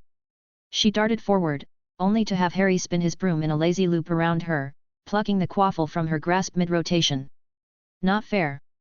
She protested, though she was laughing. Using those fancy moves in Quidditch. All's fair in love and Quidditch, little sis. Harry called back, zipping away with the quaffle. Behind him, he could hear her laughter fade into the roar of the crowd as she gave chase, her competitive spirit fully ignited. The next few plays became a friendly duel between the two, with Susan showing off moves Harry had helped her practice over the years. She managed to intercept one of his passes, earning appreciative cheers from both houses. Susan Bones has the quaffle again, Luna observed dreamily. She's doing quite well avoiding the rackspurts. I suspect Harry taught her that. Oh, but Harry's spinning around her like a heliopath in a dance. It's quite pretty, really. Someone should paint it. Though they'd need special paint to capture all the magical creatures watching. The score, Miss Lovegood.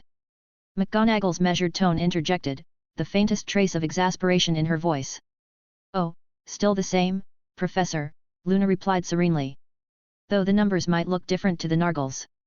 Harry swooped past Susan again, ruffling her hair as he stole the quaffle. Keep up, Sue. Just you wait. She shouted, giving chase with determination that would have made her aunt proud. I've been practicing. The crowd was loving the playful sibling rivalry, with laughter and cheers echoing through the stadium. A bludger screamed past Harry's ear, but he didn't flinch. He feinted left, drew the keeper out, then hurled the quaffle through the right hoop. Another goal. 30-0, Ravenclaw. Luna announced, her voice cutting through the cheers. That was a particularly graceful throw. Very reminiscent of the Snorkack mating dive. Thank you, Miss Lovegood, McGonagall said quickly, bringing the commentary back to the match. The game intensified as Hufflepuff rallied. Their chasers executed a perfect hawk's head formation, breaking through Ravenclaw's defense to score. But Harry and his fellow chasers responded with their own scoring drive, maintaining their lead. 90-40 to Ravenclaw. Luna declared, her tone filled with whimsical excitement. Cedric called a timeout, gathering his team into a tight huddle. The Hufflepuff captain spoke in low tones, his intense gaze sweeping across the pitch as he strategized.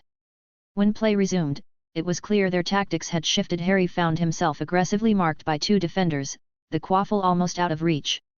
Nice try, said Harry shouted as he spun between two defenders. But I've faced worse. Show off.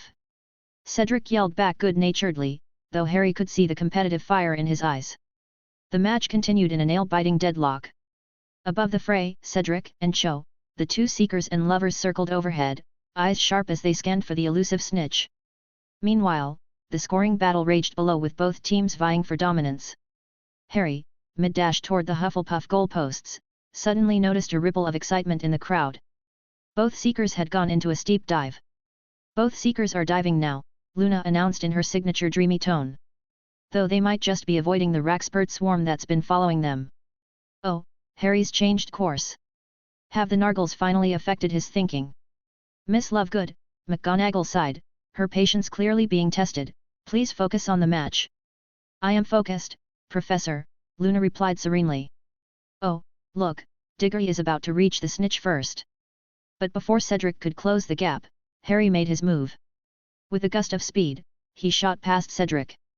He didn't touch him, but the suddenness of his maneuver caused Cedric to wobble, losing precious balance and time. Cho, momentarily stunned, recovered quickly and surged forward, her focus unbroken. And it's a great move by Harry. Luna's voice rose with genuine excitement. Without breaking any rules, he disrupted Diggory's chance. Cho Chang seizes the opportunity to catch something. I do hope it's the snitch and not a Rackspurt. Yes. It's definitely the snitch. How lovely. Ravenclaw wins, though I suspect the Hufflepuff team might have been distracted by all the Nargles around Harry's broom. The stadium erupted in cheers. Ravenclaw banners waved wildly, and students stomped their feet in celebration. Harry found himself at the center of his ecstatic teammates, all piling into a mid-air group hug. Even the Hufflepuffs, though disappointed, were smiling. It had been a clean, well-fought match. As the players descended, Susan was the first to reach Harry, tackling him in an enthusiastic hug despite being on the losing side. That was brilliant. Though it's completely unfair, using all those fancy moves you never taught me. Got to keep some secrets, Sue, Harry laughed, ruffling her hair. Can't have my little sister beating me in my own game, can I? Cedric approached next, extending a hand and grinning. I thought we had it in the bag. Didn't think you'd ruin it at the end like that. Never stood a chance, did we? Maybe not, Harry admitted with a smirk. But this way, it was more fun. Good game, said. You were the better seeker. Just, don't tell Cho I said that. Oh, and you've got a fantastic chaser here, he added, giving Susan's shoulder a proud squeeze. Don't I know it, Cedric replied, glancing fondly at Susan. Though I suspect you've had a hand in her training. Harry adopted an innocent look. I have no idea what you're talking about. Pure natural talent, obviously. Obviously, Susan quipped, rolling her eyes but clearly glowing at the praise.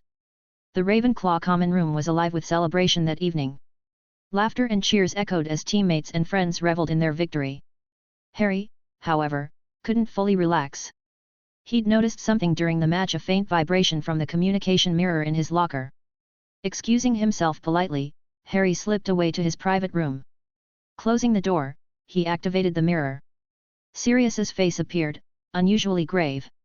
Harry, Sirius began, his tone heavy, I heard it was a great game, but we've got trouble. Arcturus needs to see us at the Black Castle immediately. He's received some disturbing information.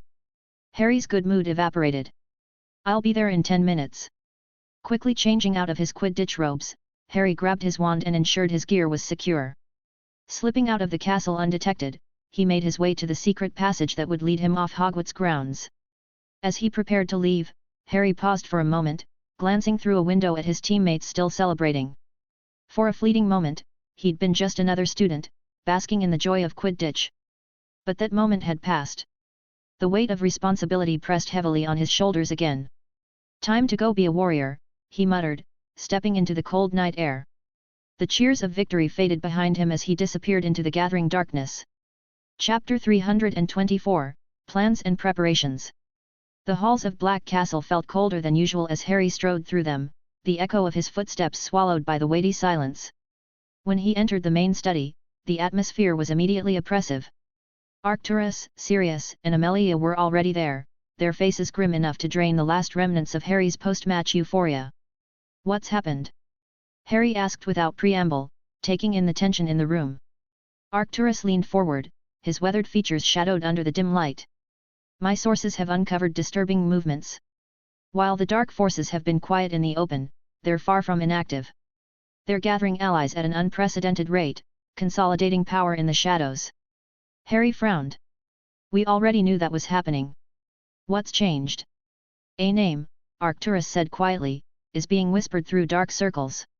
A name that's forcing even the most reluctant dark families to fall in line. Harry's mind churned through possibilities before landing on the obvious. Grindlevault? Voldemort actually succeeded in freeing him? When? We have no concrete confirmation, Arcturus replied, but all the evidence points to a recent escape. Grindelwald's freedom is the only explanation for the sudden shift in allegiances across Europe. Harry leaned back against a bookshelf, his fingers tapping idly. I don't see why this changes anything. Grindelwald's been imprisoned in a magic dampening cell for decades. He's old, weakened, hardly the threat he used to be. Harry's right, Sirius chimed in.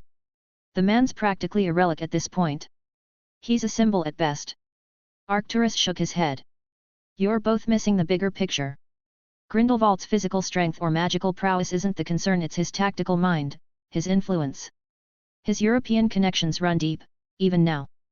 Voldemort's first war was largely confined to Britain, but with Grindelwald's network at his disposal, Voldemort's reach could extend across the entire continent. Amelia interjected, her tone sharp. And that's what's most concerning. This is happening completely under the radar. My department has no intelligence on Grindelwald's escape, or any indication of a growing alliance. The Ministry doesn't even acknowledge Voldemort's return, let alone the emergence of a second Dark Lord. Fudge is content pretending everything is fine, while the world inches closer to chaos. Sirius's expression darkened.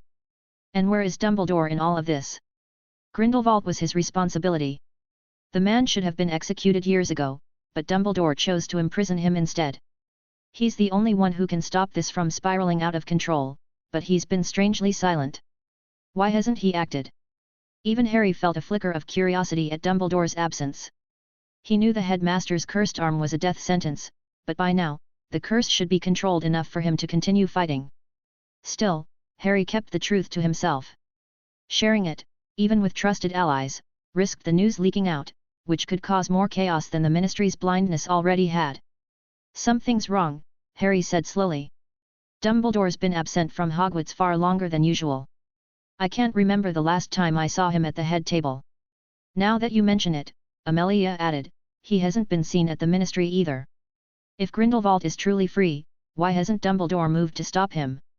Sirius waved off their concerns with a casual shrug. It's Dumbledore. He's probably off on some secret mission. He always turns up eventually. Harry leaned forward, his voice steady and determined. So now that we know what's happening, can the DMLE do anything to counter the dark forces? Sirius? Amelia. Amelia let out a weary sigh, the weight of her position evident in her expression. My hands are tied. The Wizengamot is practically in the dark faction's pocket. The best I can do is use the Aurors to create obstacles, small disruptions to slow their agenda within the Ministry. But unless Voldemort comes out into the open, there's little leverage to convince the wider wizarding world of the danger. Fear drives change, and right now, most people are too complacent to act. Harry straightened, his gaze sharpening. So the Ministry's useless, and the Order is content playing guard dog for a prophecy. Looks like it's up to me to do something. What are you planning? Arcturus asked, though his knowing tone suggested he already had an idea. I need to damage their momentum, Harry said, his voice calm but firm. Not just physically, but their morale. I can't allow Voldemort to keep gaining allies and building forces in secret. If potential allies see the risks outweigh the rewards, they'll think twice before joining his crusade. Absolutely not. Sirius's voice was sharp, his protective instincts flaring. It's too dangerous, Harry. I won't allow it. There's no other choice, Harry countered, meeting Sirius's eyes without flinching. I've trained my whole life for this. Waiting until the Dark Alliance becomes too strong isn't an option. If we don't act now, it'll be too late. Arcturus nodded slowly, a grim understanding settling over his features. Harry's right. If we want a chance to win this war, we must weaken Voldemort's momentum early. How do you intend to proceed? Nothing too direct, Harry assured him. It's too risky to target their strongholds at this stage. I need intelligence when their forces move to recruit or intimidate potential allies, that's where I strike. Small, calculated moves. Grandfather, can you expand your network of informants? And Amelia, perhaps the Auror office could help gather intel. Arcturus stroked his chin thoughtfully. A sound strategy. But be cautious. Once they notice a pattern in your strikes, they'll adapt and set traps. You're not doing this alone, Sirius said firmly, his tone brooking no argument. If you're going, I'm coming. No discussions, no protests. Before Harry could protest, a soft crack echoed through the room. Myra, his ever-loyal house elf, appeared, her large eyes wide with excitement. "Master Harry, can I join you too?" she asked eagerly, bouncing on her feet. Harry's lips twitched into a small smile, remembering how effectively Myra had controlled his clone during the vampire battle. "Actually, that would be helpful," he admitted. Myra let out a gleeful cheer, hopping in place. "Yes. Myra will help. Fighting bad wizards will be fun." Sirius stared at the house elf, then at Harry, clearly baffled. "Harry? You're choosing Myra over me?" Harry's grin turned cheeky. "Trust me, Padfoot. I've got more confidence in Myra as backup than you. But since I'm accepting Myra, I suppose I can let you tag along. She can protect you." Arcturus chuckled quietly, while Sirius gaped in mock indignation. "Protect me? She's a house elf, Harry." "She's more than capable," Harry said cryptically, unwilling to explain the truth about his battle with the Vampire Covenant. That fight had been too dangerous, and he had no desire to deal with Sirius or Amelia's lectures about reckless risks. They wouldn't understand. His night training demanded it. For now, that secret would remain his alone. Suddenly, a voice cut through Harry's thoughts, "Medic reporting for service." He turned toward the doorway and smiled at the sight of Emma standing there. It had been a while since he'd last seen her. Between her family commitments and his school schedule, their paths rarely crossed anymore. But her presence brought a comforting warmth to the tense atmosphere of the room. "Perfect timing," Harry said, his grin widening. "Sirius will definitely need your services." "Hey!" Sirius protested, throwing his hands up. "Why am I suddenly the target? For your information, I've never been injured on aura duty." "This is different," Harry replied, his tone teasing but firm. "This isn't just some patrol or a duel, it's war. We'll be outnumbered. Emma's skills will come in handy." "But," he added, turning back to her, "you're staying here at the castle. No field work." Emma crossed her arms, pulling an exaggerated pout. "So sad. We used to have so many adventures when you were little. Now you've got a girlfriend and suddenly I'm yesterday's news." Harry rolled his eyes. "Speaking of which, I should let Fleur know. If she finds out I told everyone but her, I'll never hear the end of it and she might hex me for good measure. Besides, she can keep you company here." Emma's expression softened, a knowing smile playing on her lips. "Fleur's a good one, Harry. You'd better keep her happy." Harry nodded, filing the thought away for later. With the broad strokes of their plan in place, he left the group to set things into motion. Arcturus, Amelia, and Sirius would focus on expanding the intelligence network, ensuring they had eyes on Voldemort's recruitment efforts. With the right information, Harry could dismantle those operations piece by piece. The Dark Lords might think they were clever, gathering forces in the shadows. But shadows could be dangerous for both sides, and Harry had years of experience moving unseen. As he returned to Hogwarts, a calm but determined resolve settled over him. The war was about to enter a new phase, and Harry intended to make the first move. Chapter 325, The First Strike. Harry didn't have to wait long before the call came. Only 3 days after their meeting at Black Castle, before the intelligence network had even been fully established, Sirius's voice echoed from the enchanted mirror in his pocket. "Harry, it looks like our services will be needed tonight." Within minutes, Harry stood in Black Castle's main hall.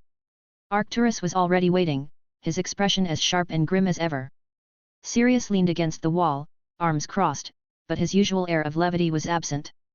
The tension in the room was palpable. Arcturus wasted no time. "An old friend of mine, Ivan Karanov, has sent a message for help.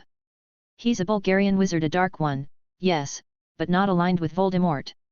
He's refused to join the alliance, and Voldemort's forces have been pressuring him for weeks. Now they've escalated. Ivan has learned that they plan to attack his family tonight." Harry's jaw tightened. "An example," he said flatly. "They're going to use his family as a warning to others." "Exactly." Arcturus's tone was bitter. "Ivan's usual allies have abandoned him, afraid to oppose Voldemort's alliance. He reached out to me as a last resort." "How many defenders does he have?" Harry asked. "None," Arcturus replied, his voice edged with frustration. "He's alone." Harry nodded, his mind already racing. "Then it's just us." He turned to Sirius, a glint of determination in his eyes. Ready for your first night of vigilante work, Padfoot? Sirius grinned, though there was a steely edge to it. Always. Let's show them what happens when they mess with the wrong people. Before they departed for the mission, Sirius insisted on seeing Myra in action. Just to know what I'm dealing with, he said. I don't want any surprises mid-battle. Harry and Myra were more than happy to oblige. In the castle's expansive training room, Harry unveiled his secret weapon, the life-sized clone, controlled entirely by Myra. Arcturus raised an eyebrow as he observed the setup. Practicing the magic I taught you, I see. But the clone should be weak, shouldn't it? Harry smirked. Not this one. I modified the spell, improved it. It's more than strong enough for what we need. Sirius crossed his arms, skeptical. So Myra controls your clone from afar. It sounds impressive, but let's see if it's as good as you claim. I have my doubts. Harry grinned. Feel free to test it out for yourself. Have a friendly duel with Myra and the clone. Sirius rolled his eyes but stepped forward, rolling his shoulders in preparation. All right, but don't say I didn't warn you if this thing crumbles under pressure. The battle, however, was over almost as soon as it started. Myra demonstrated her skill with the clone, controlling it with precision that had clearly improved since Harry's last fight with the vampires. The clone moved with blinding speed, spells deflecting harmlessly off its surface as it closed the gap between itself and Sirius in seconds. Before Sirius could react, the clone's sword was pointed at his throat. Bloody hell, Sirius muttered, staring at the blade hovering an inch from his skin.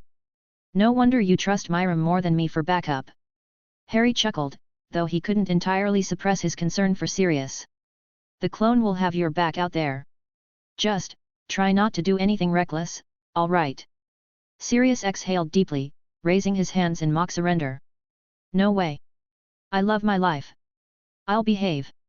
Myra beamed with pride, the clone lowering its sword and stepping back. Harry gave her an approving nod.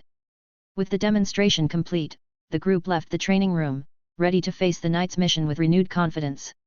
As twilight descended over the Bulgarian countryside, 3 masked figures approached Karanov Manor. The ancient building loomed against the backdrop of darkening mountains, its wards humming with faint, ancient power. Arcturus had arranged the porte-carte, ensuring their journey was smooth. Harry wore his customary disguise, a mask concealing his face to hide his identity, while Sirius and the clone flanked him, also masked. Bringing Myra and the clone was risky. If anyone connected them to the knight who had decimated the vampire covenant, it could complicate matters.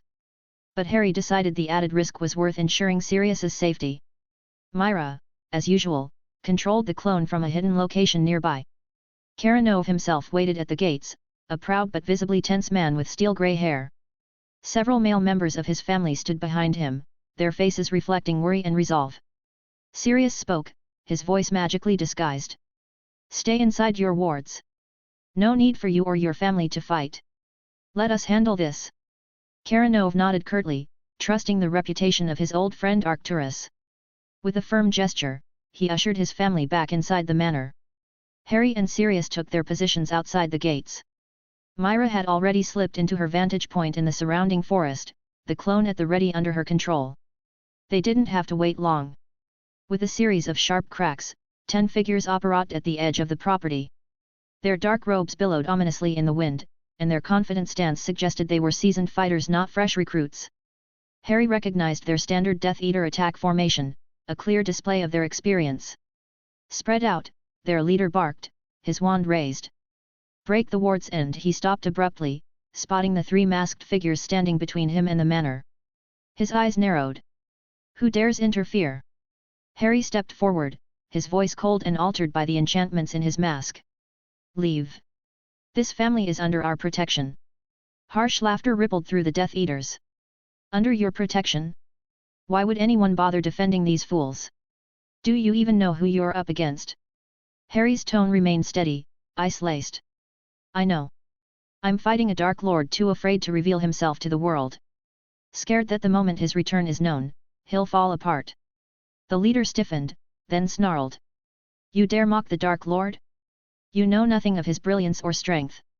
Also such confidence going 3 against 10? You're either very brave or very foolish. Harry tilted his head slightly. 3 is more than enough. The leader sneered, raising his wand. We'll see about that. The Death Eaters attacked in unison, their curses lighting up the night like a deadly storm. Harry moved with fluid precision, his shield charm expanding to protect all three of them. The clone surged forward, its sword glinting ominously, while Sirius unleashed a flurry of spells with the practiced skill of a seasoned warrior. This fight was unlike Harry's usual battles. He couldn't rely on stealth or speed, not with Sirius at his side and the need to ensure his safety. Smoke and mist were out of the question, stray spells had to be accounted for. But his power, even when restrained, was more than enough. The battle unfolded like a deadly dance of magic and skill. The clone tore through their ranks, its blade slipping past shields and counter spells with surgical precision. Spells that struck it fizzled harmlessly, deflected by the magical construct's resilience. Sirius demonstrated why he was one of Britain's top warriors, his spell work sharp and devastating. And Harry? Harry was a force of nature. He held back his most destructive spells. There was no need to reveal his full strength, but his restrained arsenal still commanded awe. Bolts of lightning chained through the enemy ranks, stunning them in waves. The ground beneath their feet erupted, throwing them off balance. Gale force winds howled at his command, scattering their formation like leaves. 2 Death Eaters fell to the clone's blade, lifeless before they hit the ground. Sirius, however, struggled with Harry's earlier directive to prioritize lethality over subdual. He managed to bind 3 Death Eaters in creative, intricate traps alive, but completely incapacitated. Padfoot, Harry said sharply as he deflected a curse with a lazy flick of his wand. This is war, not a sparring session. Sirius hesitated but nodded grimly, launching himself back into the fray. The remaining 5 Death Eaters faced Harry directly, desperation etched into their faces. What are you? One of them stammered as his shield shattered under Harry's assault. Harry didn't answer. Instead, he sent the man flying with a silent spell. Another tried to apparate away but slammed into the anti-transportation wards Harry had cast earlier. The leader, braver or more reckless than the rest, launched a killing curse at Harry. The clone intercepted it, the deadly green light dissipating harmlessly against its enchanted form. Before the Death Eater could process this impossibility, Harry's spell slammed into his chest, ending the fight. In less than 5 minutes, it was over. 10 Death Eaters lay either dead or incapacitated. Harry signaled to Myra, who emerged to direct the clone. The construct efficiently rounded up the survivors, dragging them off. They wouldn't see the light of day again. Sirius shifted uncomfortably but said nothing. He understood the necessity letting them live risked facing them again, an endless cycle of conflict. We should leave, Harry said, his tone calm but firm. The Dark Alliance won't realize what's happened until morning. By then, the message will have spread. Sirius hesitated, his expression conflicted, but followed without protest. Once they were safely back at Black Castle, he finally spoke, pulling off his mask. His face was flushed, a mixture of exhilaration and unease. That was intense, he admitted. But effective. Though I couldn't help noticing you were holding back, pup. Harry removed his own mask, glancing at Myra as she rejoined them with the clone. No point in showing all our cards yet. Tonight wasn't about destruction, it was about sending a message. Joining Voldemort isn't as safe as they think. Sirius grinned, the tension easing from his shoulders. Message received, I'd say. And that clone of yours? Merlin, it's something else. Myra, you're absolutely brilliant with it. Myra's wide grin lit up the room. Myra is happy to help Master Harry and Master Sirius. Harry smiled faintly, though his mind was already turning to the next steps. Tonight was only the beginning. Let Voldemort wonder who dared challenge him. Let him waste time and resources hunting shadows. Piece by piece, Harry would dismantle their plans before they could ever take root. Thanks for listening.